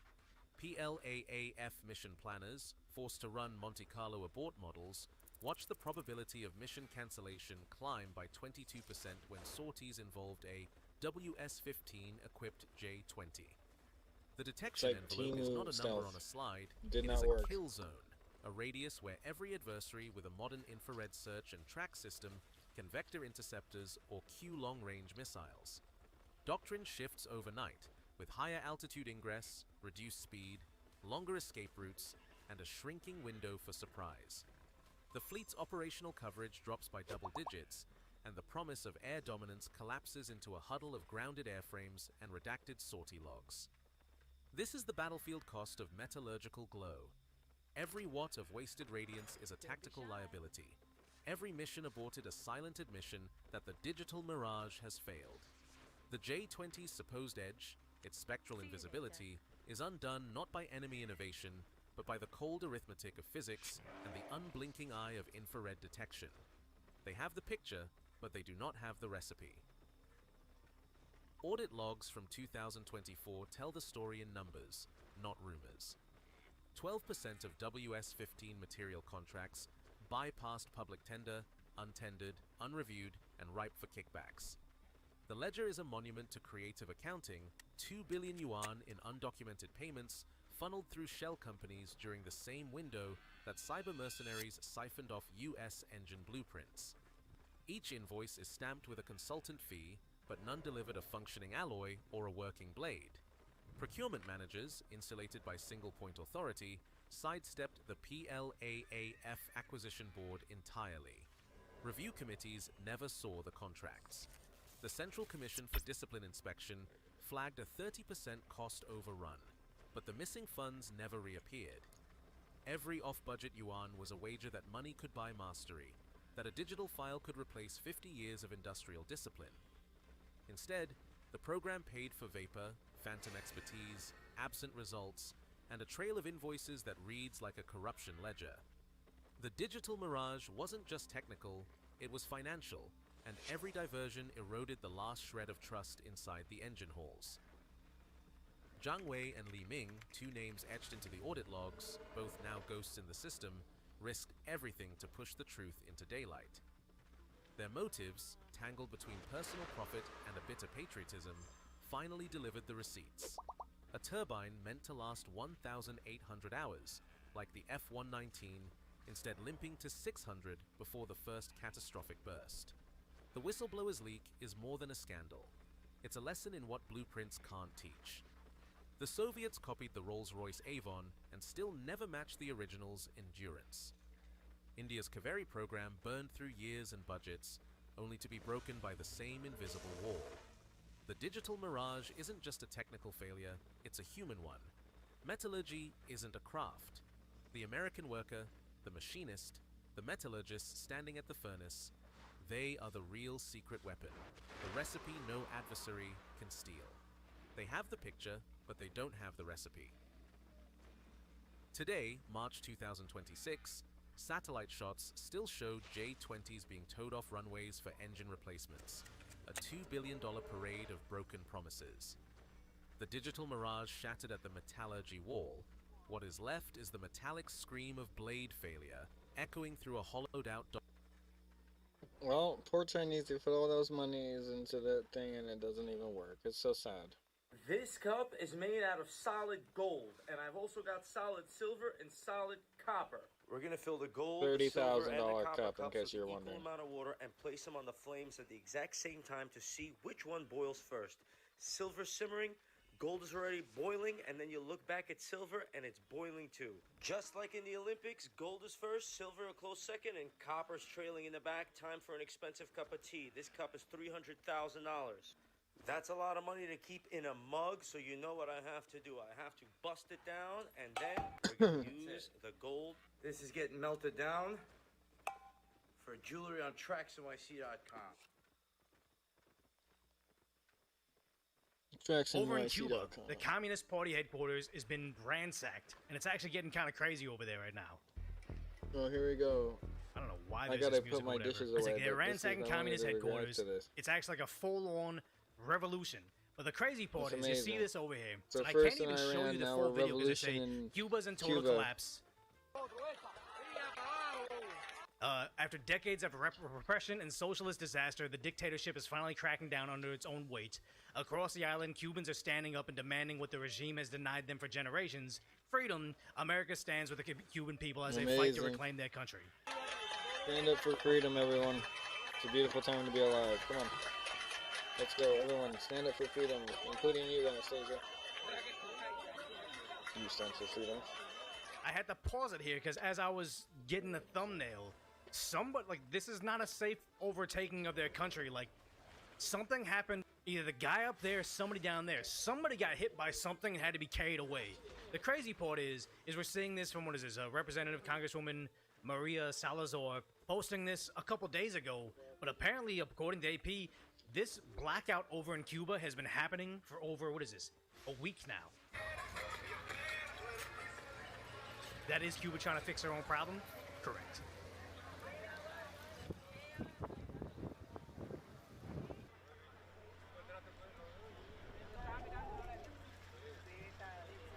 They interview somebody eventually, though.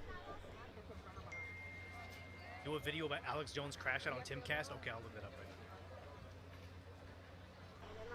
Bueno, me enteré que se cayó el incendio ahora y necesito llegar a mi casa para ver qué. I mean, this doesn't help me, AP. I ya don't usted speak. sabe que ya después sin luz no se puede hacer Is nada. anybody here in chat? Please don't claim you are if you aren't. But does anybody know what she's saying? I thought they translated this. I'm sorry. La comida que se puede echar a perder. Todos los problemas que hay, yo sé los problemas que hay. If they have son más de 24 auto-generated horas auto-translate, here it is. 24 horas. Why am I going all the way to E for English there? This one. Now we'll get something. Here we go. People giving us translations here. I couldn't see it. Muy mal. It's very bad, very bad. No tiene But has palabra no para decir words lo pues, to que describe what we're going through. Heat, mosquitoes, and no electricity. se puede echar a perder. Food that can spoil. Todos los problemas que hay, yo sé All the los problems problemas exist. que hay, I know son más de 24 horas ya. there are, but no more than 24 hours. Yeah, this translation is not doing well either. Yeah, small equals bad. Thank you. Thank you.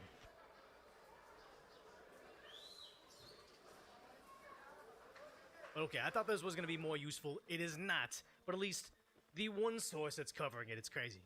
In Cuba, as protesters torch Communist Party offices, throw rocks, and chant against the regime in a rare show of defiance. Yeah, rare show against defiance, because in an actual communist dictatorship, you can't just peacefully march in the streets without them ending you. We saw that in Venezuela. We saw that in Iran. Like, the left loves to say they want communism and also they're living under a dictatorship, and they conveniently ignore. Like, this is only Fox News is covering this. This is what it really looks like when you live under a dictatorship. Is opening talks with the Trump administration while a deepening energy and economic crisis grips the island. Madeline Rivera has the latest from here in D.C. And again, the chat's talking about how, like, why we don't owe Cuba anything, but it's like, I honestly feel like if it's in the Western Hemisphere, above the equator, in the Northern Hemisphere? I forget. Okay, whatever. But if it's in our part of the world, it would be advantageous not for us to go in there and regime change or whatever, but it would be in our best interest to have this country on our side as opposed to China's side, Russia's side. If we can do something to help them, I think that's more important than us helping Ukraine. The UK, the EU, they have a vested interest in defending Ukraine. That, by all means, that makes sense. But I feel like, yes, maybe, yeah, the Cubans want Trump. They're waving the American flag over in Miami. This makes more sense to me. Again, I am America, not America first, America only. But if this serves our interests, I can kind of understand that. Hi, Rich. Cuba is facing a growing humanitarian crisis as it struggles with fuel shortages. Anger over rolling blackouts and a shortage of food are culminating in protests. Cuban Missile Crisis, there are yes. reports of anti-government demonstrators attacking a Communist Party office in central Cuba. Videos on social media showed fire and people throwing rocks through the windows of a building. Cuban President Miguel Diaz-Canel addressed the protests, saying it is understandable that the prolonged blackouts caused distress in our town as a consequence of the U.S. energy blockade, cruelly intensified in recent months. But he goes on to say for vandalism and violence, there will be no impunity. Cuba's power outages got worse after Okay, so they're blaming America for what we're doing over in Iran and probably Venezuela as well. So they're saying they will punish their citizens with impunity. Is that what I'm getting right now? Like, yeah, communism never works. You guys are fools if you think it would. My audio keeps on cutting in and out. Really? Maduro in January, ending Venezuela's shipments of oil to the island. President Trump has also threatened to impose tariffs on any country that supplies oil to Cuba. And since then, airlines have restricted services to the island because they can no longer refuel. Classes have been suspended, and government employees are working remotely to try and preserve energy. We can't stand because always the U.S.'s fault. Yep. Cuba is very difficult. It's very hard, this situation. We're suffocating in this situation. Facing pressure, President Diaz-Canel says he spoke with President Trump last week. Diaz-Canel indicated the point of the talks was to find common ground to ensure the security of both the U.S. and Cuba. President Trump says Cuba needs to make a deal. Cuba's at the end of the line. They're very much at the end of the line. They have no money, they have no oil. They have a bad philosophy, they have a bad Tell them like how it is. Tell them like how it is. There. Been bad for a long time. Public protests are rare in Cuba, where there is no specific law to regulate these types of demonstrations, so it leaves those who are arrested in legal limbo. Rich. Madeline Rivera live for us. Madeline, thank you. Hey, it's Will Kane. Click here. No. Thank you, Fox News. Let's see. Anything good? Reuters 6 days ago. Fox News 54 minutes ago. I mean, it's a good one. Guess we'll just watch this one right here. Or maybe New York Post.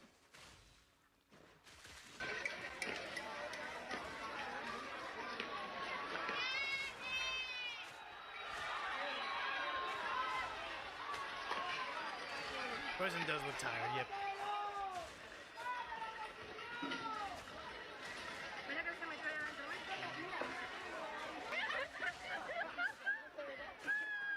Oh, this is the same thing, I think.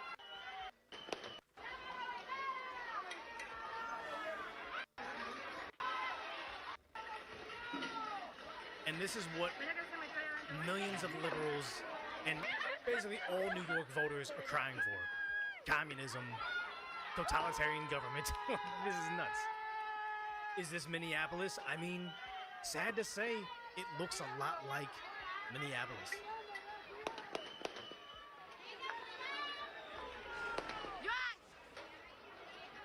Yeah, it's crazy. When does Canada get to do it? I feel like Canada's never going to save themselves. They're going to allow it to happen. I mean, it's going to come through under the guise of equality and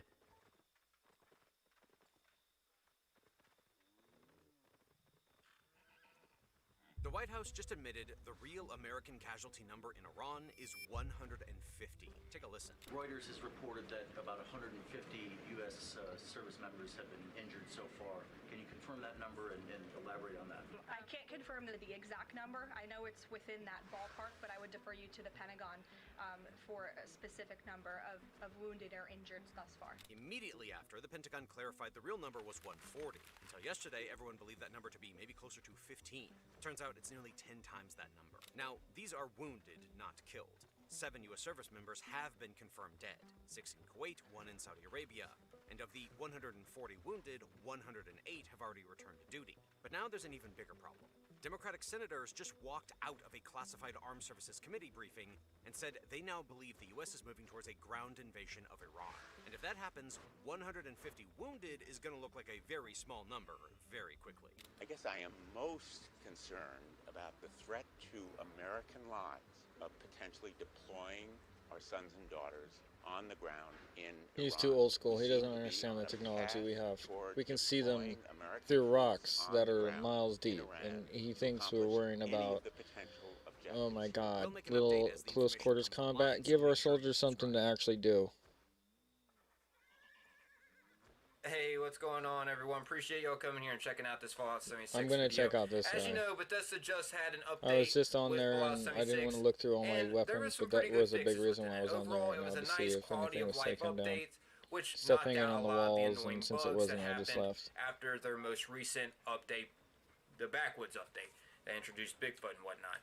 However, after this update, there seems to have been something else more serious that's starting to happen. Keep in mind, there's also still some bugs in the game, but you know, those aren't really, I'm not really going to be discussing those. I'll also be covering what all they fixed with this most recent update further in this video in case you're wondering about it. But first, I need to talk about something serious that is happening in the game. Multiple people have reported this happening. Personally, someone from my community actually reported this happening to them. This is something horrible. By the way, consider leaving a like on this video and possibly a comment, your thoughts as well. And if this is happening to you, or if you know someone this has happened to, jot down below in the comments. Also let them know they're not alone and they should report this to Bethesda. I'll get more into what could happen if they do report this. The more likes and comments this video gets, obviously the more it's going to get passed around so more people can know this is happening in the game. This is something extremely worrisome. If this happened to me, I would be personally freaking out. I'd be like, okay, what happened? Where'd it go? So as you can see here, here's one of the Reddit posts I'm going to be talking about. This was posted 10 hours ago. Vulcan power armor gone after game crashed. I placed my Vulcan power armor yesterday to mod it, but when I went to pick it up afterwards, it didn't go back to my inventory despite pressing the recall button multiple times. After about 30 seconds, the game crashed and now the armor is neither in my inventory nor in my stash. Dude, is there anything I can do or is it just gone forever? Edit, I restarted the game multiple times and it's still not in my inventory or in my stash. This person said relog and it should be in your inventory. And they responded saying, did that multiple times, it's not there. Follow a report with 3 exclamation points. I had this happen with my Hellcat power armor chassis and gone. Wouldn't pick up after placing my power armor to mod. Then it disappeared like it was going to go into my inventory. Never seen again. Yeah. If you've already tried logging out and back in, double check the armor pieces in your stash and Pip-Boy. Sometimes they'll get stripped from the power armor chassis. Otherwise, I'd recommend submitting a support ticket to see if they can help.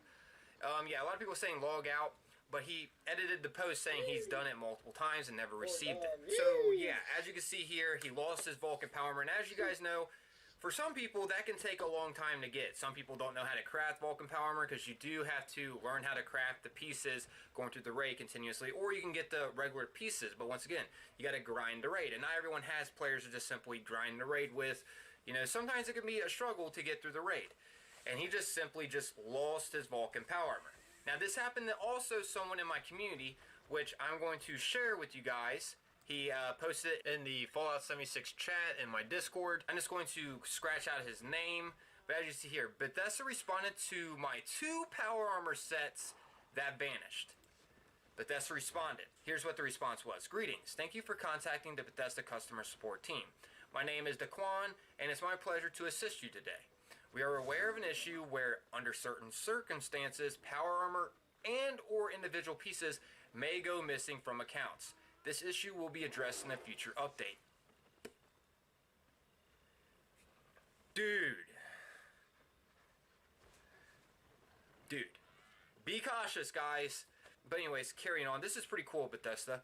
We sincerely apologize, but we are not able to restore missing items due to a limitation with our tools. As a courtesy for the inconvenience, we have added 2,500 atoms to your account. You should see your balance update when you next log into the game. We understand this does not replace what was lost, but please know that this issue has been given high priority. We truly appreciate you taking the time to bring this to our attention and for your patience while the team works toward a resolution. Whoo! Hey, at least Bethesda was kind enough to give him 2,500 atoms, which that's equivalent to $25.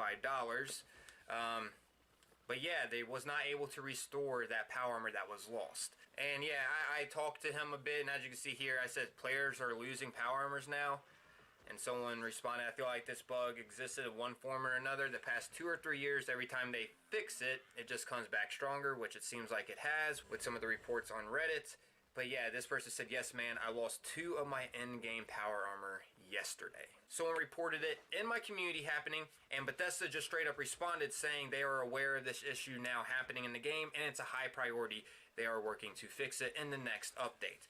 That's good news, but if this does happen to you, please report it to Bethesda. You gotta show some kind of proof. You can't just be like, I lost my 2 power armor. I lost my power armor. I don't know if that's going to work exactly, but hey, if it does, awesome. I honestly don't know though. But yeah, in case you don't know how to report a ticket, I'll leave a link down below in the description where you can go and submit a ticket to Bethesda. Just click the link down below in the description. This is worrisome. So yeah, this is something that you want to be cautious of. This is happening to players. If it's happened to you, please report it. And hey, leave it down below in the comments of how you got this fixed, if you did get it fixed, or what you did to ease the pain a little bit. Did Bethesda end up hooking you up with something, or did you report it to Bethesda after it happened, or was you able to get back your power armor eventually? Would love to know. As you can see, here's another person that said my power armor disappeared. I was playing the game a few days ago, and I placed down my power armor chassis to do some armor shuffling as I got some new pieces, and mind you, I was not in power armor, so after I finished the task, I tried to get in my favorite one, T51B, but it said I was already in it, and it said that for all the others, I left and came back, and my crap disappeared. It wasn't in my stash, no Hellcat, no Ultrasight, no Excavator. Now the only full sets I have are T45 that I got when I was new to the game. So he lost multiple sets of power armor as well. And he also reported it never returned even after logging out and logging back in. He also even said he uninstalled and reinstalled the game, and it still never came back. Yikes. Hopefully he reports this to Bethesda. Yeah, I just wanted to cover that. That is something really important to talk about. I can't just be like, oh well, that's happening to players, not report that. You know, that is something, and especially how it happened in my community and someone reported it in the Fallout chat of my Discord. You know, I feel like it's important to talk about this, because this could be happening to more players and they are just as confused. There is a possibility that you could get something in return from Bethesda. I'm pretty sure you're also, of course, going to have to show some kind of proof. I don't think Bethesda's just going to give you something, just be like, you know, here you go, you lost it, okay. I don't know. So, but hey, it's worth it to try it if you did actually lose it, and you don't have no proof. Just still shoot for it, submit a ticket. You never know. But anyways, before I wrap this up, I wanted to cover also the update that happened today as well. It was overall a pretty solid one, besides some weird power armor bug that's happening where players are losing their items, which that's annoying. As you see here, though, here's the update notes. Quite a bit was fixed. Gameplay fixed an issue where the chainsaw flamer would hit its target too fast, resulting in more damage than intended being dealt. Yeah. So no more playing around with that chainsaw. It's fun while it lasted. Fixed an issue where reflected damage could kill the Scorched Beast Queen in one hit. Pip-Boy fixes, fix an issue that prevented players from using shortcuts to increase the quantity of items they want to drop. Fix an issue that prevented players from closing the Pip-Boy with the expected B keybind. Fix an issue that prevented the scrolling feature from going back to the top of the list after reaching the bottom. Fix an issue that caused the inventory sorting feature to revert to default after exiting the Pip-Boy. Fix an issue where deployed power armor could be put into the stash by using a new Pip-Boy tab. Fix an issue where item stats were missing from the item tab. So yeah, pretty awesome ones right there, especially how we can now choose how much quantity can be dropped. I was so annoyed dragging it all the way over, dude. It was like so slow because I like to drop people buffs, XP buffs, before taking them to the raid to help level them up and stuff. But anyways, UI fixes, changed the open season menu keybind on PC from Control to Y, adjusted the naming of several mutation effects that were confusingly worded. Miscellaneous fixes are fix an issue that caused emotes, loot bags, and survival tents to be unequipped whenever the game is launched. Players will no longer receive frequent waiting for response from server messages when there are no server issues. Fix an issue which prevented players from extracting DNA from the Scorched Beast Queen during the heart of the enemy daily mission. Fixed instances where the game could crash while scrapping legendary items or while in a workbench. Fix an issue where replica Pip-Boys did not show when placed in the Pip-Boy display. So there you have it. That is the update for today as well. Be cautious on that power armor delete. If it once again happens to you, report it, please. The more reports that this gets, hopefully the faster Bethesda gets this out. Right now, it's high priority for them, so that's good news. I don't know when the next update's supposed to be, but that's when they're going to be rolling out a fix, as you just saw there with what was shared from someone in our Discord. He got a response from Bethesda, and yeah, it's good news that it's on their priority to fix it. And he got 2,500 atoms for the 2 power armors that he lost. Which, unfortunate though, he wasn't able to get those power armors back though. That's pretty unfortunate, especially how it was his in-game power armor, and a lot of good stuff was probably on it with like mods set up for his build and everything else. But yeah, I guess that's wrapping up this video though. Just wanted to enlighten you guys over this issue that is happening. So don't freak out if it does happen. I mean, you can freak out. It's rightfully okay to freak out. I would personally, but just know there's some lights at the end of the tunnel. Bethesda is aware of this issue, and you can report it, thankfully, and hopefully get something in return if it does happen to you. Oh, good luck to anyone that plays and has this I guess problem. it's better than nothing, right? But yeah, I guess that's wrapping up this video, everyone. Hopefully you all found this enjoyable and enlightening. Once again,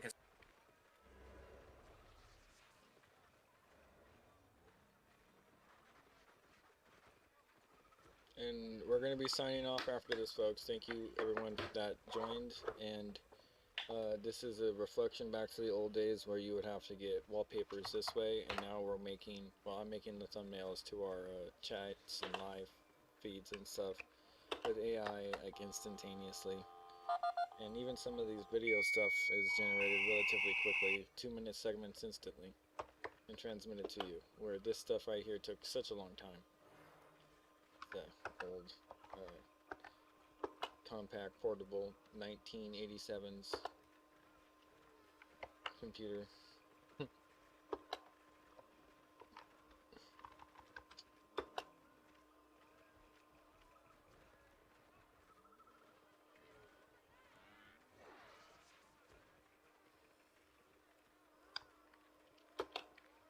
Crazy, am I right?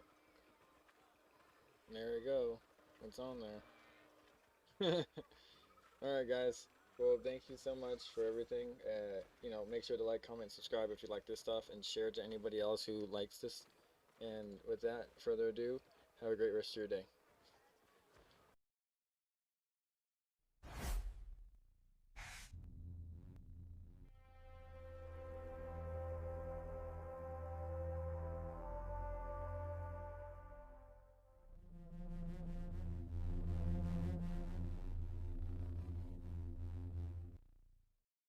A few moments later.